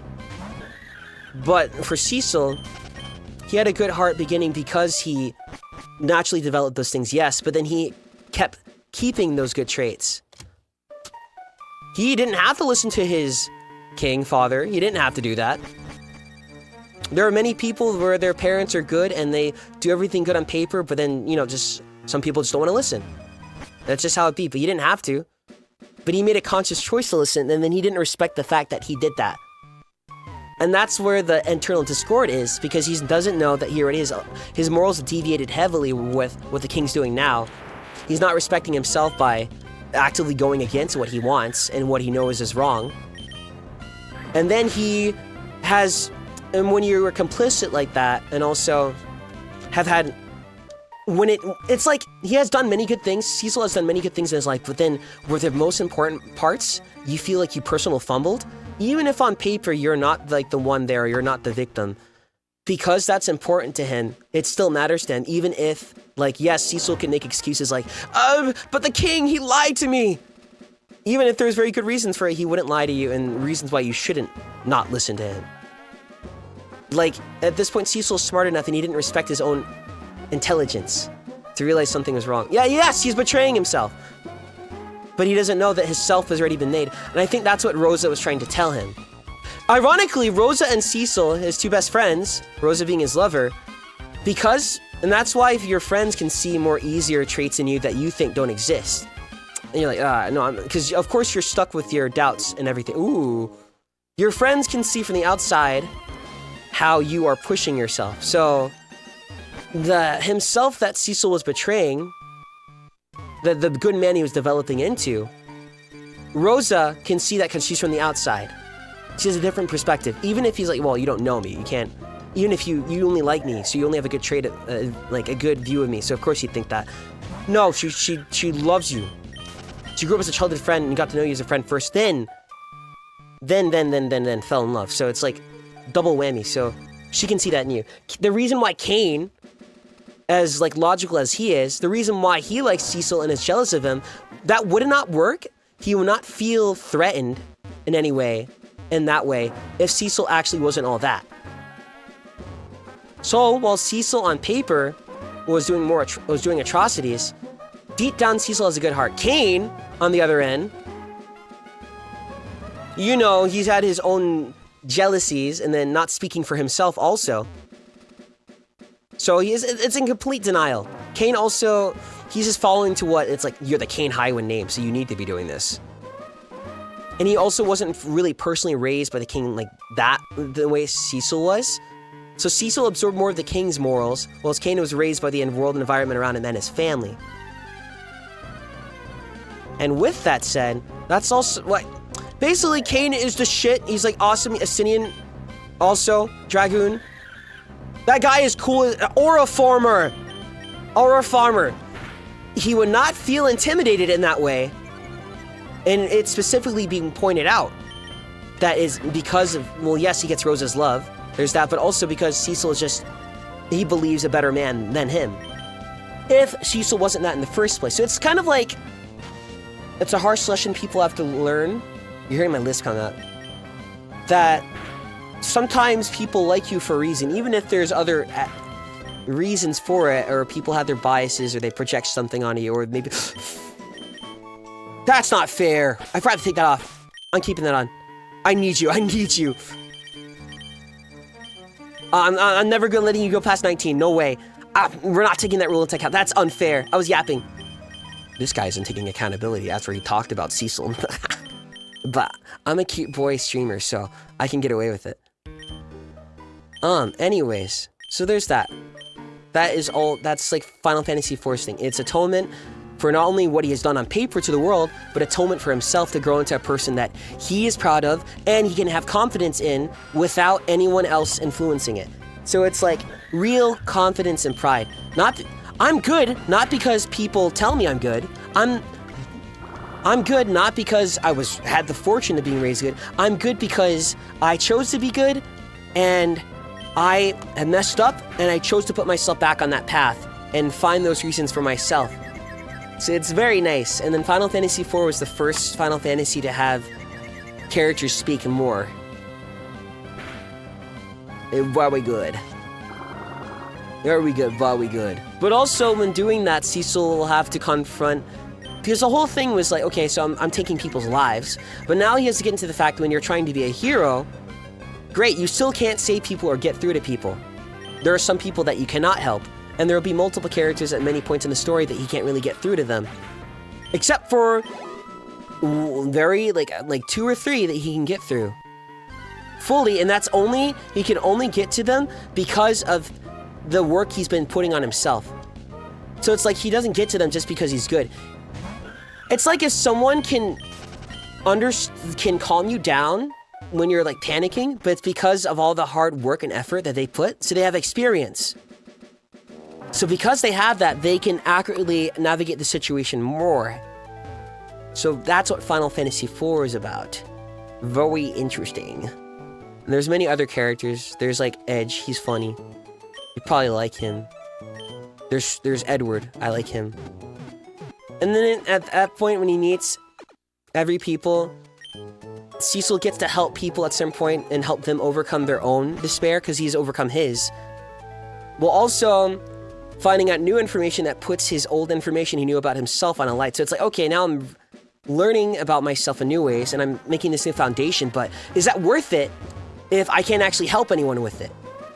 New foundation's great, but it's not making an active difference. It's like if you join in love and care about people, but then you get frustrated because it's not actually translating to anything. Or Kogias, where to dismantle the very oppressive government that is Britannia and country, you can either fix it from the inside or the outside. Outside is destructive, but it could lead to even more violence and then just overall less communication. But in some cases, like Britannia, that boy needed to be destroyed because it was just too... A government like that is that poison is not going to change unless... You can change from the inside, but it's going to be very slow. So in that case, destruction of it might work best. But for changing from the inside, I mean, it might work, but it's going to be very slow, and you're going to have to sit there and have to even look away at some stuff yourself just to keep the position you're in. So you can afford it, because when you don't have that position, you won't be able to make those changes from the outside. So it's like, you'll have to, it's so sad. You'll have to commit, like, evil, or, like, not malicious evil, but you have to commit evil by omission or lack of action on purpose, all for the greater good, while it chips away at you. And then you'll never know the end in sight. But then it's much easier. They're both difficult, but at least for people that choose that, I think doing the other way of going full out and giving into your aggression and throwing everything to the wind. So it's interesting. It's interesting. And that's Kokia, so they can also talk about that. Very, very, very, very interesting. Very good. And Final Fantasy IV, also very good. Timeless. Timeless. Did you play FF15? Yes, I did. I wish that it had that time was more fortunate for them, so they had a development cycle where they could rest, because I think playing FF15 now should be fine. It still it won't be complete in the way, because a lot of information got cut out, and then they changed a lot of things, and then it was like Versus 13 first, but Final Fantasy 15, while it had a lot of things change, and some things maybe don't go somewhere, I think that had a lot of heart, then it was mainly brought on by the 4 guys. And there are many themes with it, and that if you play it now, all the DLC is out, so it comes in a nice package. So at that point, I think if someone plays FF15, yo Vance, what's up, dude? I'm just yapping forever. What's up, my goat? Anyways, what was it? Also, hi Rim. Oh, I missed one. I'm sorry, I was yapping. Okay, maybe I might lose focus. Oh, okay, FF15. Good, I think that its heart and the things that they do try to patch it up makes it so if you were following FF13 Versus trailer or 15 trailers in the beginning and saw how it changed very much, you won't like the product because it will be very different. But if you played it without knowing all that and without playing that much other Final Fantasies, you'll be like, this is a good JRPG. Like, not perfect, but it's good. It'll be good. So there's elements like that. Very, very, very elements. But unfortunately, there was a lot of changes. Things got canceled. So what you can expect. I'm already negative about too many things that I don't need to be. Or maybe it makes sense. But it's like, usually with that, I was just like, okay, the elephant in the room is that some things were not very planned out well. Or it just didn't, in the final end, it didn't go, it just, when it got to the chopping floor, it wasn't fully prepared. It didn't connect the best way.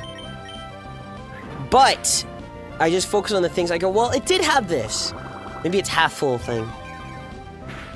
Okay, I'll rather read that in a sec, but you're gonna get me yapping the whole time. Noctis, this thing sucks, bro. It's like wanting to live that you have a responsibility thrust on you since young, and then there's no way out of it. That type of thing. Okay, hold on. I can talk about Noctis. Hi, I love hearing you yap about stuff you're into. Always so fun and relaxing. If you love me, you'll play them. Thank you for being you and letting us listen. Rude heart emojis. It's as much for me as it is for you guys, so I wish I can help. Sky, thank you again. Kissia, thank you. I missed some. Thank you. Roy Mustang, thank you. Juliana, Clovercat's Bold Impact, thank you.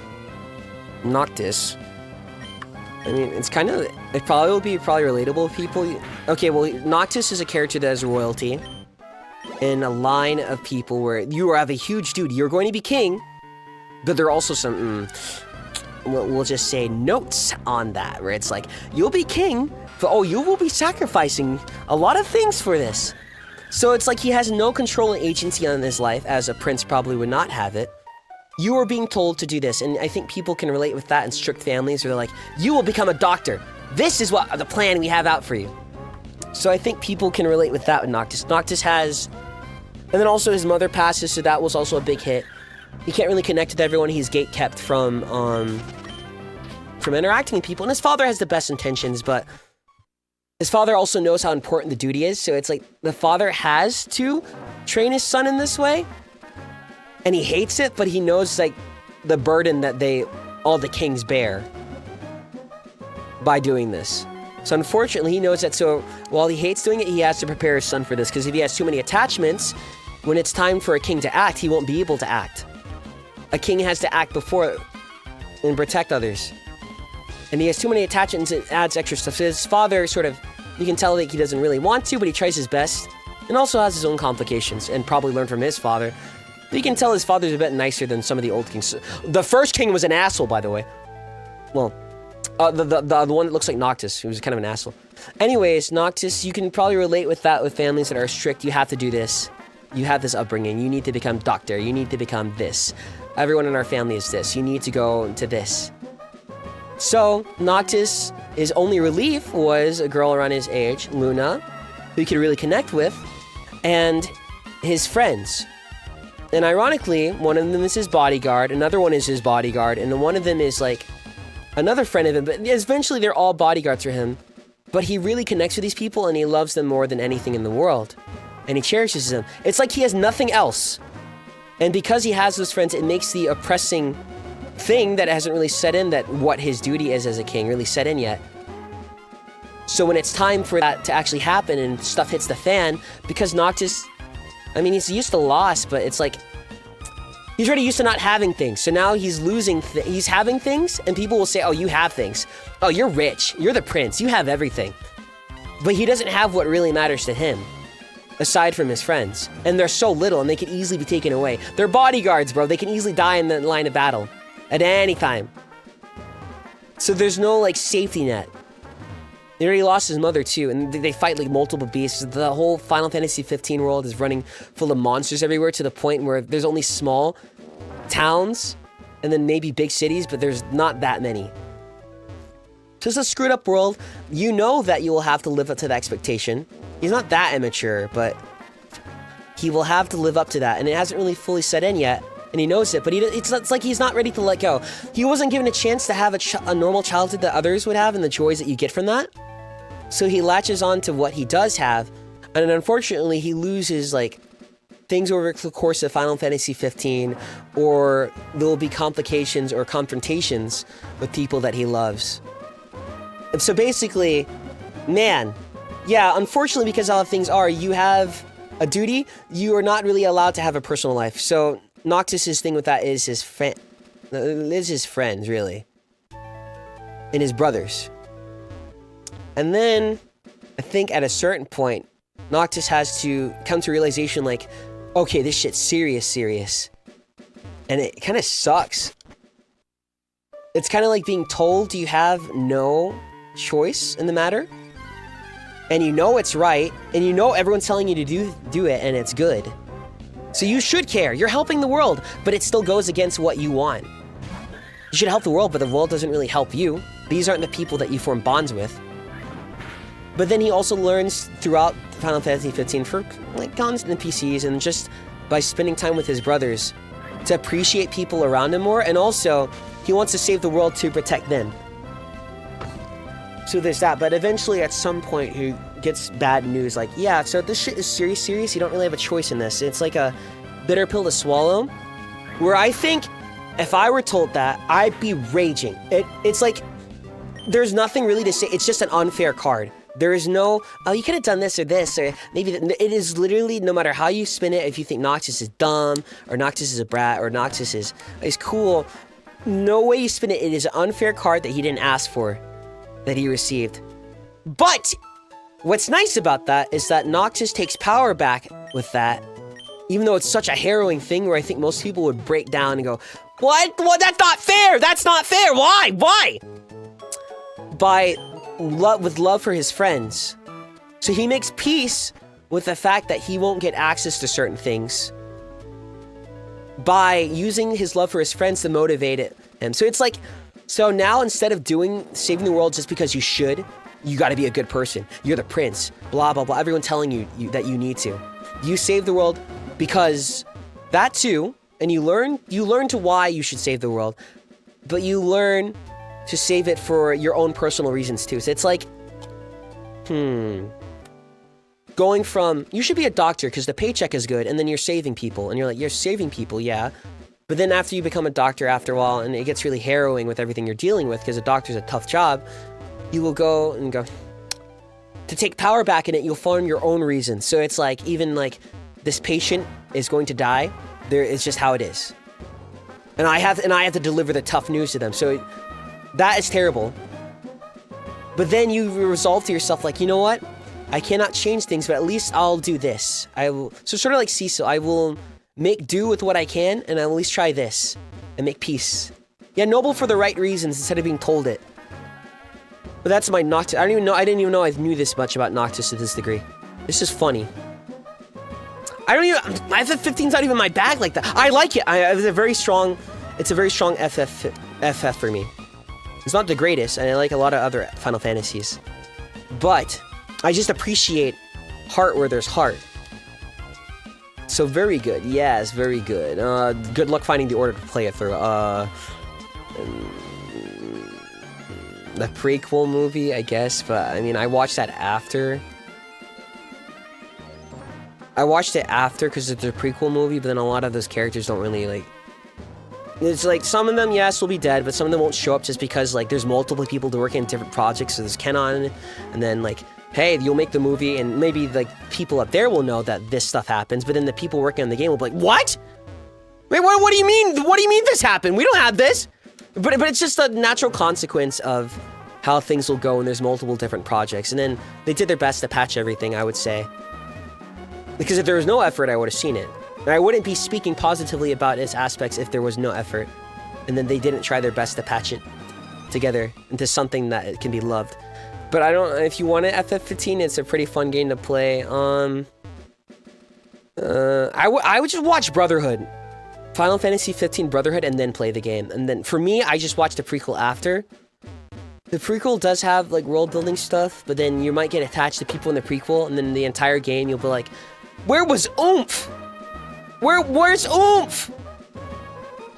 Whereas for me, since I watched the prequel after, I came across this one guy at a certain point. I'm like, bro, who's this? Well, who's that? But I got interested. I'm like, And then I hear people saying it's from this movie, and I watch it, and it's like, that's always a kicker of any character that, it's like a character that could have fixed the plot, but unfortunately due to unluckiness and then just the bad guys being too evil, they are unable to. So they're like an unsung hero. They added to the battle as much as the main character of the main game, but they're unsung about it, and they don't do it for any blah blah blah. So very good. Yeah, the novel also is pretty good. So then, what? Just look up if you're interested in anything I just said, because Final Fantasy 15 might be easier to get into than... Because there's so many elements that people can relate with. Prompto is a character, one of his brothers, who is very happy-go-lucky plucky. But really, it's just because he's latching on to... Of course, for him too, this is a family. And Prompto knows secrets about himself. Comes from, nothing. And it's like an Aerith situation. He knows he's different, and then because of that, his self-esteem is trash. So he doesn't even feel like he can fit there on his side. Gladio, the character could be... I don't know how to sum him up, but it's kind of like... I think his is more simple. I've been raised to believe I'm strong, and this is my duty. And then he gets laughing stock humiliated. So it's like you were up in your ass. So it's like more of an ego coming down. And then learning to let go of that ego, even though it's important to you, so you can actually grow as a person. And actually, so then you will actually protect the people you want more efficiently, while also being there where he wants to be Noctis's friend, and he is, but he also has to be the one to remind him. I mean, at one point, he was kind of an asshole about it. I'll just say that about Gladio. He has to be the one to remind him, like, no, man, this is your mission. You have to do this. So he plays the bad guy at times, even though he doesn't really want to. And then Ignis is... I don't know, it's just like, that's like his butler. This is just someone he's watched over his whole life. And then they're supporting. So of course, it's just a simple respect thing for Ignis, I would say. Well, also, because he's a butler, he has no really, it's like, all for the mission, all for the mission. I've come up with another recipe. Ah, brilliant. It's all for the mission, so as a butler and you're serving a royal family and for good causes, you will think your life really doesn't have that much value. But Noctis finds value in his, and then Ignis appreciates that, and then grows, and he cares about this guy too. And then you go ship them if you want. They can break each other's backs in the camping ground, go crazy. But it's all very different characters, and they all relate. So I think all those characters, while Final Fantasy IV, as much as I talked about it, being orphaned and then raised by just a really good particular person who has a lot of power in general, and then suddenly turning evil, and then you have to be there committing that evil. While some people can relate with that, I mean, that's obviously more fantasy. Fantastical, not many people can relate with that, but with Prompto, I go happy-go-lucky, and I work on myself, but it's because my esteem is trash, I don't believe I'm anything. Your modern person can relate with that. Noctis, like I said before, yellow child, you were born into the world. You have a duty to fulfill. Fulfill it. And it gets even more confusing when they're kind of right and you sort of do care. But it's like you don't get the agency to choose that mission for yourself. So no control. And if you're not choosing this for yourself, is that really your decision? Even if other people are saying it, even if you want to do it, if you're not actively choosing to do it for your own reasons, will you really feel comfortable with doing it? Anyone can relate with that. Gladio, easy. You are being raised with the belief that you're good at this. This is your role. This is what you will do. Blah, blah, blah. But Gladio had a bit more time outside. Ignis is a lot more butler. So raised by that, you are, from the get-go, raised to be a butler. It's like, you're job trained. Gladio is just, I gotta be strong, I'm a man's man, I'm cool. If you're strong, you protect the people you want. And then he deals with that where there will be a point for everyone where, oh wow, you're not as hot as you thought you are. I like the cut, I like your cut, G. Oh, he flopped. But it's even more harrowing when you're the one who realized he flopped, then everyone's like, you're okay, bro. You're okay, Gladio, I mean, it happens.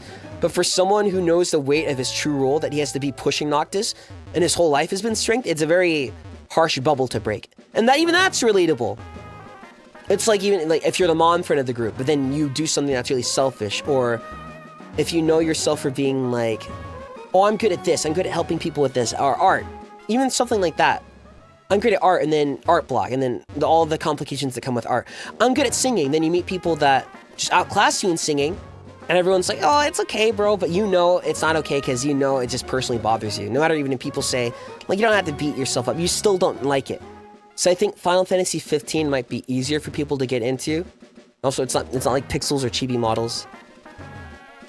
So, yeah, 15 will be easier for people to get into. And then it's like 4 brothers, the entire game you're driving around with them, and there's so much dialogue. And you'd have to just be playing for a while for them to repeat dialogue. So yeah, very easy to pick up. And I think Final Fantasy plots are more fantastical. I think it even doesn't help with the fact, how long have I been doing? I could have been training, my bad. I pace IRL too. It doesn't couple with the fact that unfortunately Final Fantasy 15's plot before was very dreamlike and metaphoric. Like it was like Martin Scorsese movie, you walk in and it's like, oh my god, that meant this? Oh my god, what does this mean? What does this character mean? Oh my god, how does that relate to this? What does that say about society? Like, it was very deep and Nomura, very, very Nomura plot, very, very intelligent piece of media. Not like, you have to have a very high intelligence, but it's just very complex and intrinsically made with everything connecting together. And to do that, it requires great writing to make sure all these elements that are vague and all these other human elements connect together. But then 15 came out. It's a much more simple story. So of course, when you're getting sold on the complex version of that story, and then you get that other story, people, it's like if you watch the trailer and you go, this game's a bit different than I thought it'd be. Sometimes people's own conceptions, and other times it's just because of the game dev process that some things won't make it into like a final cut, and it might change the vibe of the game. It's like if you watch a whole movie, even, and then like there's like, you watch the theatrical version, then you get the DVD, and then the DVD version has like 20 extra minutes, extended cut, and it has a different ending, which changes the entire tone and theme of what the story was trying to say. So, that's what it's like for F15. Yes. Thank you for listening. Now you can go play it if you want.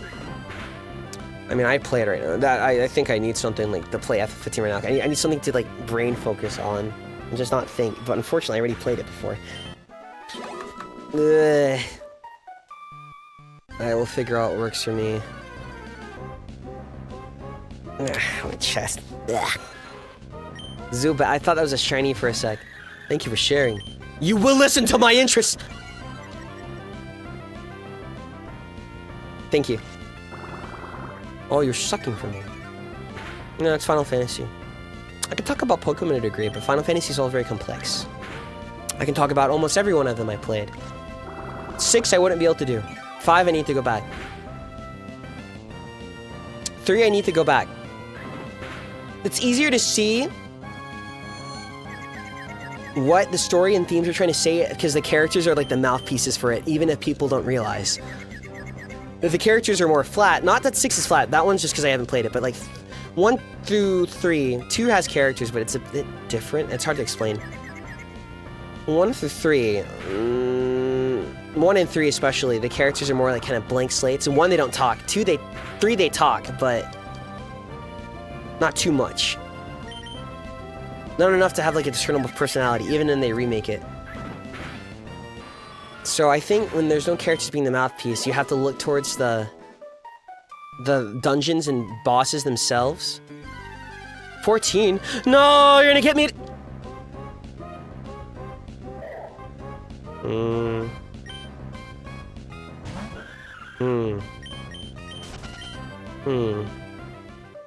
14, huh? That one's probably just real. I think that one's also easy for people to probably get into because I think a lot of 14 issues may mirror the real world, so then you'll like, I feel it and I understand it, but without it like telling you about anything, it just kind of is. It just is mirroring it.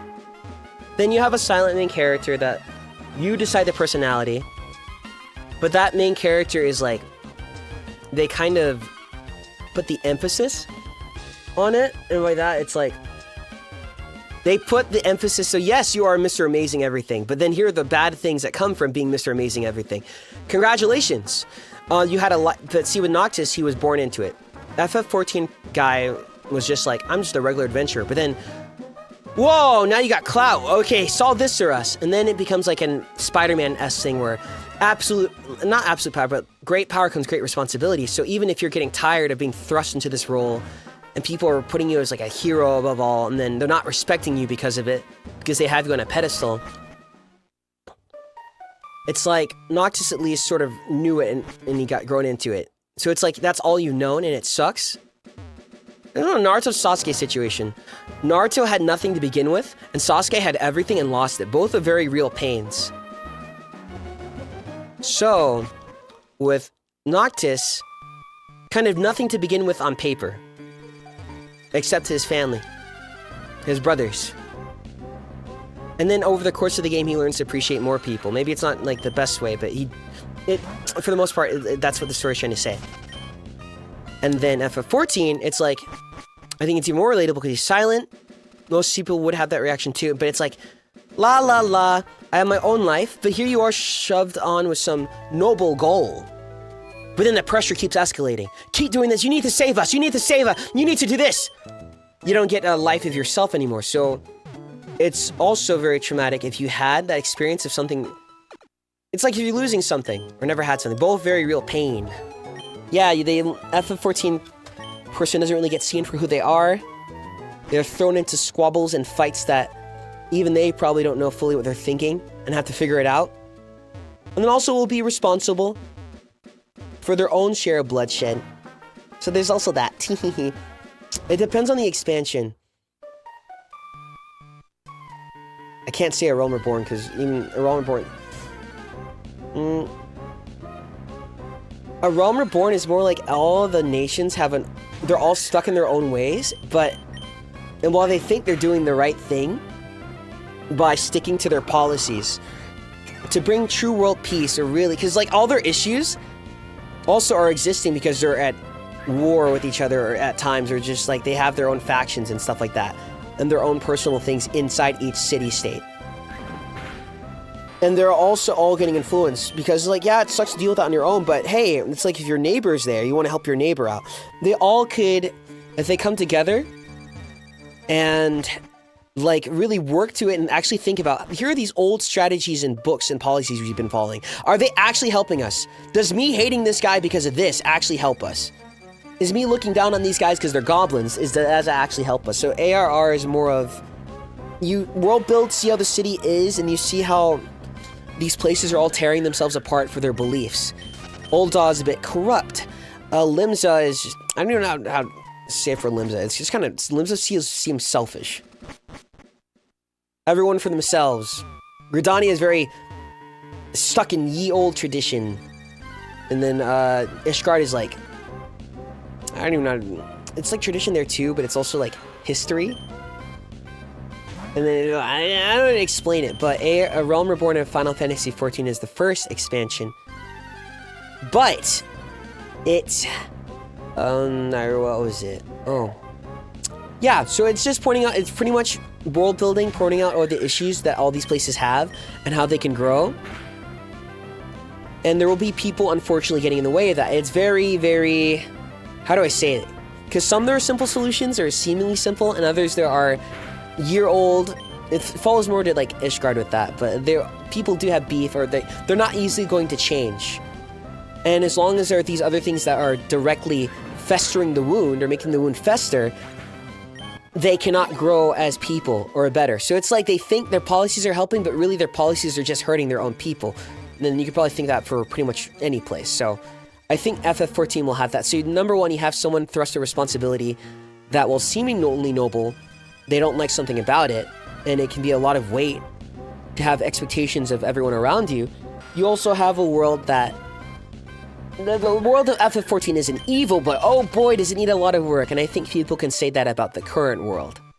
I mean, it's not as, like, evil as it was probably back in, like, the very old days, but that doesn't necessarily make it good, but it can still do work. So FF14, I think, drags people in with that. And you won't even know it. It's just because you'll be playing it. But then, why can you relate and get used to the settings so quickly? Because it has elements of stuff you already know. Writing. Which is funny, because there's so mucho texto. Many. So it's like, I would understand if someone doesn't get it, but you still will get it via characters' actions. But then, it also falls into a thing where I'll just say that while there are things that you'll need to talk about and differences between the city-states, there are people that are just doing things maliciously for their own gain. And unless you take out the poison, you can't even begin to treat the wound. Sure, treating the wound will take, like, you need to navigate and, like, say, hey, dude, we need more money for this. All right, we need more money. How do we get the more money? Okay, we need more agriculture, blah, blah, blah. We need more bandages. We need more healthcare. We need this. And the only way to best accurately do that for the rest of the entire world, and really for each other, they don't even have to all get along, but just, like, stop antagonizing each other. Stop antagonizing yourselves. The city-states, stop antagonizing, stop self-destructing yourselves by sticking to these policies that, while they worked in the past, they don't work anymore. And then, but see, they have all that, but so yes, they put that all together and they help each other out without overextending.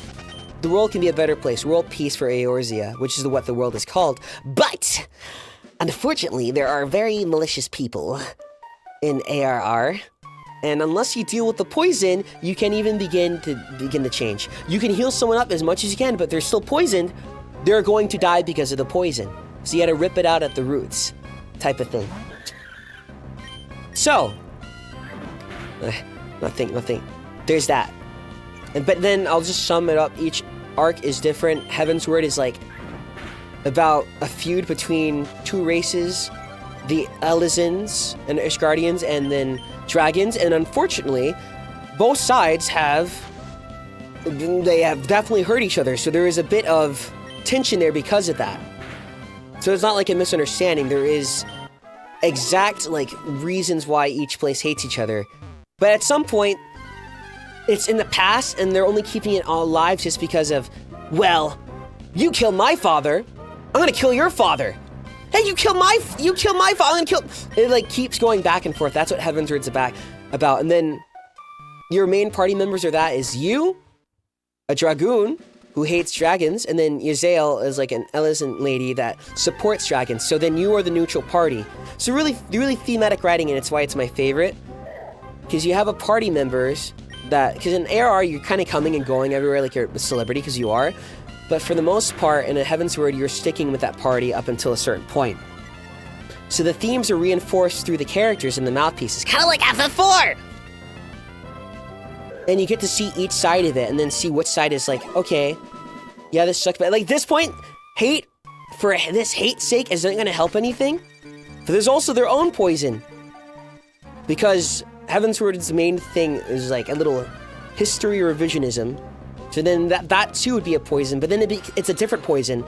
Because while in ARR, the poison, while some is dealt for like, okay, this is what the world really needs. I'm doing bad because this is what the world really needs. Some people in AR is more of, I want more money, bruh. I don't give a shit. The world is bad, so what does one more bad person make, Lamau? You're doing fine. You're doing good, so it shouldn't matter. That's what AR people are sort of like. Then, and people also taking matters into their own hand. Heaven's Word, the people that push for that history thing, they legit think, this gonna help everyone, brother! And at some point, they also get addicted to the power, so eventually it moves away from their good intentions to more, I don't want to lose this power, with certain characters. And then there'll also be certain characters there that like, whoa, I thought we were actually doing good, so you lied to me. It's sort of like a Cecil thing there, too. It was like, with Sheener on Final Fantasy VII, it's a bad company. They have much corruptness, but there are good people in the company that legit are helping people, and they think they're doing good. So it's like some aspects of the company are corrupt, and other places aren't. So Heaven's Word with that, but definitely the top dogs that run the history stuff. Well, that seems very selfish, and your good intentions turned into self-righteousness to being very selfish. So then the main character, you, will come out and like, I'm gonna cut your G. I like your cut, G. Beat the shit out of you. What the where'd you come from?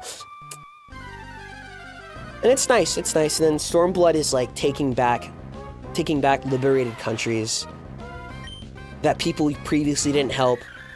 So it's like reuniting the world. So by that part, ARR, it's more of, okay, you guys are uniting a bit more, but then now you have to actually work on the problems that you guys caused. So for you, what you directly caused, this city-state, and then for you, you just sat there.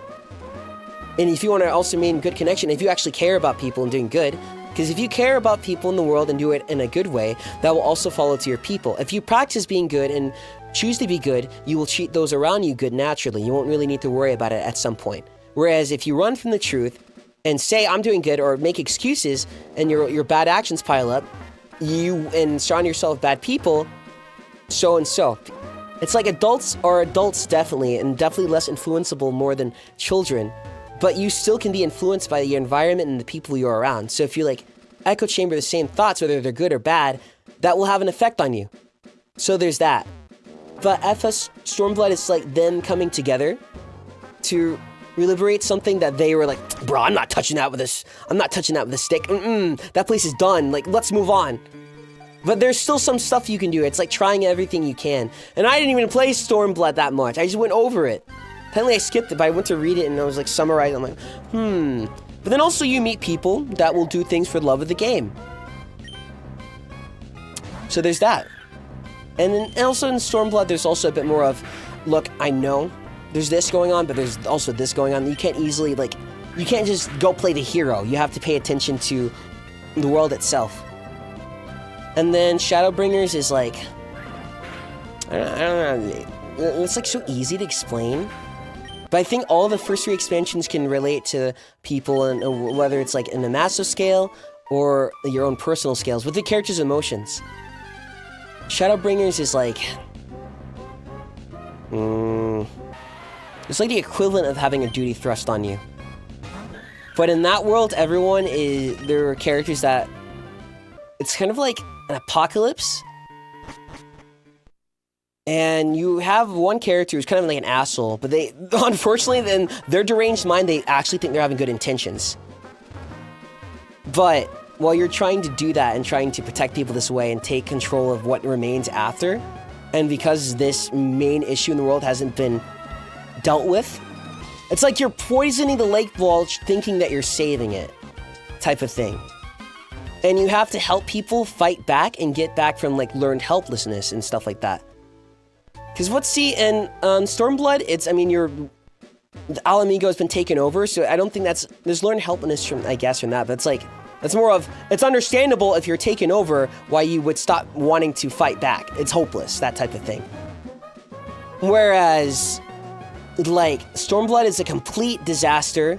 Trauma hits the world. There is nothing really anyone to blame. There are, like, monsters running about. You can only blame monsters. There's no one person like, oh, this evil person did this and they're not going to stop. Like, maybe they could stop one day, but at least with a human being, there's a capacity to stop, even if they're screwed up. Monster go, all right, eat you! And it's harrowing, and then people will take advantage of that for pride and take advantage of where people are suffering and stuff like that. So it's all that also can relate to people a lot.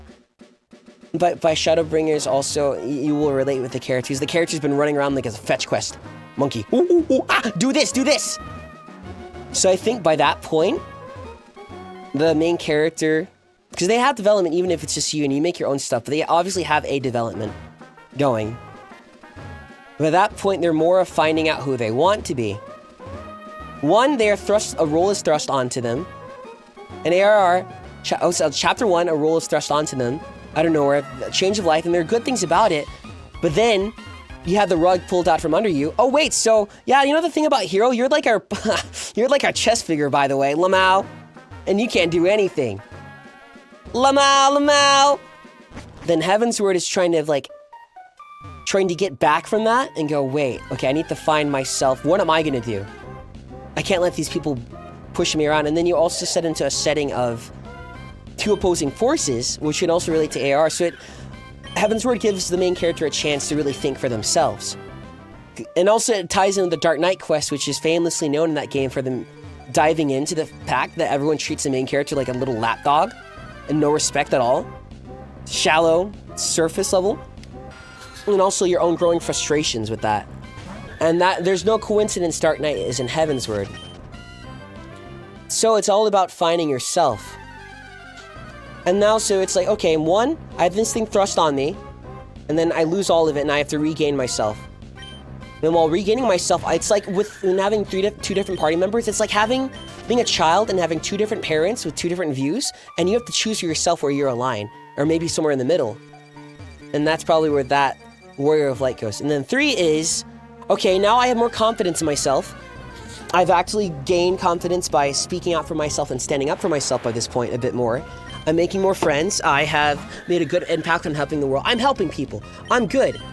But then when you reach Stormblood, you find there are people that it's just not that simple. You can't just be good and throw yourself in there and go, I'll be fine, because there's a character that beats your ass and is like, blamau, to the point where you're like, yeah, boy, you need some training. You need some training, boy. So it's like you also have to get stronger and don't let the roll go to your head.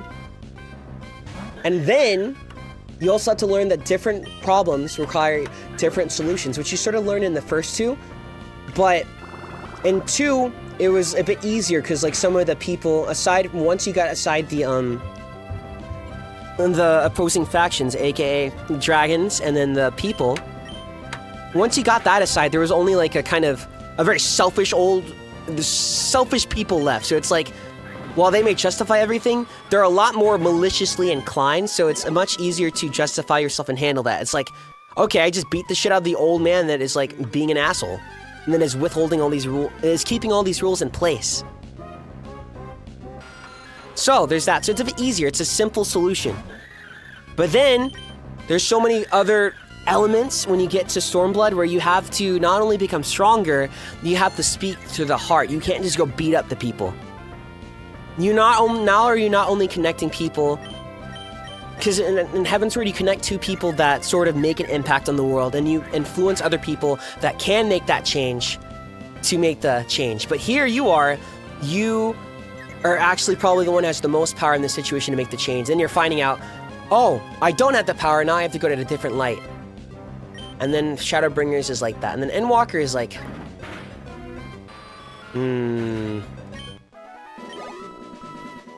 I think it's also very overview of everything. I don't know Dontrell yet, don't ask me. I don't know. Endwalker, I will just say it's kind of like, okay, at this point, you've seen how nasty this world is. While there are people doing reasons, you could arguably see it's even worse if you're doing this for a reason and putting on like, I'm doing it for this, bro. I'm justifying it for that. You could say that's even worse somehow than someone doing things for malicious evil. And then unfortunately in the Final Fantasy XIV world, there are lots of people doing it for that evil. So it's kind of, you're seeing all this darkness, and there are good people, but the whole plot of Final Fantasy XIV is you're kind of fixing the world's mistakes. And while there are good things, it's kind of, there's a lot of bad. So also the main character at that point is a viewpoint, because it's like, what do you, the player, believe at that point? Should the world? Is there too much? Is it better for things to go to oblivion? Can this be fixed? Like, yes, you can fix things, but you're really underestimating the damage that has been done. And maybe you're also underestimating it because you're still able here to be alive and well. Maybe you've lost things, but there's so many other traumas that people have and misfortunes that you can live it, you can say, blah, blah, blah, but it's still because you haven't lived in that, even if you're strong. And at the same point, it's like, okay, so was it worth fighting for? Did you really gain anything from this? You're still going around solving people. At this point, there's something essentially offering like, bro, you know what? I know you see this world screwed. Just give up, man. We can just get rid of it. Cubate type stuff like, hey, Hey man, don't you think this world sucks? Oh yeah, I mean, don't you think everyone's out for themselves? They only care about themselves, even if they say it. How about we get rid of it? Come on, look, and they point out that that's what Endwalker's like, and they'll have characters that will stubbornly refuse to accept that to the point of detriment, and there will be characters that will, unfortunately, they were nice at first, but then they ended up giving in to that, and now they're like, this is over. And there will be characters that, and there's one character that's like a child, essentially where they are a blank slate. So it's like if the Ultron thing, you plug super AI robot into the internet, and then he goes, I saw everything on the internet, you're all assholes, die! Like that. And also you have a chance, so it's like, you have a chance here to let the AI robot do that, per se. You have a chance. You're really tired at this point, too. You have a chance. I mean, at this point, too, the other players in the world are relying on you. So now, before, they were just relying on you because... they're lazy. They wanted you to fix their problems. Warrior Light, go beat up a summon. Go beat up this. Go fetch quest, bro. Go pick up all these flowers, come back to me. Go talk to this guy over here, come back to me again. I'm gonna yell at you for not picking up the flowers even though I told you to write. I'm going back over there, and I'm gonna call you a stupid idiot after then and say, get back to your job, by the way. Fuck you. That's what they treat you like an ARR. So they rely on you more than they have to, or some people really need to rely on you and they need you at that moment. Which... you will oblige mainly because, oh yeah, I do care about some things, so it's like, it kind of, and I see I don't like how you want it, but what you want sort of aligns with what I want, or what is being thrust upon you. So by Endwalker, at this point, there are still some major players, but you are one of the only people that actually can do anything. And if you don't, it's like, okay, yeah, you don't, then everyone dies, but that'll be bad. But, by this point, from the beginning, you were fresh-faced. By Chapter 5 Endwalker, you have been deep waterboarded into the sinking ooze that is the side of humanity multiple times. Yeah, hey, I like the world. Go to the torture dungeon! Go to the torture dungeon! Look! Humanity sucks! Look! But then there'll be little small things here and there. Look, I mean, humanity sucks, but you sort of helped. Your friends are there, but then... next expansion. Bad. Next expansion. Bad. Next expansion. Bad. And then it's a whole new problem each time. And with that, Endwalker, you're more tired by this point. So, the villain's goal, if you even call them that, their way out sort of can align with your exhaustion. And it will align to many people. Like, if you go ask people on the street, some people will say, oh, life is beautiful. Other people will say life is bad. Other people will say life is pretty bad, but there are some good things in it. Some people will say, I think life is so bad that it should be eradicated. Blah, blah, blah. I think humans are a scourge in the universe. And people have all their reasons for that. But here you are, having your own personal reasons and people thrusting you into situations in worlds that then the world relates around you. So that by this point, you are tired, mechanically, from fetch quests, but also from character-wise and writing-wise, from theme point-wise. So it's different. So the guy's saying, it's essentially going, hey dude, I mean, do you want to keep fighting and struggling that maybe it gets better, or just take a big nap, man? I mean, you may not wake up, but hey, I mean, no one's gonna fault you, okay? It's all good. It's all good. You can chill for. I mean, you've done your work. I mean, look at these people. They didn't appreciate you in the past, but by this point, you've seen the change of the NPCs, even if you don't want to. But they don't. The opposing forces don't really know that. Ironically, all they know is your outside self. So they're just like, come on, bro. Because they haven't seen things on a level that you have. They're seeing it on the surface level. The fact that you see all these good things and made all these good connections is what pushes you on and makes life worth living. Because they have... And while sometimes the bad may outweigh the good, it's the good, the quality. It's quality versus quantity. And then for many people, life is like that. So, there's that. So when the villain offers that, it's kind of like, come on, bro, just sleep. It's all right. Aren't you tired? It's like the opposite of don't you want to go apeshit? It's like, oh, bro, come on. Haven't you been apeshit enough? Just chill out. It's all right. Hey, it's been hard, man. I get it. Just rest. I mean, look at this. Look at all these people eating each other alive. You'd be doing them a favor by just not fighting against this. You'd be doing a favor by not trying to stop me from, we'd be saving people by getting rid of everyone. But then again, With Endwalker, it's up to you to decide. Well, also you get some pieces of good people and then pieces of more unredeemable people. Like there's someone there that is just... They're like they're a freak. There is no good bone in their body. They do things entirely. They're sexy, but they do entirely things for their selfish gain. So in a way, he's like a representation of those malicious people, and he has destroyed and hurt countless people for that. But both sides, ironically, are taking a turn. Your friends are starting to think more about this. Even the guy who's being malicious is starting to think, is this like what I really want? So there's that, and then you have the good influence on them and you get to decide. And then it influences who you are, so I think by Endwalker, it's more like you're doubling down and choosing the type of person you want to be. You trudge forward. And then Dawntrail, I think, so far, there's other stuff, I don't know much about it, but the initial prize of a vacation, that makes sense. I mean, it's a vacation. You'll have your greatest triumphs whenever you take care of yourself in moments. It's like if you don't like things about yourself because you didn't act well in a certain moment, the more you will like yourself will be like when you remember multiple moments where like, you know what? I didn't need to do this. No one was watching. There was no camera, but I did the right thing. Or I didn't do the right thing and I messed up for a while. But eventually I realized it, didn't go sunk cost fallacy and went, I need to get my shit together and like figure this out. So that's Endwalker. Yes, I heard that about Dawntrail. That was my thoughts on it. About Dawntrail being someone else's story. And why that works also, from my outside opinion, is because now that you have somewhat made huge inner peace with yourself, you can afford to help others without getting yourself too involved. And you have proper boundaries. Because you're taking mental damage and physical damage the entire time through expansion 1 through 5. Chapter 1 through 5, essentially. I want to fight someone that won't knock him out. But now, because you have a firm view of yourself and you have literally chosen, you have done something and chose to do something, a decision that defines you as a whole, you have unlimited confidence, and you are not only reciprocated by that, you are responded to well and kind by you have earned the trust of people around you. Not everyone. You have earned further respect from your friends. You have earned respect and even got a way to make, like, you're even your own enemy.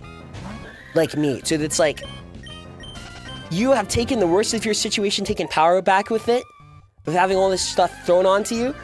Sort of like Noctis Core. And you made something of it, and but unfortunately Noctis was more of, regardless, there is still that big thing to pay. The FF14 protagonist doesn't have that, but by Endwalker, when you're done with that, you either acknowledge yourself as like, I'm good, or you're like, you know what, I'm selfish as fuck and I do all these good things for my own self-gain. But at least you're at peace in a way. And because you're at peace, you can afford to help other people out suffering the same issues. Like I said before, you can afford to help friends, some friends with very specific issues that most people won't be able to help them with, because that you've had that experience and you're at peace with yourself and you're not tripping over yourself to help people when you're not there yet. Okay. I'm gonna fight the gym. That Final Fantasy. JRPG. That's 14. I even thought I'd just skim over 14. Look what you did to me.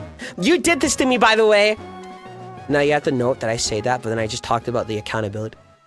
But it's funny because I'm cute and I'm hot. And my abs are nice. So yay! Do it again. There's nothing much else to do. 12, 10. I have to go back like in there. 9 I have to play. 8's a love story. So, but I want to go. It's like easy to explain, I think, until you get to like the main villain. And then it becomes a bit more complex, and then it throws all the themes everywhere. It didn't throw it everywhere, but it like puts everything into a different perspective. They're like a foil. One is like absolute power corrupts. And then the only way to help the world is actually to go around helping people. You can't just wait for it to fix it. Sometimes you have to, oh my, I need to go heal. Oh my god. Bye-bye! Yeah, so that's it. And then 2 is... I need to go back to that. 3, I'm not... I think I get the message, but I'm not confident enough to speak about that subject. 4, I know the message. 5...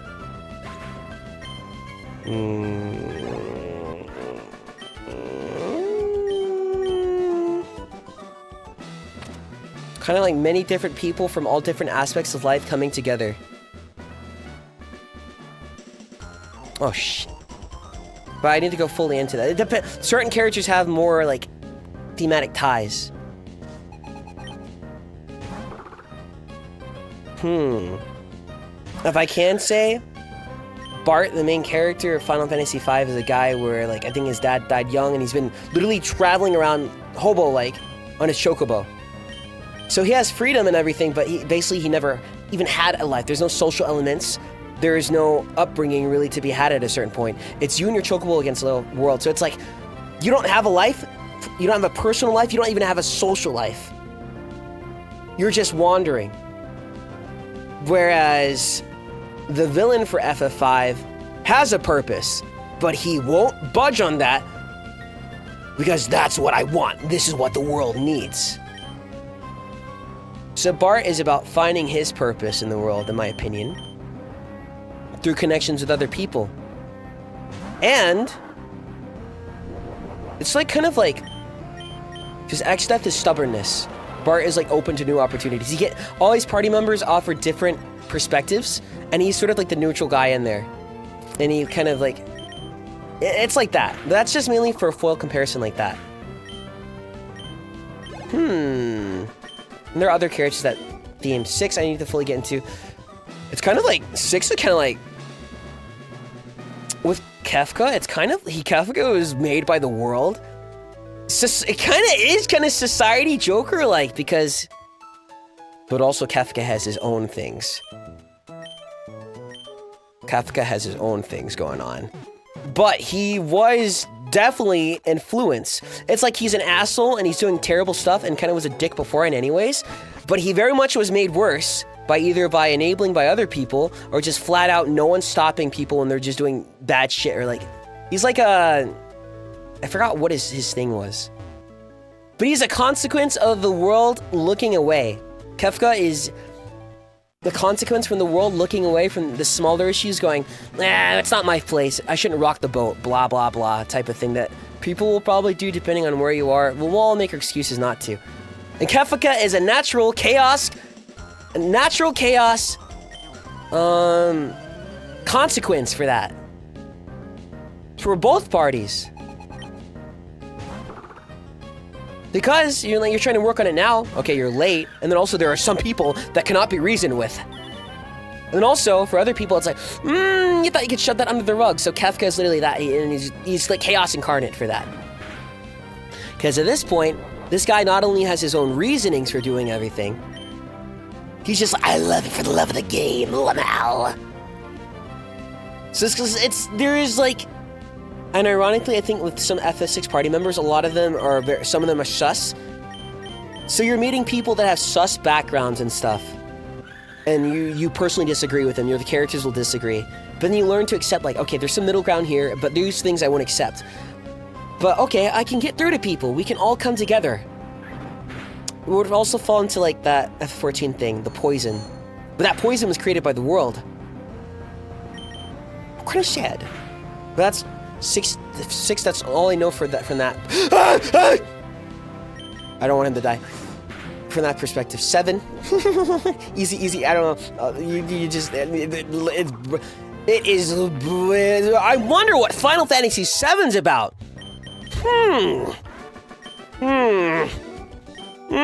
Darn, I can't figure out what Persona 5's about either.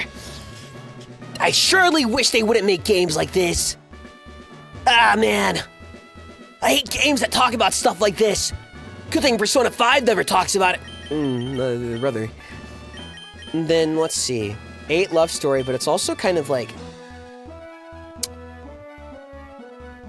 With the love story, I will say with Squall and Riona is like... they have to learn to let things go to love each other. Whereas Cloud and Tifa is like new information, and they have to let things in, new information, and then take all that in, and then adjust that and see if like, okay, is this someone I really love?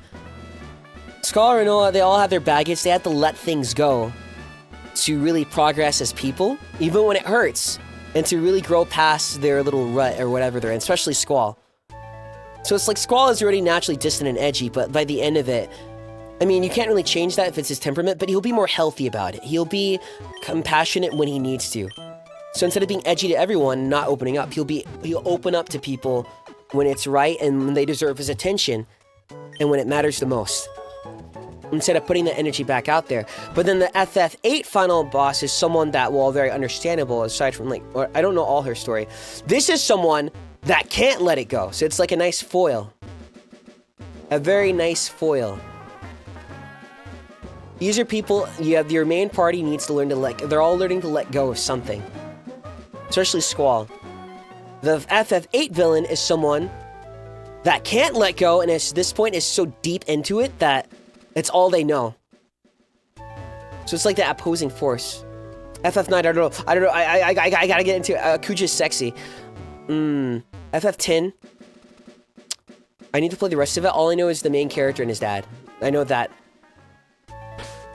Sounded like a country, it feels like a country boy thing. Then 11 kind of bleeds into 14 a bit, but I wouldn't have... 11 was just a game I loved playing, and I'm like, I love for the sake of it, but I don't remember too much of the plot, aside from like, the Tataru, and a couple other things. I was like, damn, this feels like a good-ass game to play, I love Final Fantasy! But I played that when I was like, when EV Games still had physical disc and their game boxes. Now if you go to a game box at a game store, you open it, it's like, huh, there's nothing in there, or it's sealed tight. Back in my day, they just had the disc in there. So that's when FF11 was coming out. When that era, when game discs were still in there and you probably could just take something, but then they get you. FF12, I'm not smart enough to discuss that yet. I need to go back to it. I'm not smart enough to go back to that yet. And that one's a bit more complex because there's evilish people there, but I think FF12 is really complex because it's more of natural. Everyone's doing things for their own reasons. And there's no really common middle ground. And the main character, Van, they chose him.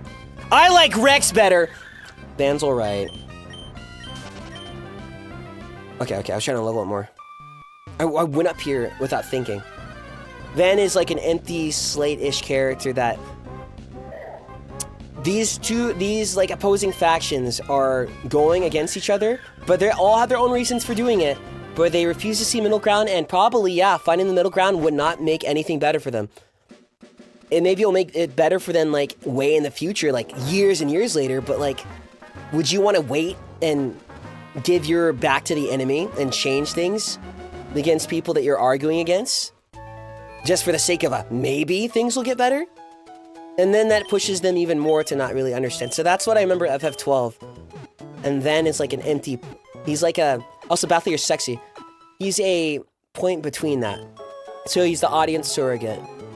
13! Oh, I love 13.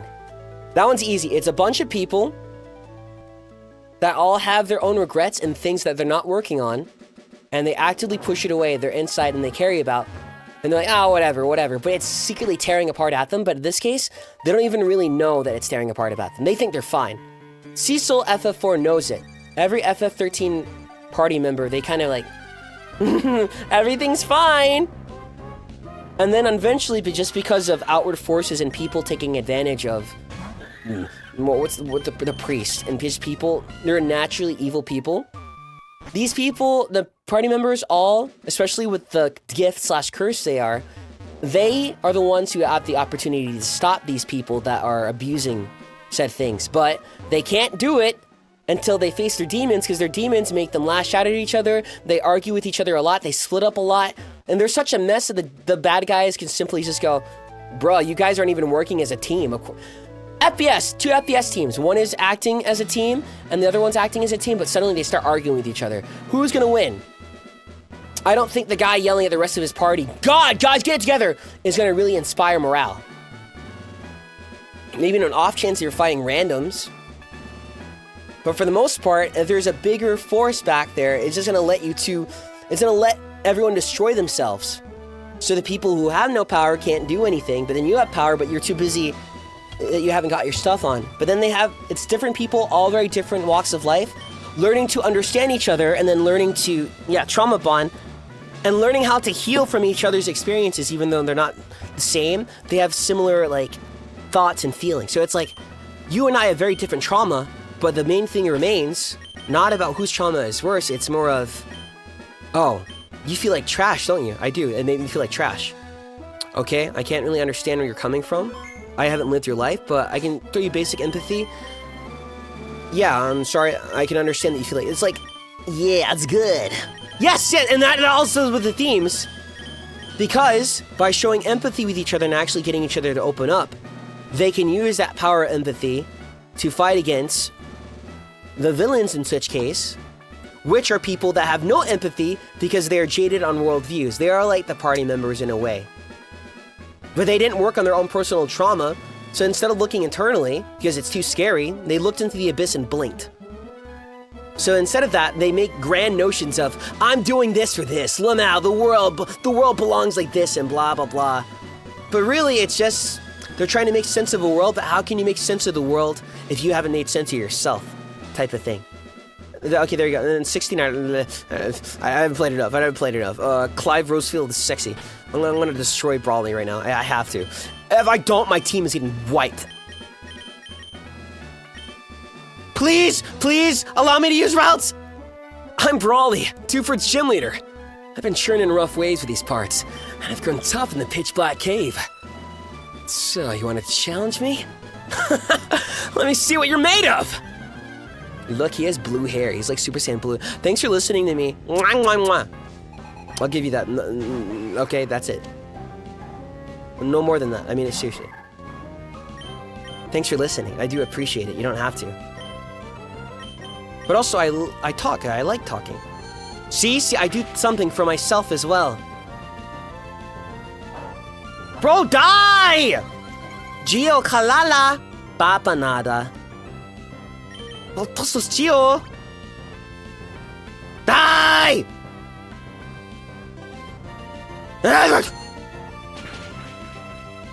Bro, how is he tanking this?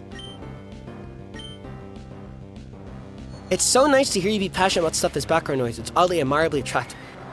There are things that maybe the world does not care about, but I think they also reflect the world. So by caring about them and being the fact that I care about my own interests will further improve my esteem. And the more I improve my esteem, the better person I can be. And the more I choose to be good, the more good I will be. And the more good I am, the more impact I can have on a world, whether I'm choosing to do something or just by being a good person.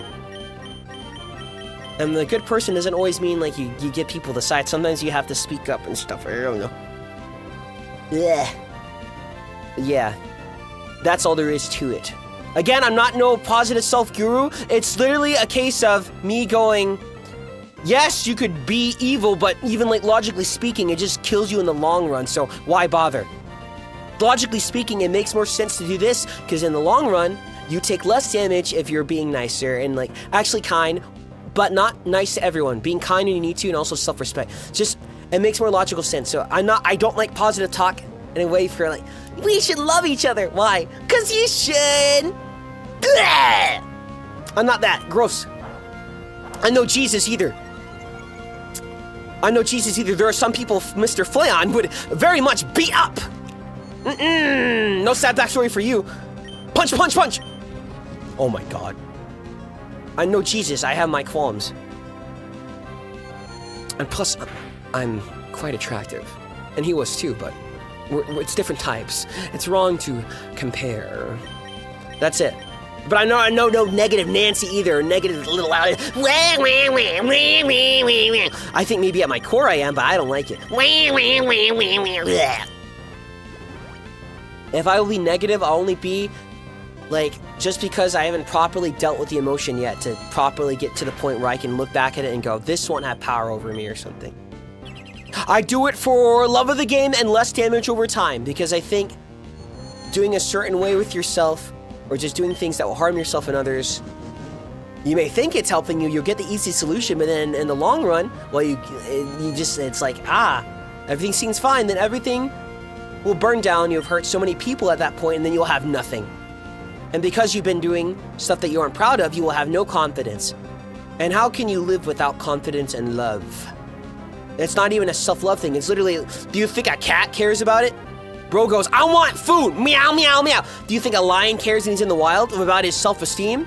Maybe you might get shy about things, but he's like, I want food, yum, yum, yum, yum. It's just a bit more difficult for humans because there's more gray space that our brains are able to occupy, so it makes it harder to choose either of those things.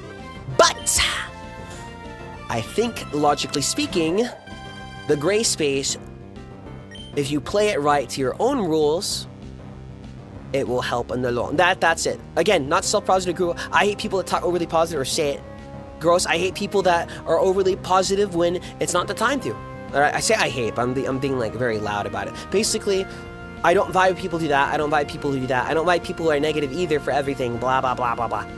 I'm just me. And I just also happen to be incredibly sexy. You're getting sweet! Ah! Kill him! I mean, knock him out! I have the ability to read the room. Maybe if I don't get tunnel vision. But I get tunnel vision only with very specific stuff. Oh. Nothing that has been involved with this. Those are other things that are deep behind my psyche locks! Were you at light screen, you little coward? Heal, bro. Please don't. Oh my god.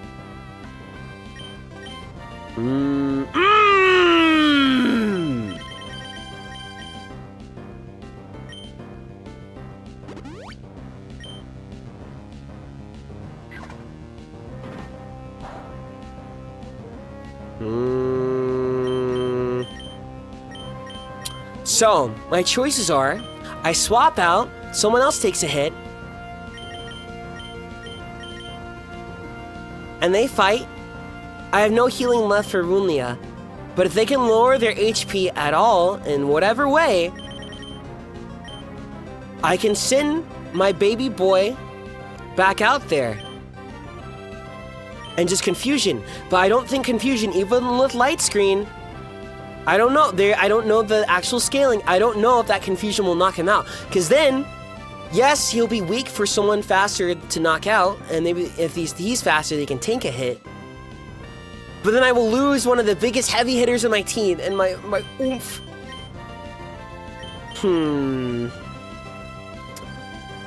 The options are I sacrifice someone. Runyen is gonna get one shot. Runekit maybe can take it, but he's been bulked up. Lyrune was safest sacrifice, but then I lose Aggron. Ninrune maybe? Yeah, I don't know if Confusion will KO.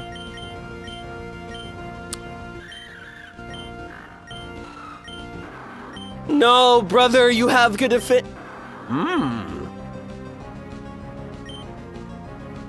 Let's see what happens. Bulk up one more. That might be safe, even though it might be crazy.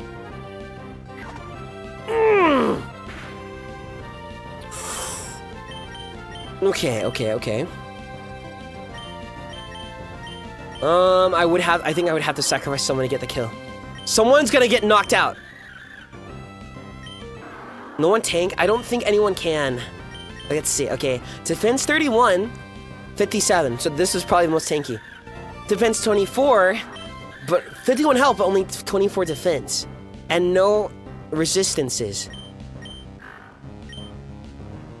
This boy made out of paper. Son, bring this boy back to the shop. He ain't gonna work.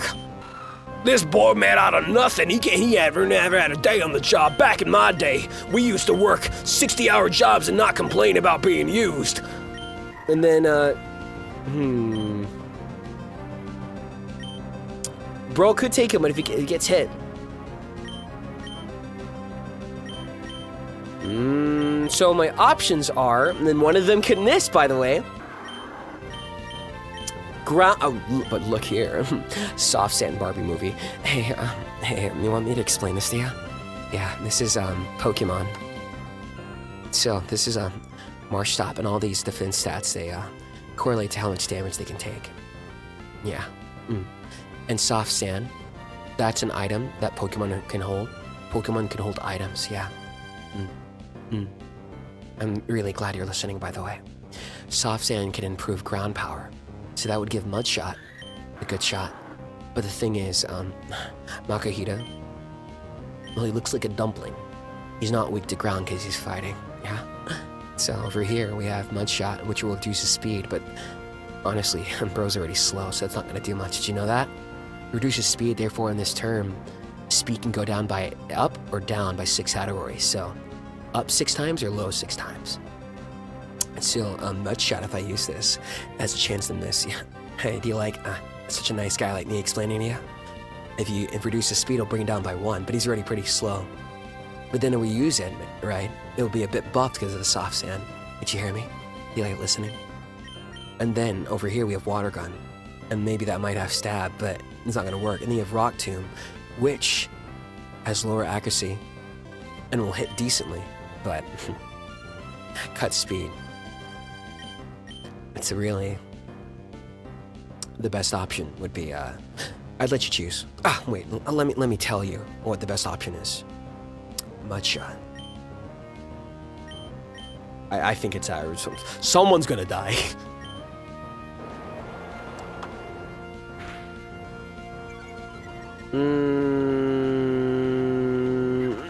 Take this, boy!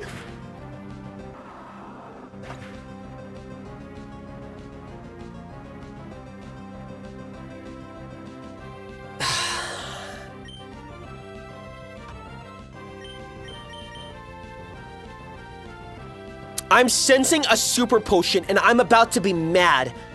I need this confusion to take... This actually might be... Okay. Let me look at his health. What was his health at? It's like yellow, right? They use a super potion there?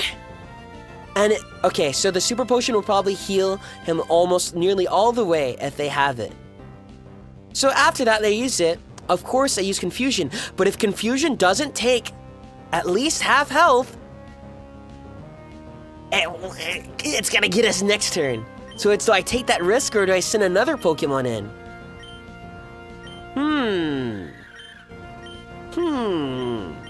And right now, I can't remember which. So it's gonna be a good old human moment. Don't tell me. I gotta make a decision based on the fact that I don't know if they use potions. They know they use one. Let's see, Thunder Wave. You could send Boy in here and Thunder Wave and paralyze even further, but then I'm not sure if Minun would survive a Vital Throw that has been bulked up twice, I think.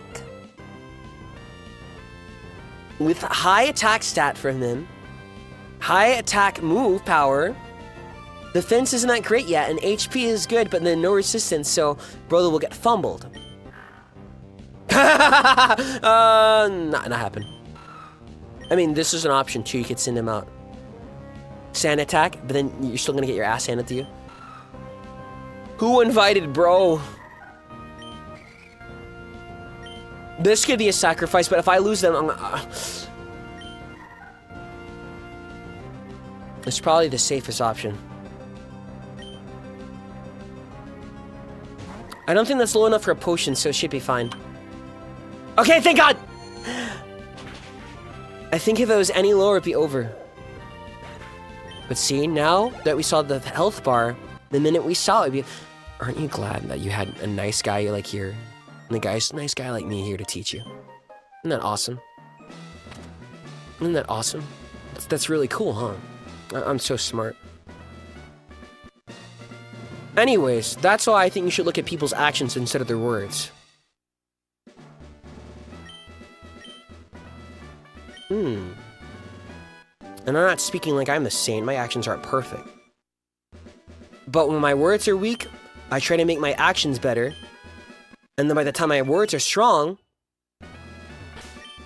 and by the time... Wait, I forgot how I rationalized it in my head. my words won't work. Try to show it through my actions. And then I'll make my words strong, where I won't need to do action to show how I am, maybe. But then, because I've been saying all that and stuff, and my words and I built my own character up, that I can take good action at any time. So it's like if you say you're good, or you say, trust me on the war below, trust me, wah. If you work on yourself in the meantime, you can actually back it up. Bulk up. Anyways, I'm so hot. I'm so cute. My voice, it can even get even better. I can see your talent becoming a giant wave to cause a storm of astonishment among trainers one day. Glazer. We did it! We survived!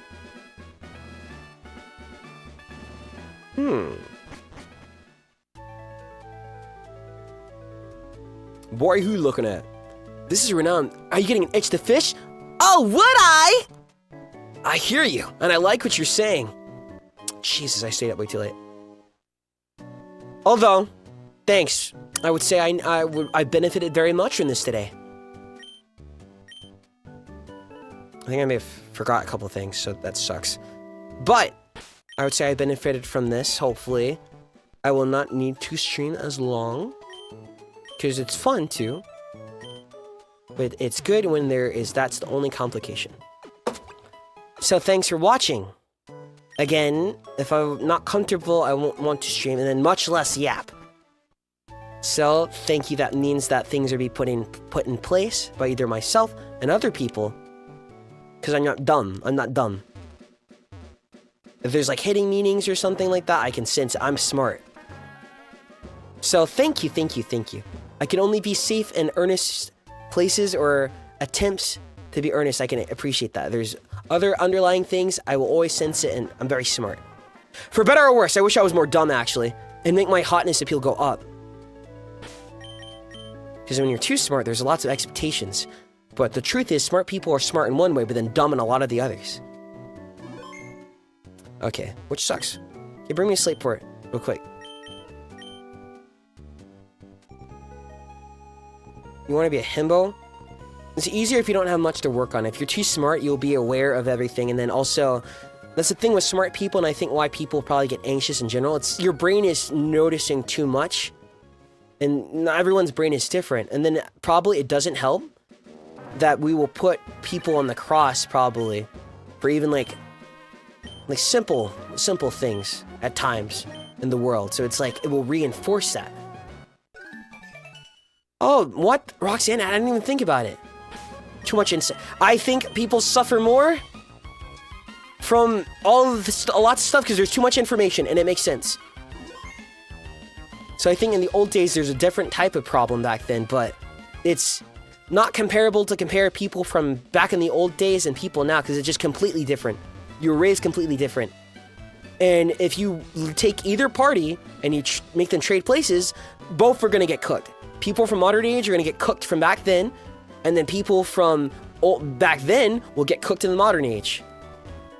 The only thing is to adapt. Okay. I want good sleep. Things going crazy. I got a Dreamcatcher again. Hope, I need you. I need you, Dreamcatcher. I do not think I would be able to listen to anyone's yap about something I haven't played. Thank you for streaming. My head is very extra full now. Oh my god. There are other things besides me in there. That's awesome. I'm glad for all of you. And thank you, Noodle. Thank you for the super chat. Thank you for the super chat. Thank you for the yap session, Flay. Hearing you talk so passionately about you, like and sharing, it was really fun. There's still another part. This is me talking passionately, but in a sweet way. Oh. But I don't think... They'll talk to one of the guys on stream and they can describe what it's like. Flay gets very passionate in one more way. I learned so much, me happy. Learn more from me. Hello, Flayon. Thank you for the cozy stream. Hearing you explain Final Fantasy was really fun. Basically, popular things are kind of popular for a reason, even if people who play it who engage the media don't realize. Because the themes and writing is so good and so multiply adaptable that it gets people absorb the information and themes without them even knowing. And if there's anything wrong in the theme that would create cognitive dissonance within the narrative, and most people would figure that out, even someone that isn't very like writing, keeps their nose on writing. And then for niche games, it contains more complex subjects that are too much for your average person, but then to be fully appreciated, they can be fully appreciated by people that put that time in. So there's the divide. But both are very good. Of course, the niche games will probably have more of what people are praising the standard stuff for. But the fact it's marketable and is ever to have that feeling in the first place means that some popular things are kind of popular for a reason. So there's that. Yeah. So, I mean, I guess that also extends to if you like something and people are like, this sucks, it's kind of like, does it matter? Okay, number one, you can disagree with them, but if they're like, it's like, okay, whatever. Thank you for streaming. Listening today was very fun. I like Emerald gameplay and Persona 3 talk. What about Flayon talk? Why does no one care? No one asked to hear the Flayon lore today. There's not much Flayon lore there is, though. It's just me. I grew up. I am the neck now. That's all there is to it. Thank you. Always rooting for you, Goat. Thank you for everything. I am trying. This was a nice respite, a brief respite that has been I've been taking many. We'll take another soon. Ugh.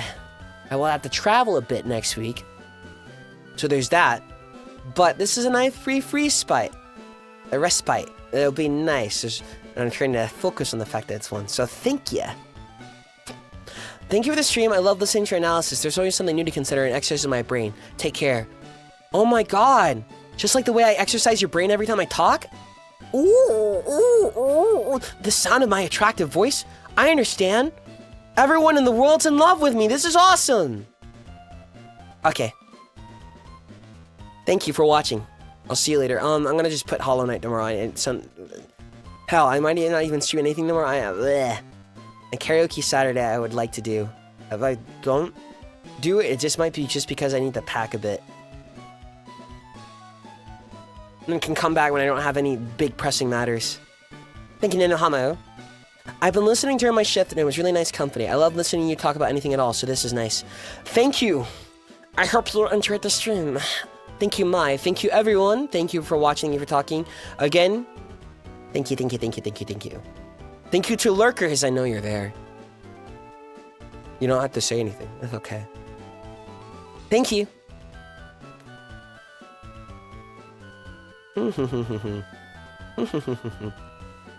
What? I gotta sign in again. Oh, it's the random ones. The random sign out. You're not freeing me yet. I have to set up a redirect. I'm getting energy out of my body.